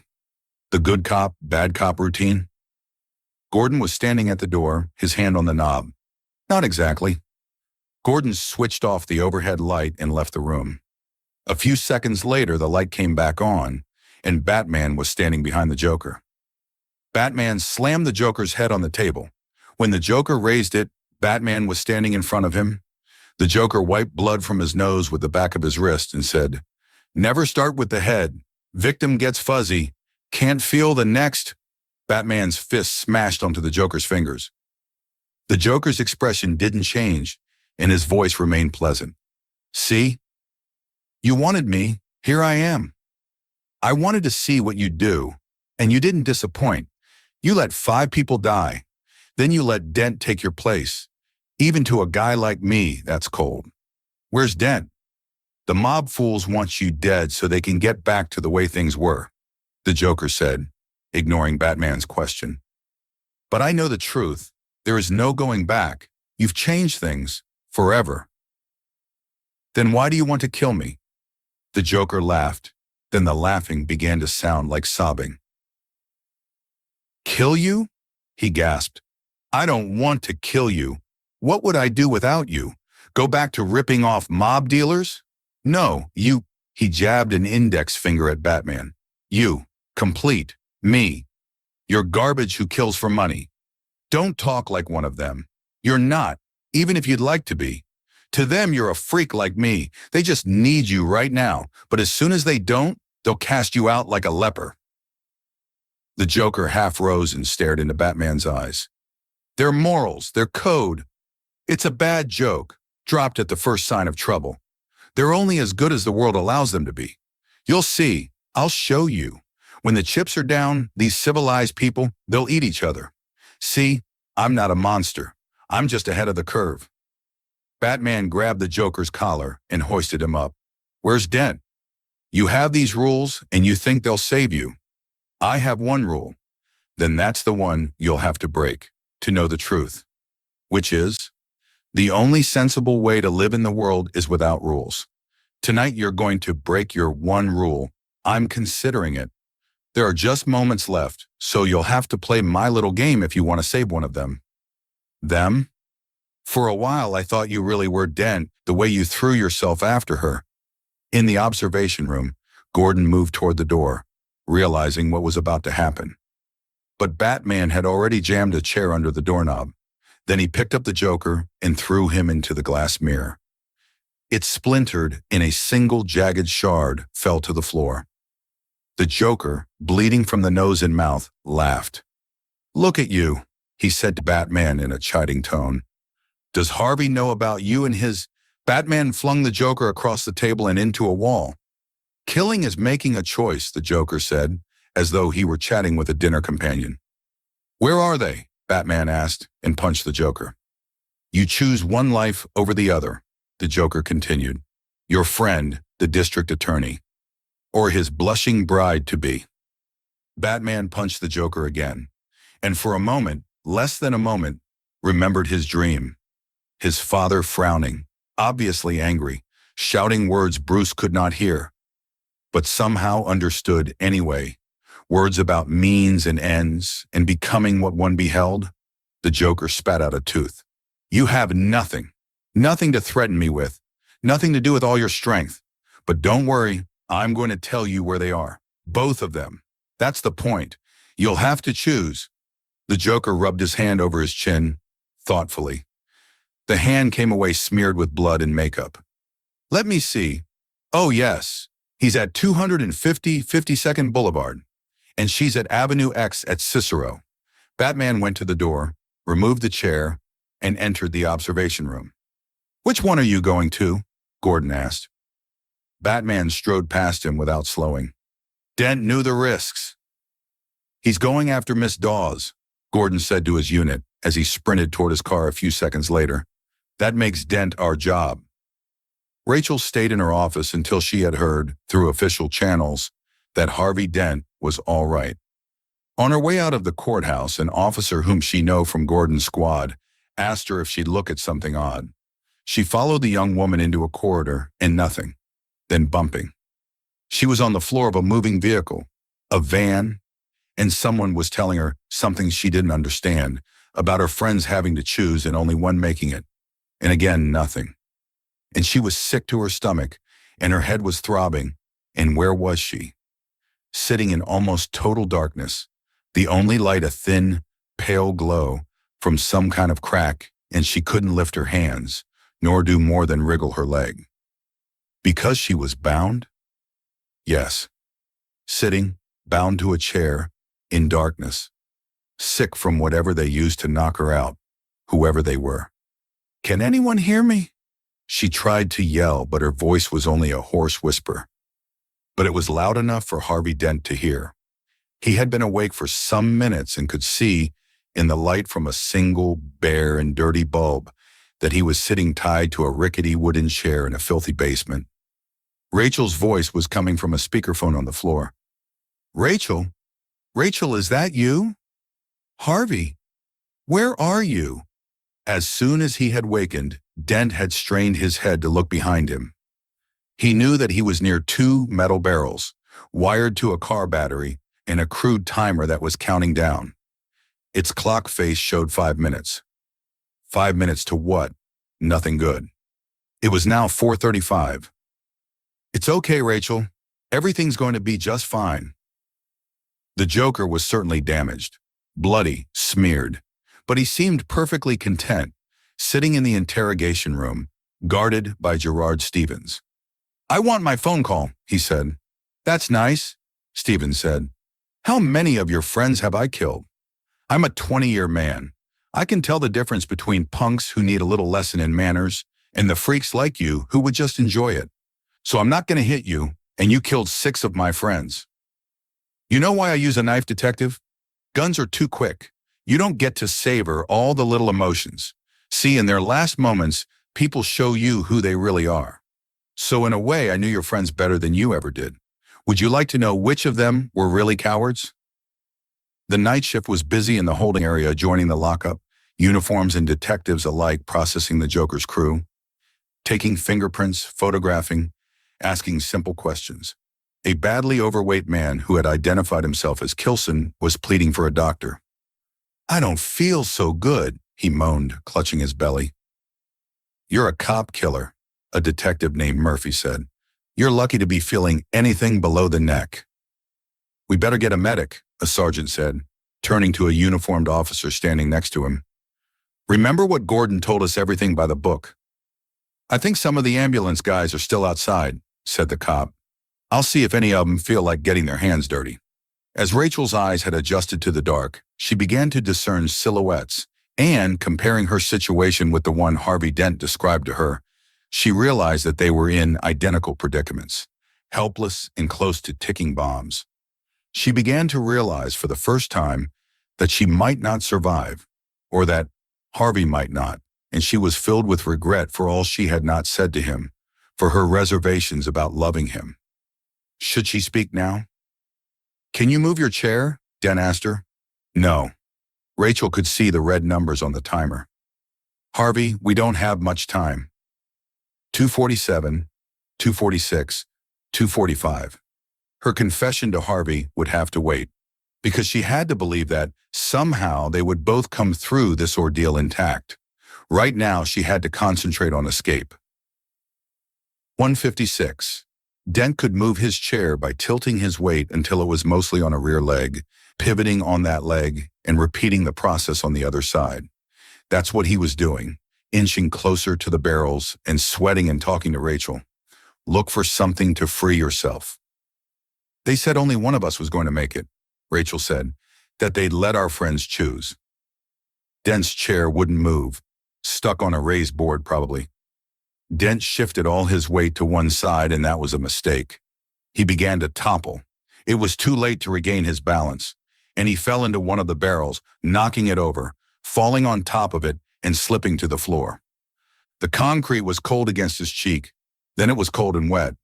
The top of the barrel had dropped open, and diesel fuel was spilling out. 1:23.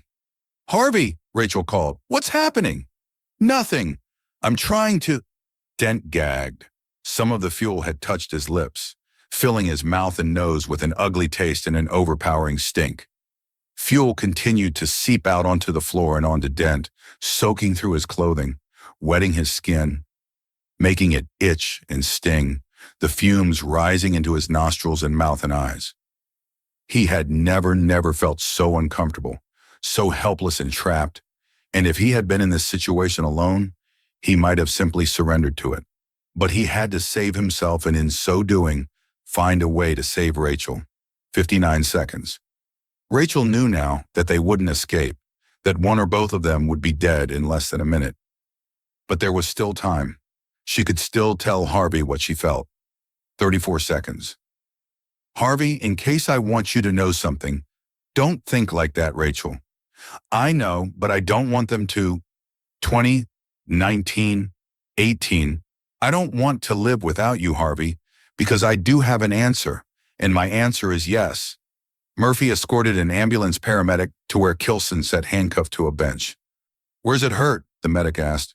Kilson pointed to his belly. Let's get your shirt off, the medic said. Jerry Stevens stepped from the interrogation room with the Joker holding a piece of broken glass to his throat. A half-dozen detectives stopped what they were doing and stared. Two of them reached for holstered pistols. This is my own damn fault, Stevens said. Just shoot him. What do you want? Murphy asked the Joker. I want, the Joker said slowly, as though speaking to a toddler. My phone call, please. Murphy looked around at the other detectives, shrugged, took a cell phone from his hip pocket, and tossed it to the Joker, who managed to catch it in his left hand while keeping the shard in his right pressed against Stevens's throat. The Joker began to press keys with his thumb. The medic stared down at the rectangular shape under Kilson's skin, which bore a line of crude stitches. It was about the size and shape of a playing card, and a bit thicker. Is that a phone? The medic muttered. Somebody stuck a phone in this guy. The detectives looked at each other, their expressions saying, well, this is a new one.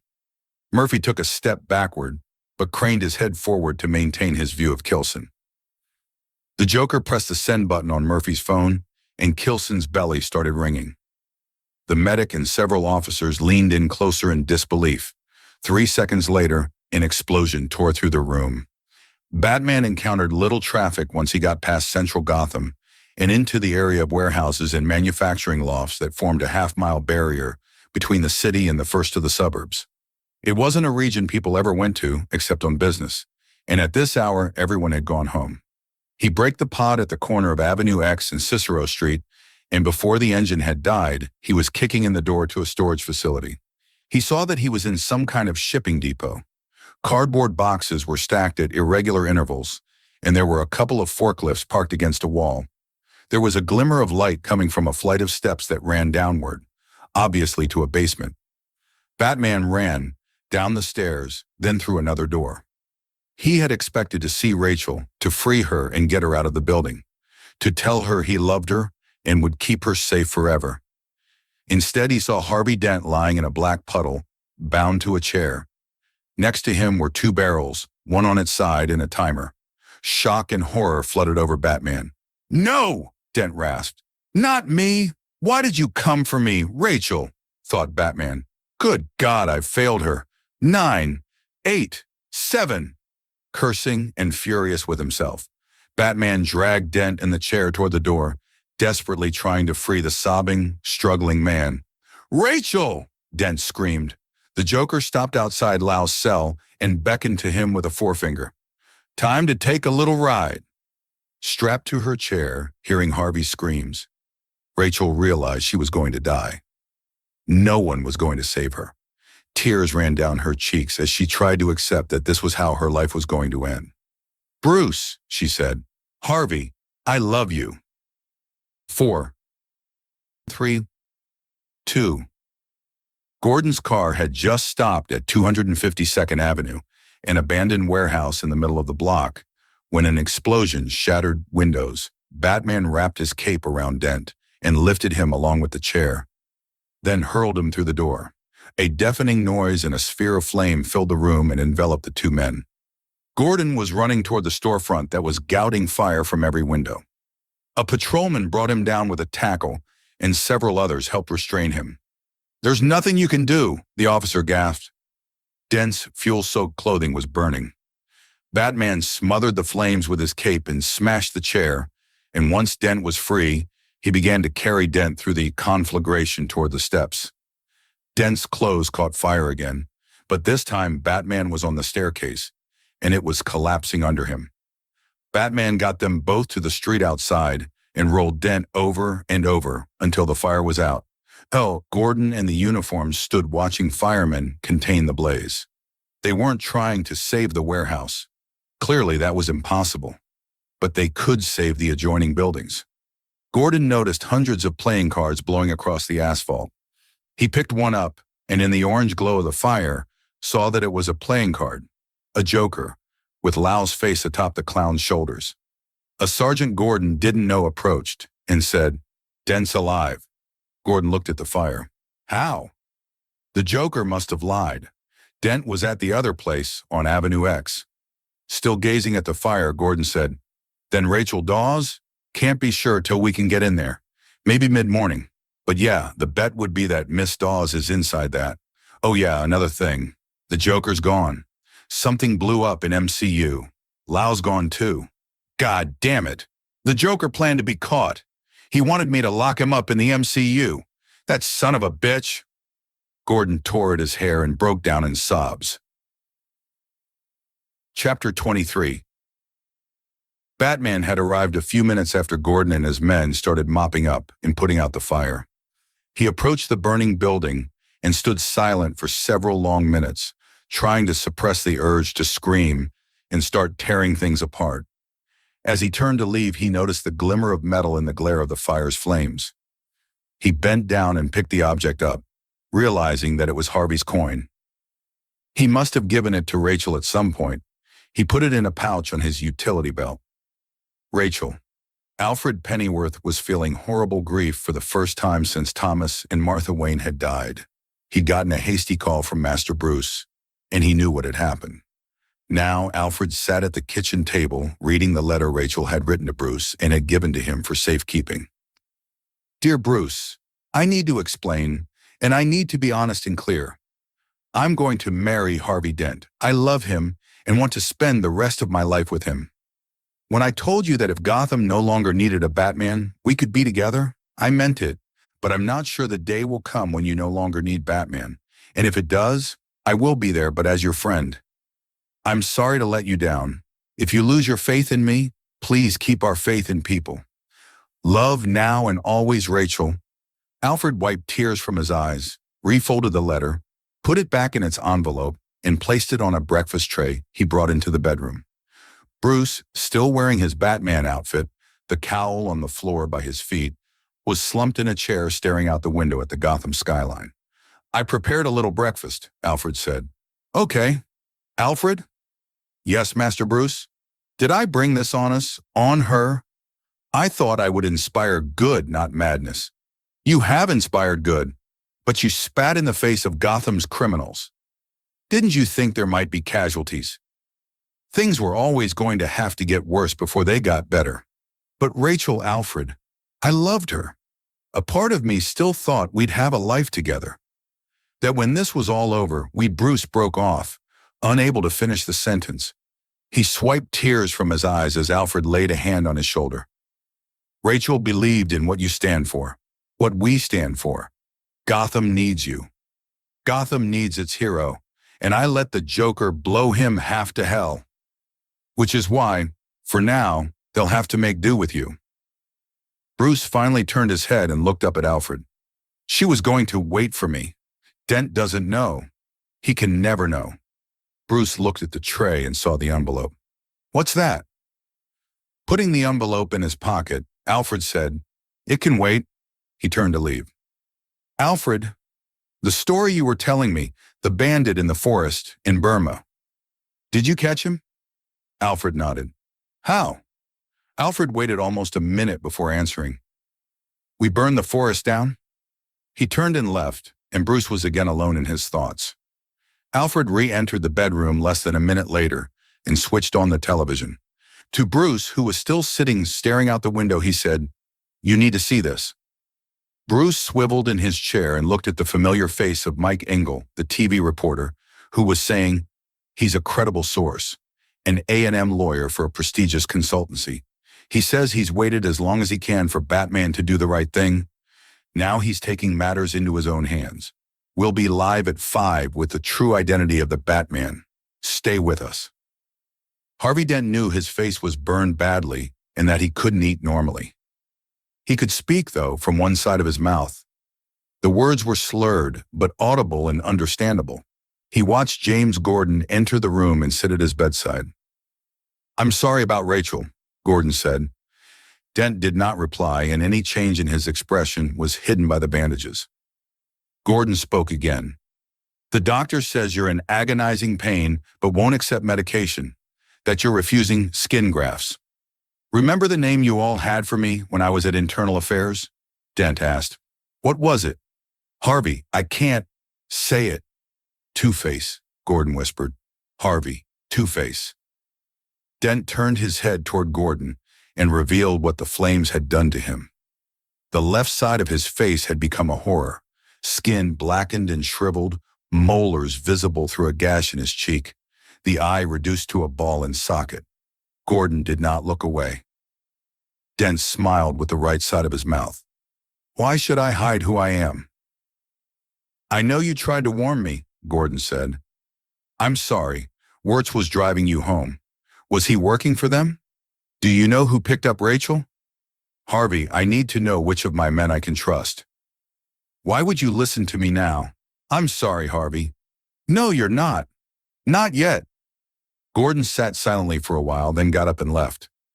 It was then that Harvey noticed something on a side table, something metallic and glinting in the lamplight. Maroney, on crutches, clumped down the corridor. "Hello, Lieutenant. Or it is Commissioner now. What happened to you, Sal?" "I fell off a fire escape, but never mind that. What I want to talk about is this craziness. It's too much. You should have thought of that before you let the clown out of the box. You want him, I can tell you where he'll be this afternoon." The sun was low in the sky when the black SUV left the freeway by its last exit in Lower Gotham and went through narrow cobblestone streets until it reached the tip of the city, an area as yet untouched by urban renewal, a dense warren of abandoned buildings and stores and wharves, too rotted to use. The SUV bumped onto one of these and braked next to an ancient freighter, listing and sheeted with rust. The Chechen got out of the SUV and, followed by dogs and bodyguards, went up a wobbly gangway and onto the ship. He climbed into a hatch and descended a ladder into a cavernous hold. There were a dozen battery-powered lanterns placed at intervals around the bulkheads, their beams aimed at a pile of cash in the center of the chamber. The Joker was perched atop the pile. Lau, bound, was lying at the bottom. Several bulky men were standing in the shadows. The Chechen spoke, his words echoing off the steel walls.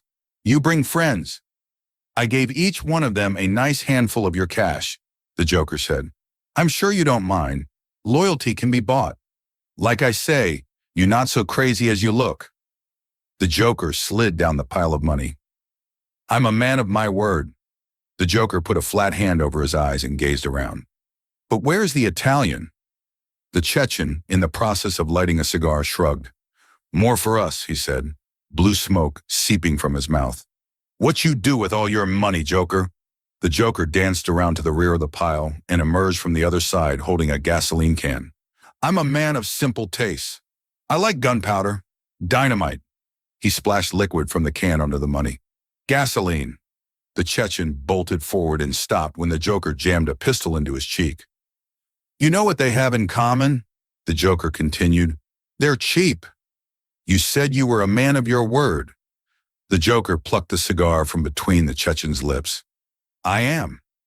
He tossed the smoldering cigar onto the money pile. The Chechen stared in horror as the money flared into flame.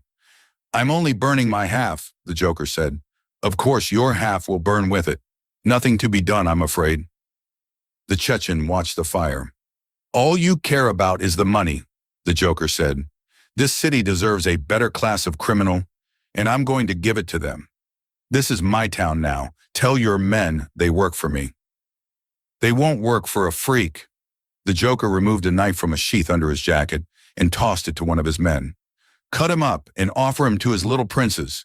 Let's show him just how loyal a hungry dog is. Two other men grabbed the Chechen. The fire had burned down, almost to where Lau was lying. It's not about the money, the Joker said. It's about sending a message. Lau screamed as the Joker took a cell phone from his pocket. At that moment, a lot of Gotham residents were watching television. Not so much the usual afternoon talk show or cartoon rerun fare, but the all-news channel where Mike Engel was interviewing Coleman Reese. Even less media-savvy Gothamites could tell that Engel was milking the story for all it was worth, delaying Reese's big revelation by taking calls. How much they gonna pay you to say who the Batman really is? An irate viewer was asking Reese. That's simply not why I'm doing this, Reese said, looking straight into the camera. Caller, you're on the air, Engel said to nobody visible. The caller, a man with a deep voice. Harvey Dent didn't want us to give in to this maniac.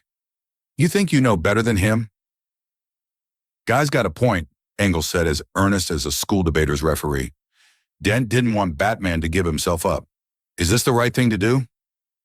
Just as earnestly, Reese said, if Dent could talk now, he might feel differently. And we wish him a speedy recovery, Engel said, now a model of sincerity. God knows we need him now. Let's take another call. The disembodied voice, a falsetto, seemed to be that of an old lady. Mr. Reese, what's more valuable, one life or 100? I guess it would depend on the life, Reese replied, a small smile on his lips. Okay, let's say it's your life. Is it worth more than the lives of several hundred others? Of course not, Reese said, now apparently indignant. I'm glad you feel that way, because I've put a bomb in one of the city's hospitals. It's going off in 60 minutes unless someone kills you. Who is this? Engel demanded. Just a concerned citizen. The falsetto vanished. The voice dropped an octave. And regular guy, I had a vision of a world without Batman. The mob ground out a little profit and the police tried to shut them down one block at a time, and it was so boring. I've had a change of heart. I don't want Mr. Reese spoiling everything, but why should I have all the fun? Let's give someone else a chance. Reese rose from his chair. Engel put a hand on his shoulder and pushed him back down. If Coleman Reese isn't dead in 60 minutes, then I blow up a hospital. Of course, you could always kill yourself, Mr. Reese, but that would be a noble thing to do. And you're a lawyer. There was a loud click and the hum of a dial tone. The cops at the Major Crimes Unit had been taking turns watching television, just in case the Joker chose to make another announcement, and they weren't disappointed. Detective Murphy was on monitor duty, snacking from a bag of corn chips, when the pseudo-old lady began her rant. He realized immediately what was happening and yelled to the rest of the squad, including Gordon and a dozen uniforms, to join him. Gordon quickly addressed the patrolman. Call in every officer. Tell him to head to the nearest hospital and start a vac and search. Call the transit authority, the school board, prisons. Get every available bus to a hospital. Murphy, you're in charge of that. The priority is Gotham General. Wheel everybody out of that place right now. My hunch is that's where the bomb is. Why? A sergeant asked. That's where Harvey Dent is. The uniforms hurried away, and Gordon turned to his detectives. You guys come with me. Where are we going? One of them asked. To get Reese. As Alfred switched off the television, Bruce Wayne was already moving toward the elevator. Alfred caught up with him seconds later. Get to the comm gear, Bruce said. I need you plugged in, checking Gordon's men and their families. Looking for?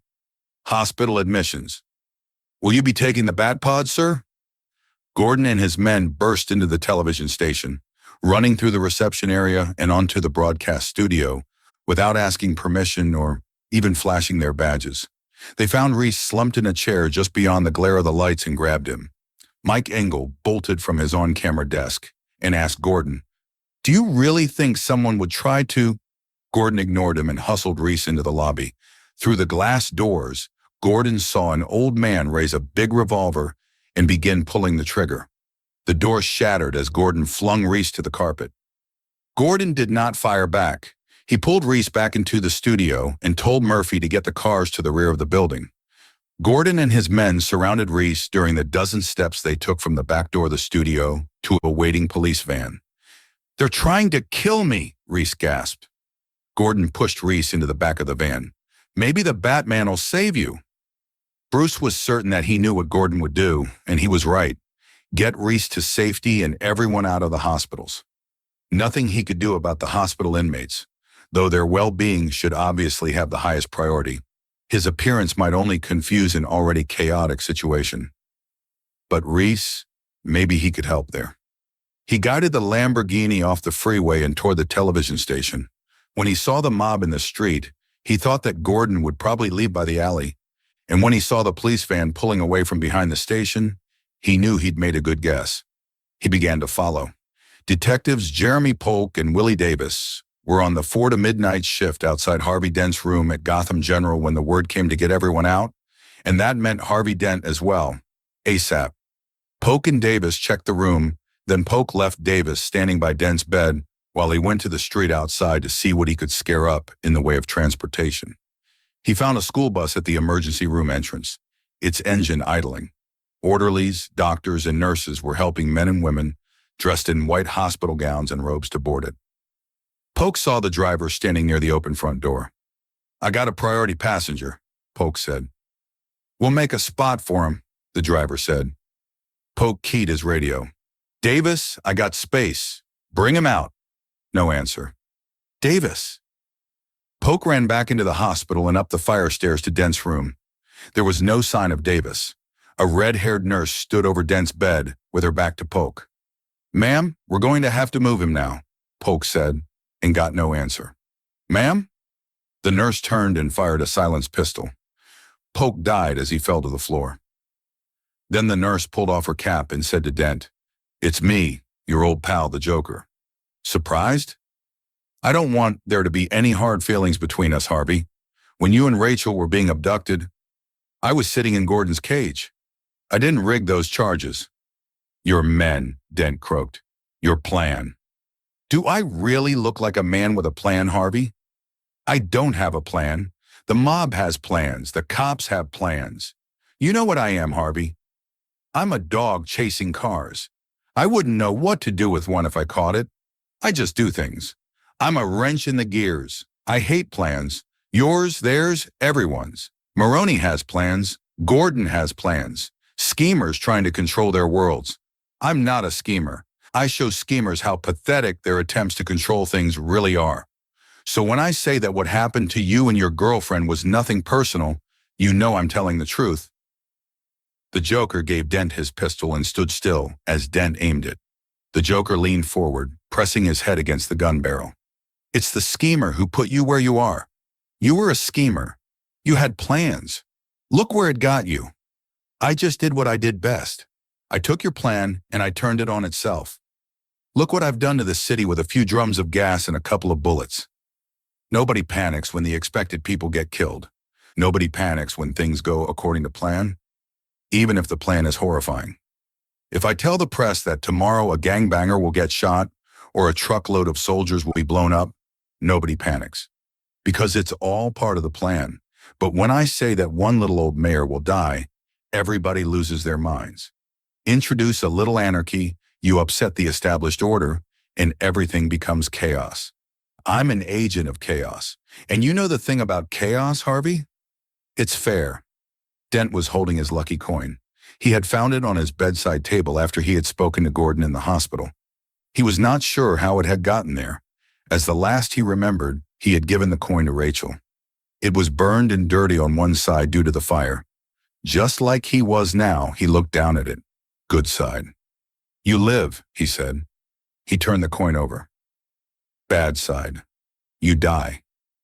The Joker looked first at the coin, then admiringly at Dent. "Now you're talking."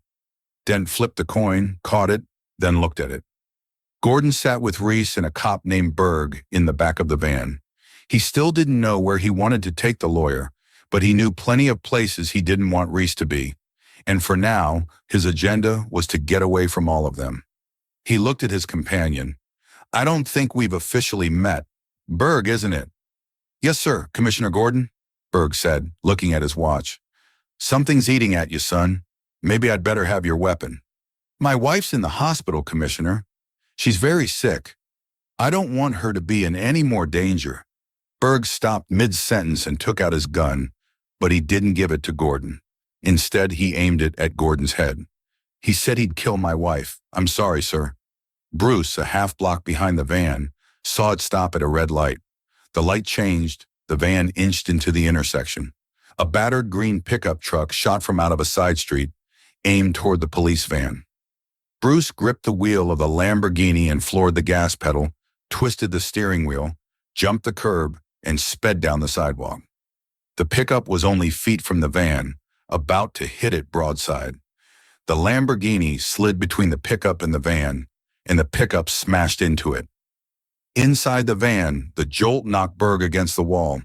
Gordon's own gun was already out and slamming the side of Berg's head before the younger man could recover.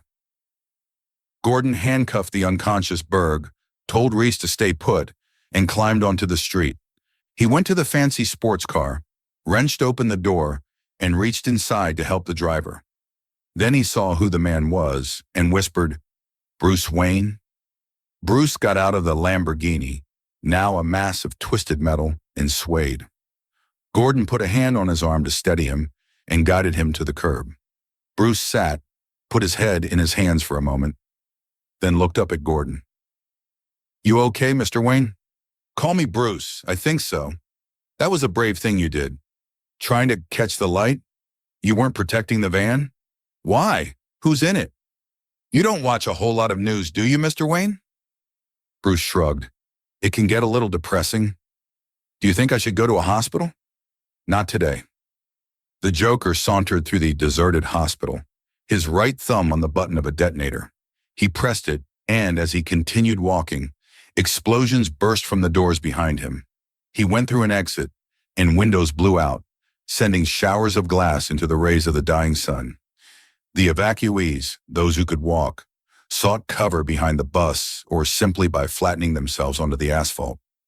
The Joker walked into the emergency room area and onto the school bus as Gotham General imploded and collapsed, filling the air with dust and smoke and debris. Gordon heard the sounds, a series of loud bangs followed by a prolonged rumble, and saw over the tops of buildings, dust and smoke rising into the twilight. "Gotta be Gotham General," he said, keying his radio. A cop named Grogan responded.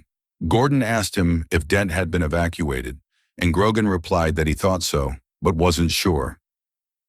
Everyone in the area was staring at what had been Gotham General just 2 minutes earlier and was now a huge heap of twisted steel and shattered masonry from which dust and smoke still rose. No one paid any particular attention to the school bus that left the space that had been a parking zone for the emergency room, and, bumping over stuff that littered the pavement, turned onto the nearest street. By 6, every television and radio venue in the city had preempted regular programming and was covering the Gotham General situation. But their reporters had no new information, so they continually repeated video of the hospital collapsing, taken by a passerby with a phone camera, interviewed each other, interviewed eyewitnesses, who all said the same thing: it had been blown up. But the journalists soldiered on, and people continued to wonder and worry and talk. Some thought that this latest hassle, coming so soon after the Narrows drama the other year, was the universe telling them that anywhere would be better than Gotham City, maybe including the black hole of Calcutta.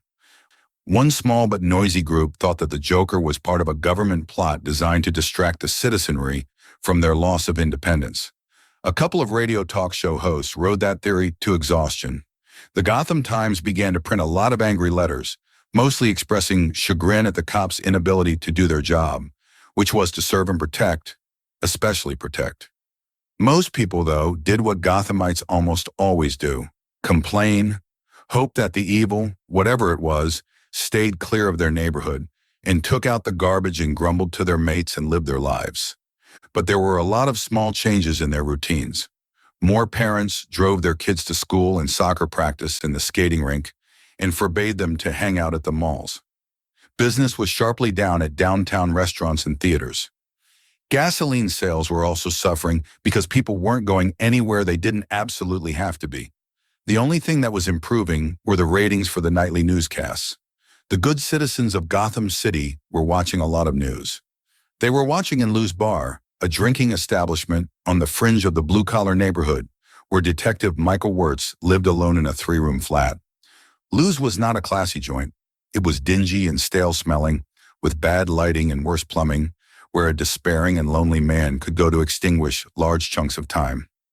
After dinner was usually the big time of day for Lou's, when it became a haven for guys who couldn't stand the thought of either another evening of TV or another argument with their wives. Now, at 6:15, only Wirtz and the bartender were in Lou's, and only the bartender was watching the news broadcast on a television set on metal brackets above the back bar. "Sweet Jesus, do you see this, Mike?" he asked Wirtz. "They blew up a hospital. Shouldn't you be out there, doing something?" "It's my day off," Wirtz mumbled into his drink. The bartender locked the cash register and came around the bar. "I gotta take a leak. Keep an eye on things, will ya?" Wirtz shrugged in answer. The bartender went through a door. Almost immediately, the door reopened. "What?" Wirtz grumbled. "You need me to shake it for you?" Someone jammed a gun barrel into Wirtz's cheek. He looked sideways without turning his head and recognized the gunman standing in deep shadow, with only the right side of his face visible. "Hello," Harvey Dent said. "I see you still come to the same old place." "Dent, I thought you was dead." Dent leaned into the light, displaying the mutilated left side of his face. "Half." Dent picked up Wirtz's drink, took a sip, asked, "Who picked up Rachel, Wirtz?" "It must have been Maroney's men." Dent slammed the glass onto the bar. "You of all people are going to protect the other traitor in Gordon's unit?" "I don't know who it is. He'd never tell me." Neither man spoke for a full minute. Finally, Wirtz said, "I swear to God, I didn't know what they were going to do to you." Dent took his lucky coin from his pocket. "Funny, I don't know what's going to happen to you either." Dent flipped the coin, caught it, looked at the damaged side, then pulled the trigger. Jim Gordon had a bad night.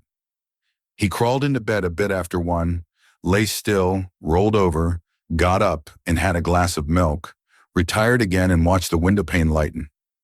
It was 5 a.m., good time to go to work as any. He scribbled a note to Barbara, propped it against the toaster, and drove through semi-deserted streets to the grotesque heap that had been a hospital. There were already dozens of men and women busy at the disaster site, most of them wearing hard hats. He saw one of the cops, Grogan, talking to a paramedic.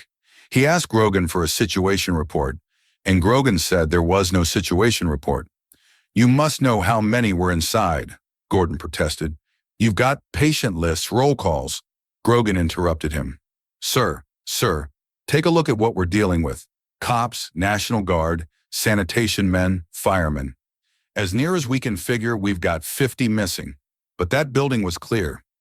I checked it myself, and so did 6 other cops." He waved toward a departing bus. "These vehicles are heading off to other hospitals. My guess is we missed one." "Yeah? What's your guess about where Harvey Dent is?" Grogan said nothing. "Keep looking," Gordon said, "and keep it to yourself." Chapter 24. Lucius Fox expected to find Bruce Wayne in the research and development facility in a sub-basement of the Wayne Enterprises building. Instead, he found an array of thousands of tiny monitors. As he approached, seemingly random patterns appeared on them, patterns that swirled and dissolved and gradually reformed themselves into a map. Batman spoke from the shadows. "Beautiful, isn't it?" "Beautiful," Fox said. "Unethical, dangerous. You've turned every phone in the city into a microphone. And a high-frequency generator receiver. Like the phone I gave you in Hong Kong, you took my sonar concept and applied it to every phone in the city. With half the city feeding you sonar, you can image all of Gotham. This is wrong. I've got to find this man, Lucius. But at what cost? The database is null-key encrypted. It can only be accessed by one person. No one should have that kind of power. That's why I gave it to you. Spying on 30 million people wasn't in my job description. Let me show you something I recorded from a newscast." Batman turned on a full-size monitor. The Joker appeared on the screen. "What does it take to make you people want to join in?" You failed to kill the lawyer. I've got to get you off the bench and into the game. So here it is come nightfall. The city is mine, and anyone left here plays by my rules. If you don't want to be in the game, get out now. But the bridge and tunnel crowd are in for a surprise. Batman switched off the monitor and said to Fox, "Trust me." He plugged a USB dongle into the console. "This is the audio sample. If he talks within range of any phone in the city, you'll be able to triangulate his position. When you've finished, type in your name to turn it off." "This is a terrible weight you've put on me. I didn't ask for it. I don't want it. I'll help you this one time, but as long as this machine is at Wayne Enterprises, I won't be." Then began the great exodus. At first hundreds of thousands, and at the end, millions of men, women, and children streamed past the city limits, on foot, by car and motorcycle and bicycle, and a few by boat. Many did not reach their destinations, whatever they were. There were overheated engines and blown tires, and mostly empty fuel tanks because few anticipated being stranded in traffic jams for hours. There were heart attacks and panic attacks and asthma attacks. There were fistfights and a few gunfights among motorists driven past fury by frustration. Some acts of kindness occurred, but those grew rarer as the day wore on. State police did what they could. It wasn't much. The sky over everyone's head buzzed with small aircraft, mostly television helicopters. Like their studio-bound colleagues, the airborne reporters didn't have much to report on, but like their studio-bound colleagues, this did not prevent them from talking into microphones. The information they conveyed could be easily summarized. It sure is a mess. Of course, not everyone fled the city. Most Gothamites stayed put and braced themselves for some inconvenience. Some belt-tightening, maybe a little pain. What the hell, it's Gotham, what can you expect? Lousy town, Lucius Fox considered his options. He could just pull a Pontius Pilate, wash his hands of the whole thing, goodbye, Mr. Wayne, and good luck. But he wouldn't. He had never once in his 60 years broken a promise, and he'd promised Wayne he'd stay on until the present crisis was past. Okay, maybe promise-keeping was really nothing more than a habit, but it had helped give him the parts of himself that he liked. He would, though, what Wayne had done with the technology Lucius had given him was, in Lucius's opinion, pure evil. He had no doubt that Bruce Wayne was a good man, but he was starting to doubt Bruce's nocturnal alter ego, and the lengths he seemed willing to go to. The lines that had been crossed, maybe this was one of those three faces of Eve deals, different personalities inhabiting the same body. And maybe Lucius wasn't serving the good personality anymore.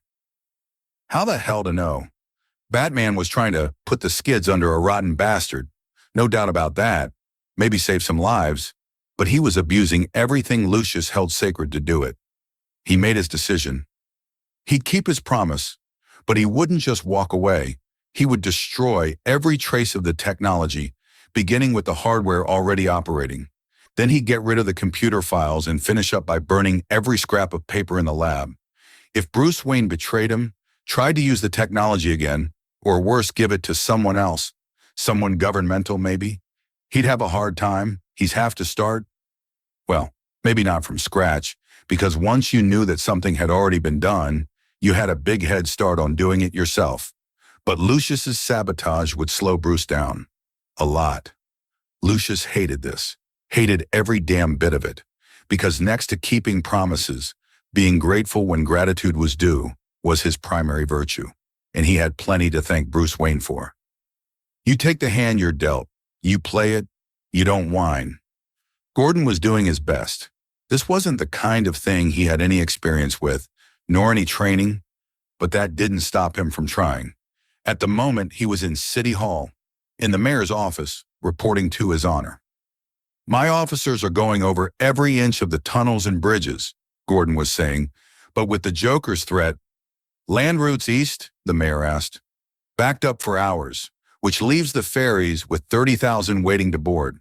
Plus, corrections are at capacity, so I want to use the ferry to take some prisoners off the island.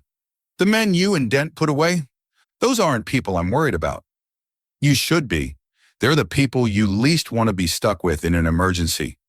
Whatever the Joker's planning, it's a good bet that Harvey's prisoners might be involved. I want them out of here. Gordon prevailed. An hour later, officers in riot gear escorted citizens off one of the ferries and felons on. Nobody was happy.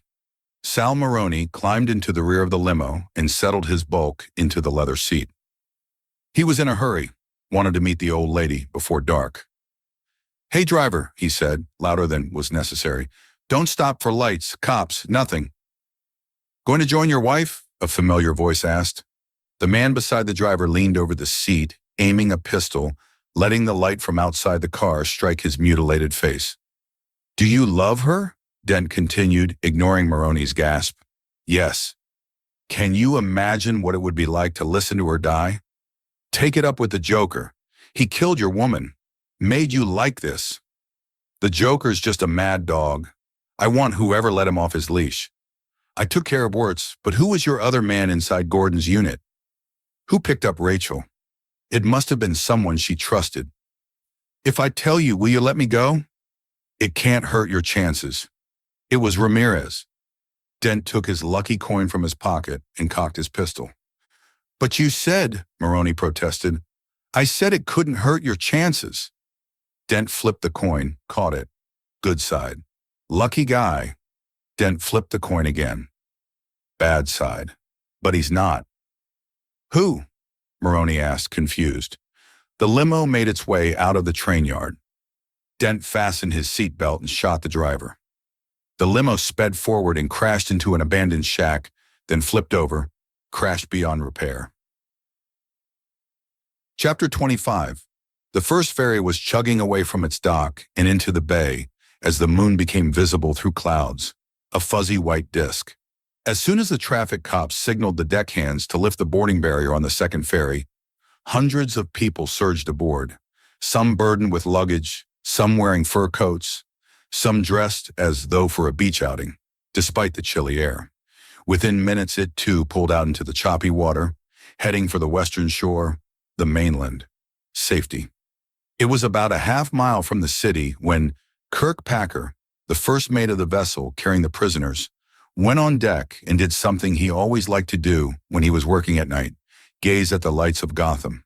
From out here in the semi-darkness, Gotham was beautiful. He noticed that the sister vessel, the second ferry, the one full of citizens, was a motionless silhouette, dead in the water.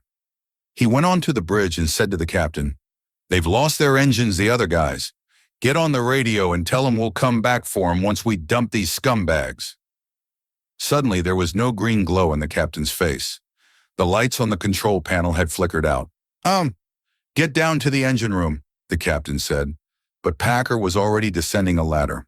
He ran through the passenger lounge, one deck below, skirting around prisoners and corrections officers. He scurried down another ladder and wrenched open the hatch leading to the engine room. He stopped. The emergency lamps were red, shedding a red glow over hundreds of barrels, the kind used to transport diesel fuel, and sitting atop the closest one was a smallish box wrapped in silver paper and tied with a silver bow. Packer grabbed the box and ran up 3 decks. The captain was still at his post, his large hands gripping the wheel. Packer gave him the gift box and reported that he saw no sign of the engine crew, just a lot of oil barrels. The captain contacted his counterpart on the passenger ferry and outlined the situation. The other captain's voice, issuing from the radio, was startlingly loud and clear. "Same thing over here. Enough diesel fuel to blow us sky high, and a present. Let's unwrap 'em." Through the radio speaker, Packer and the captain heard the crackle of paper, even as the captain fumbled off the silvery wrapping on the small box. "I got a detonator," the passenger captain said. "Looks homemade." "Yeah, me too. This can't be good." Bruce had been doing a random search of the city's transmissions when he overheard the exchange between the ferry captains. He couldn't decide if this was a lucky break or if some part of his subconscious expected trouble at the ferries, but it made no difference. He alerted Lucius Fox immediately, then changed into his Batman outfit. In the main lounge of the passenger ferry, a cell phone taped to the overhead, out of anyone's reach, rang and immediately answered itself. "Can you hear me?" the Joker asked through the ferry's speaker. "Tonight, you're all going to be part of a social experiment." The prisoners on the first ferry were listening to the same voice. as was Lucius Fox in the sub-basement below the Wayne Enterprises building. Fox immediately busied himself at the console, trying to trace the call. Through the magic of diesel fuel and ammonium nitrate, the Joker continued, I'm ready right now to blow you all sky high. Anyone attempts to get off their boat, you all die. But we're going to make things a little more interesting than that.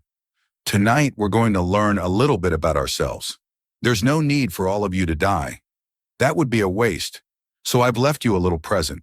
At midnight, I blow you all up. Both boats, boom, bye-bye.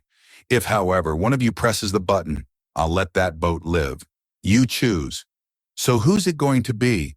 Harvey Dent's most wanted scumbag collection or the sweet, innocent civilians? Oh, and you might want to decide quickly, because the people on the other boat might not be so noble. Barbara Gordon picked up the phone on the second ring. Hello? Barbara, it's Anna Ramirez. Listen carefully, there's no time. Jim needs you to pack up and get the kids in the car right away. But the patrol car's outside. Barbara, those cops can't be trusted. Jim needs you away from them as soon as possible. I'll call them off for 10 minutes. You'll have to move fast. Ramirez was sitting at her desk in the Major Crimes Unit, hanging up her phone and wincing because Harvey Dent was pressing a gun barrel into her temple. She believes you? Dent asked. Ramirez nodded. She trusts you, Dent said, just like Rachel trusted you. I didn't know, Dent interrupted Ramirez. What they were going to do? You're the second cop who said that to me. What exactly did you think they were going to do? I'm sorry. They got me early on. My mother's medical bills. Dent's voice was harsh. Don't. He flipped his coin. Ramirez spoke rapidly. I took a little from them. Once they got you, they keep you. I'm sorry. Dent caught the coin. Good side. Live to fight another day, officer, Dent said, and struck her with the butt of his gun. Batman sped out into the night astride the two-wheeled pod. There was no traffic problem. The citizens had either fled or were barricaded in their dwellings. On the freeway leading downtown, Batman spoke to Fox on his mask radio. Anything? Fox did. Batman called Gordon. I have the Joker's location, Prewitt Building. Assemble on the building opposite. The passengers were clustered around a National Guard commander who had one hand on the Joker's detonator and the other on his holstered weapon. Several passengers, including a mother holding an infant and a brown-suited, gray-haired businessman, took several steps toward him. Stay back, the commander warned, drawing his gun. We don't all have to die, the mother said. Why should my baby die? Those men had their chance. This is not open to discussion, the commander said. You can bet they're discussing it on the other boat, the businessman said. If they're even bothering to talk, let's put it to a vote. The crowd murmured its assent. The businessman was wrong. On the prisoner's ferry, nobody was exactly discussing anything, though a lot of the men were muttering threats and curses as they inched forward. A corrections officer fired a shotgun blast just above their heads, then aimed the barrel of the gun directly at them. They stopped, but the muttering grew louder. The passengers had persuaded the captain that a vote was the best way to settle their differences. Everyone tore scraps from whatever paper was available. Newspaper margins, receipts, ticket stubs, old calling cards, and using either their own pens or ones borrowed from whoever was nearest, scribbled either a yes or a no. Someone provided a hat, and as it was passed from person to person, each dropped their vote into it. Ronald Coburg stared down at the bit of paper he'd torn from a video rental card. It was blank. He looked first at the prisoner's ferry, laying maybe 100 yards off the port bow, then at the glowing face of his watch. 11:50. 10 minutes. Gordon looked at his watch. 10 to midnight. Then at the cops who were setting up rifle tripods on the balustrade of the building they were occupying, which was directly across from their objective. Was Batman near? Didn't make a damn bit of difference. The voice of a SWAT team leader called his name from his radio and said, "We found our missing school bus, parking garage basement, empty." What Gordon expected and feared, a hostage situation. He looked across the street at the Prewitt Building. The building was still under construction, and a lot of the floors were either missing or incomplete. Pipes and wiring were exposed in many areas, making the site a dangerous one. The top third of it was nothing more than steel girders forming a superstructure, gaunt against the sky. The lower section was more or less complete, at least on the outside. There were stacks of building materials littering the street, and several pieces of earth-moving equipment in a corrugated steel trailer that served as a temporary office. Gordon knew that the job was months behind schedule and that some of the tenants had already occupied the lower completed floors. Several men, wearing clown masks and brandishing firearms, were standing in clear view behind one of a long row of floor-to-ceiling windows. "It's a shooting gallery," Gordon said. "Why did he choose a spot with such big windows?" "Maybe he likes the view," Batman said from the shadows. "You made it," Gordon said. Sergeant Mayer, adjusting the scope on his rifle, said, "We have clear shots on 5 clowns. Snipers take them out, smash the windows. A team rappels in. Another team moves in by the stairwells. 2 or 3 casualties max." "Let's do it," Gordon said. "It's not that simple," Batman said. "With the Joker, it never is." "What's simple," Gordon snapped, "is that every second we don't take him, those people on the ferries get closer to blowing each other up. That won't happen. Then he'll blow them all up. There's no time. We have to go in now. There's always a catch with him. That's why we can't wait, why we can't play his games. I need 5 minutes alone." Batman retreated further into the shadows. "No," Gordon shouted. "There's no time. We have clear shots. Dent's in here with them. We have to save Dent. I have to save Dent." Batman leapt from the building and, his cape wide, soared across the street. Gordon turned to Mayer. "We give him 2 minutes, then we breach." Batman glided into the Pruitt building, grabbing one of the clown-masked thugs stationed next to the window. Yanking off the clown mask, he saw that instead of one of the Joker's thugs, it was Mike Engel. Engel's hands were duct-taped together, a gun nestled between them. Looking around, he saw another man in a clown mask, then realized what was going on. The Joker and his crew had put the innocent civilians in the clown masks and were themselves disguised as the hostages. A red laser dot suddenly appeared on the man's clown mask, and Batman realized the SWAT rifleman had the man in his sights, which meant that as soon as the SWAT team fired and breached the building, dozens of innocent victims would be killed. He had to act quickly. He tapped his connection to Lucius Fox and asked him to contact Gordon and tell him that the Joker had the hostages dressed up as clown thugs. On the rooftop across the street, Gordon's phone rang. He glanced at the caller ID and said, "Barbara, I can't talk now." Then he heard Harvey Dent's voice. "Hello, Jim." "Harvey, what the hell's going on?" "You're about to know what my suffering's really like." Gordon peered across the street at the Pruitt building. "Where are you, and where's my family?" "Where my family died." There was a click and silence. Sergeant Mayer looked at his watch and said, 2 minutes. Time's up. Red team go." "I couldn't reach Gordon," Lucius said into Batman's ear. "Something must be going on as he's not responding." "Damn it," whispered Batman. "Give me sonar vision. I'll see what I can do." "You got it." Batman's eyes glowed white as he used his sonar to look around. Looking around and up, he saw more hostages on the floor he was on, as well as a large group gathered on the floor above, all wearing masks. On the street, a squad of heavily armored and armed SWATs burst into the Pruitt building. On nearby rooftops, snipers aimed at the clowns visible through the large windows. On the roof of the Pruitt building, officers prepared to rappel down the wall. A lot happened in a short time. Batman used his grappling gun to knock 3 clowns to the ground, saving them from death by gunfire. Charges set by the SWATs blasted a hole in the wall not too far from where Batman had entered the building. Batman fired his grapple gun into the lead SWAT's tear gas grenade and yanked him through the wall, smashing him into 2 approaching thugs dressed as doctors.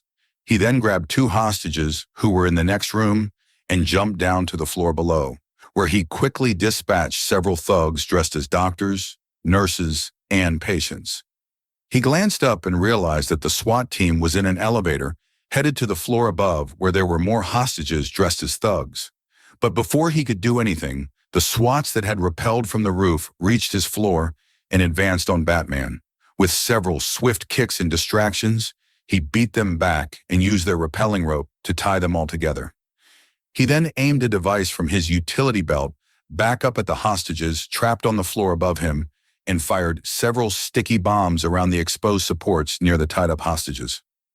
Seconds later, the bombs went off, collapsing the floor and sending the SWAT team crashing down in front of him.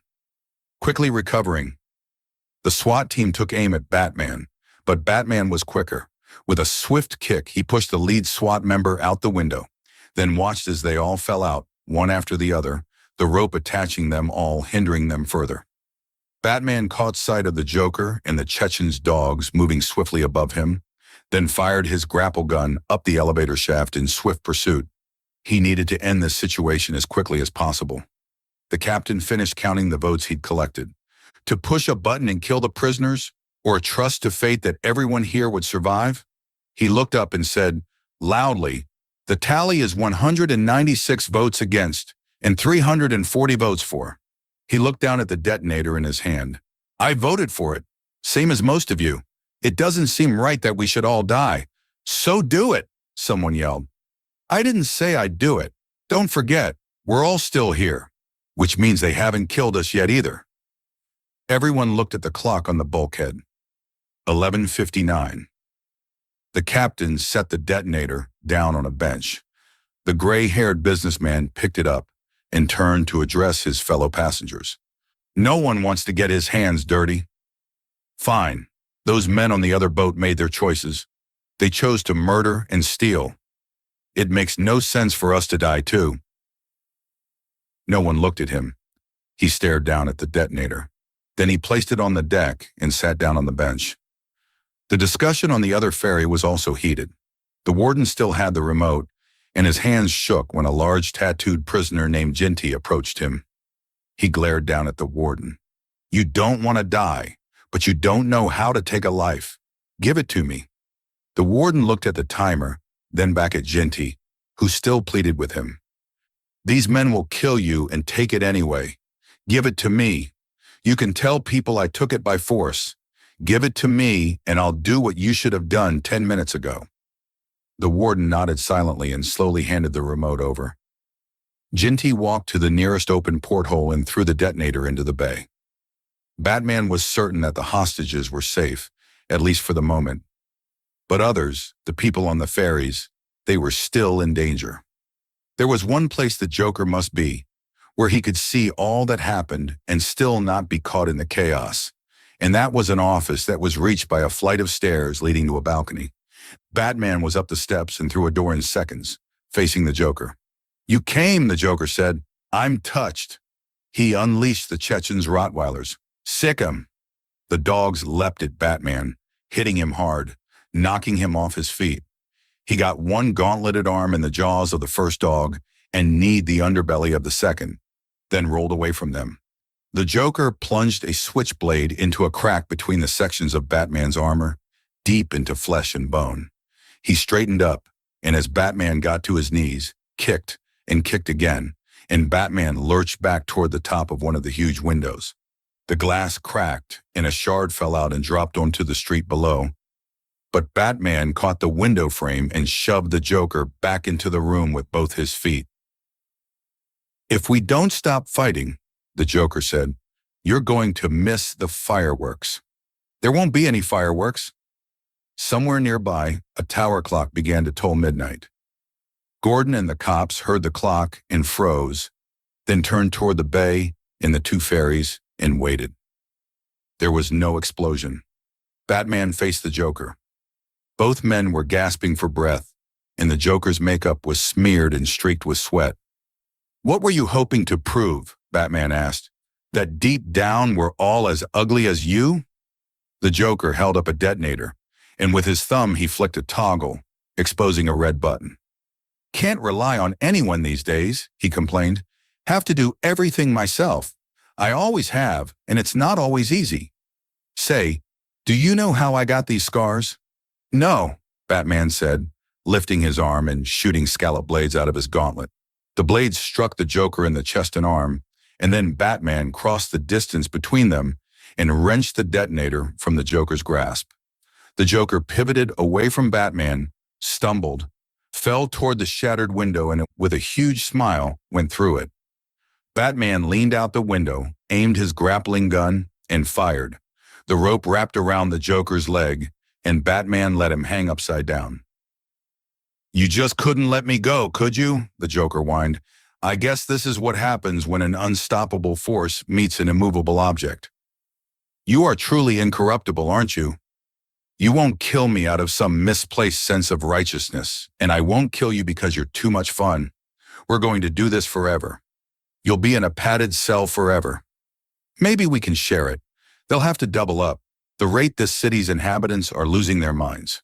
This city just showed you it's full of people ready to believe in good.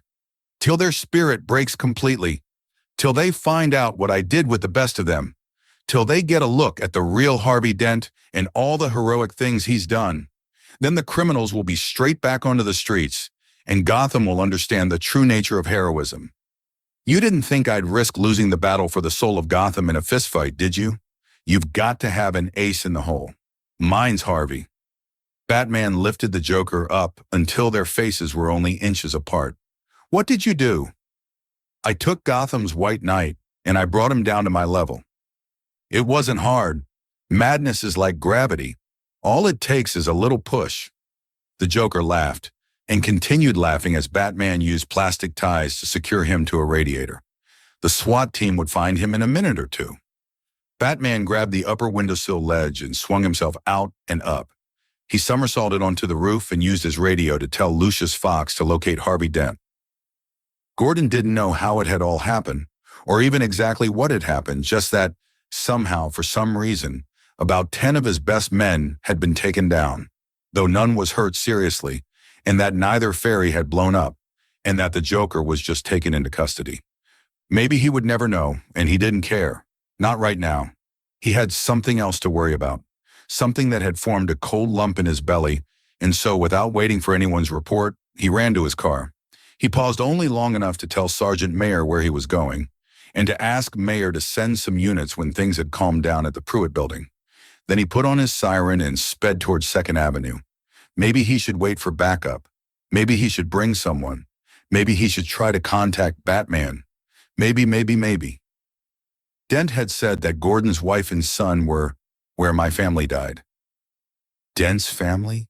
What did he know about Dent's family? A second cousin in Dubuque, an aunt in Fairbanks, both alive as far as Gordon knew, and Dent wasn't close to either one anyway. That meant what? Where Rachel Dawes had died. It was all Gordon could think of. He turned the car around and headed for the warehouse. Minutes later, he entered the blackened wreck of a building, gun in one hand, flashlight in the other. He called Dent's name and waited. Nothing. Gordon moved farther into the building, his shoes crunching on debris, his flashlight playing over gaunt, charred beams. He rounded a corner, and there they were, Barbara and his son and daughter, huddled together near a jagged black hole where the floor had collapsed. Barbara was shaking her head no, but he didn't understand her until he heard footsteps behind him. He started to turn, and something hit him behind his left ear. He went down, but not quite out, and felt rough hands take his gun and roll him onto his back. He looked up. Moonlight was streaming through a gap in the ceiling, illuminating Harvey Dent, who was holding a revolver. His face canted a bit so that only the right side was revealed. It was a pleasant, handsome face, and Dent spoke in his lawyer's voice. Strong, reasonable. "This is where they brought her, Gordon, after your people handed her over. This is where they bound her. This is where she suffered. This is where she died.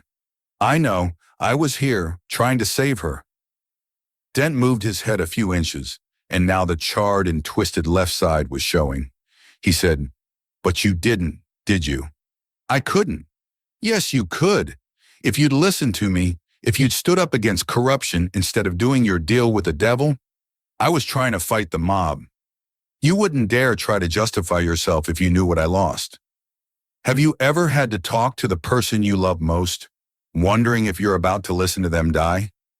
You ever had to lie to that person? Tell them it's going to be all right when you know it's not? Well, you're about to find out what that feels like.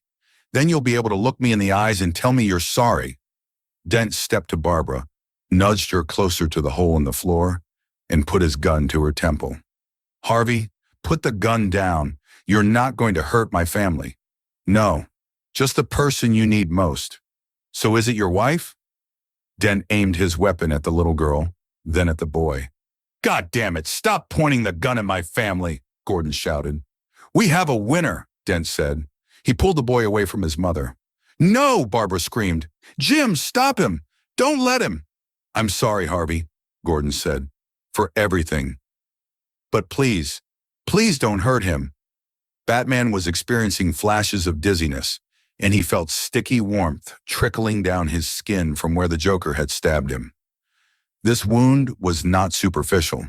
He needed help. He wondered how much blood he'd lost, how long he could continue before exhaustion and trauma would buckle his knees, would sweep a red fog over his vision. Not long, but maybe long enough. He could hear Gordon's voice somewhere ahead, in the charred ruins. They were near, the ones he had to rescue. All of them, the Gordons and Harvey Dent. And maybe in saving them, he could save himself. Dent stopped, cocked his head and listened. There was the wail of police sirens drawing closer. Dent looked down at Gordon. You brought your cops. All they know is there's a situation. They don't know who or what. They're just creating a perimeter. You think I want to escape? There's no escape from this. He thrust a finger into his left cheek. Gordon spoke earnestly, calmly. There's no need to escape because nobody's done anything wrong, and nobody has to. Dent chuckled. I've done plenty wrong, Gordon, just not quite enough, yet. Let him go. You're right. It's my fault Rachel died. Punish me. I'm about to, Dent said. The boy whimpered as Dent pressed the gun into his neck. Batman stepped from the darkness into the moonlight and said, You don't want to hurt the boy, Dent. It's not about what I want, Dent said. It's about what's fair. You thought we could be decent men in an indecent world. You thought we could lead by example. You thought the rules could be bent but not break. You were wrong. The world is cruel. Dent removed his coin from a pocket, and the only morality in a cruel world is chance. Unbiased, unprejudiced, fair. Nothing fair ever came out of the barrel of a gun, Dent, said Batman. His boys got the same chance she had, 50-50. What happened to Rachel wasn't chance. We decided to act, we three. We knew the risks and we acted as one. We are all responsible for the consequences. Dent looked pleadingly at Batman. Then why was it only me who lost everything? It wasn't. The Joker chose me because you were the best of us. He wanted to prove that even someone as good as you could fall. Dent's voice sounded bitter. And he was right. Batman shook his head. You're fooling yourself if you think you're letting chance decide. You're the one pointing the gun, Harvey. So point it at the people who were responsible. We all acted as one. Gordon, me, and you. Fair enough, Dent said, stepping away from the boy. You first. He aimed his gun at Batman and flipped the coin. Bad side. He fired, and Batman dropped, clutching his midsection. My turn. Dent put the gun against his temple and flipped the coin. Good side. He pointed the gun at Gordon's son and said, Your turn, Gordon. Tell your son it's going to be all right, Gordon. Lie like I lied. It's going to be all right, son, Gordon said. Gordon and Barbara and Dent all watched the coins spinning in the air, so they didn't see Batman roll into a kneel and spring at Dent and the boy. The three of them, locked together in Batman's arms, toppled over the edge of the hole and into the darkness below. The coin landed.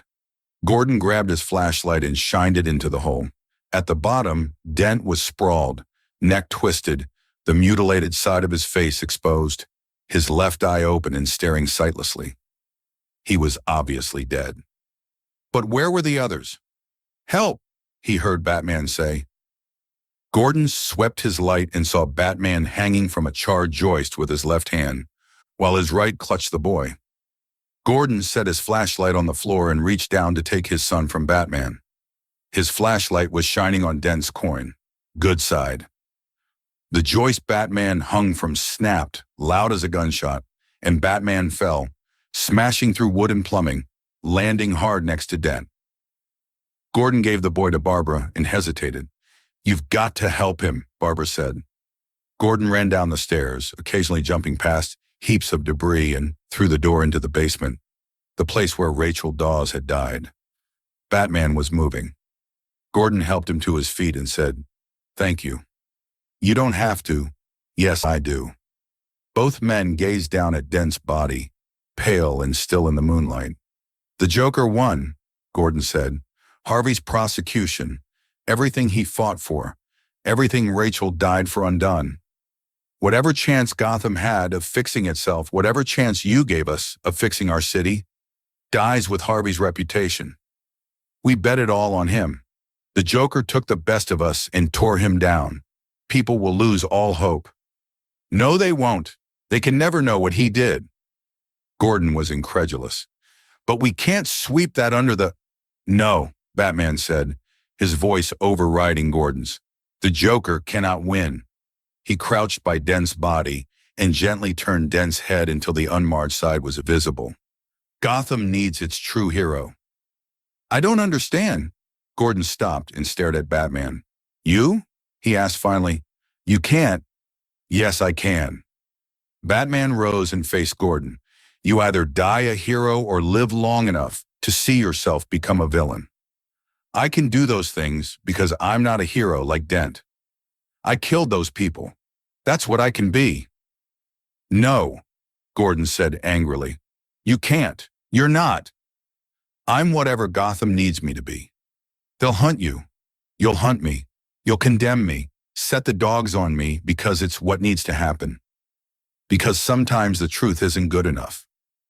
Sometimes people deserve more." Gordon turned his back on Batman and stood unmoving until he was sure he was alone with Harvey Dent's body. Then he slowly trudged up the 3 flights of steps and rejoined his family. "Why did Batman run away?" Gordon's son asked him. "Because we have to chase him." "Why?" Epilogue. Blood formed a wet film beneath his clothing, and the red fog he'd feared was exploding behind his eyes. But he might be able to reach somewhere he could rest, allow himself a few moments' peace before his long nightmare began. He had failed to save Harvey Dent, had failed to save Rachel, but perhaps he could still put himself on the side of the angels by allowing the world to believe him to be the ugliest of devils.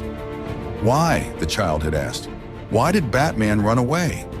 And as Batman crossed the rooftops of the sleeping city, not sure where he was going, knowing only that his wounds were deep and would never heal, James Gordon tried to answer his son's question.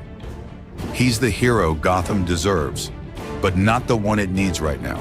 So we'll hunt him because he can take it. Because he's not our hero. He's a silent guardian, a watchful protector, a dark knight.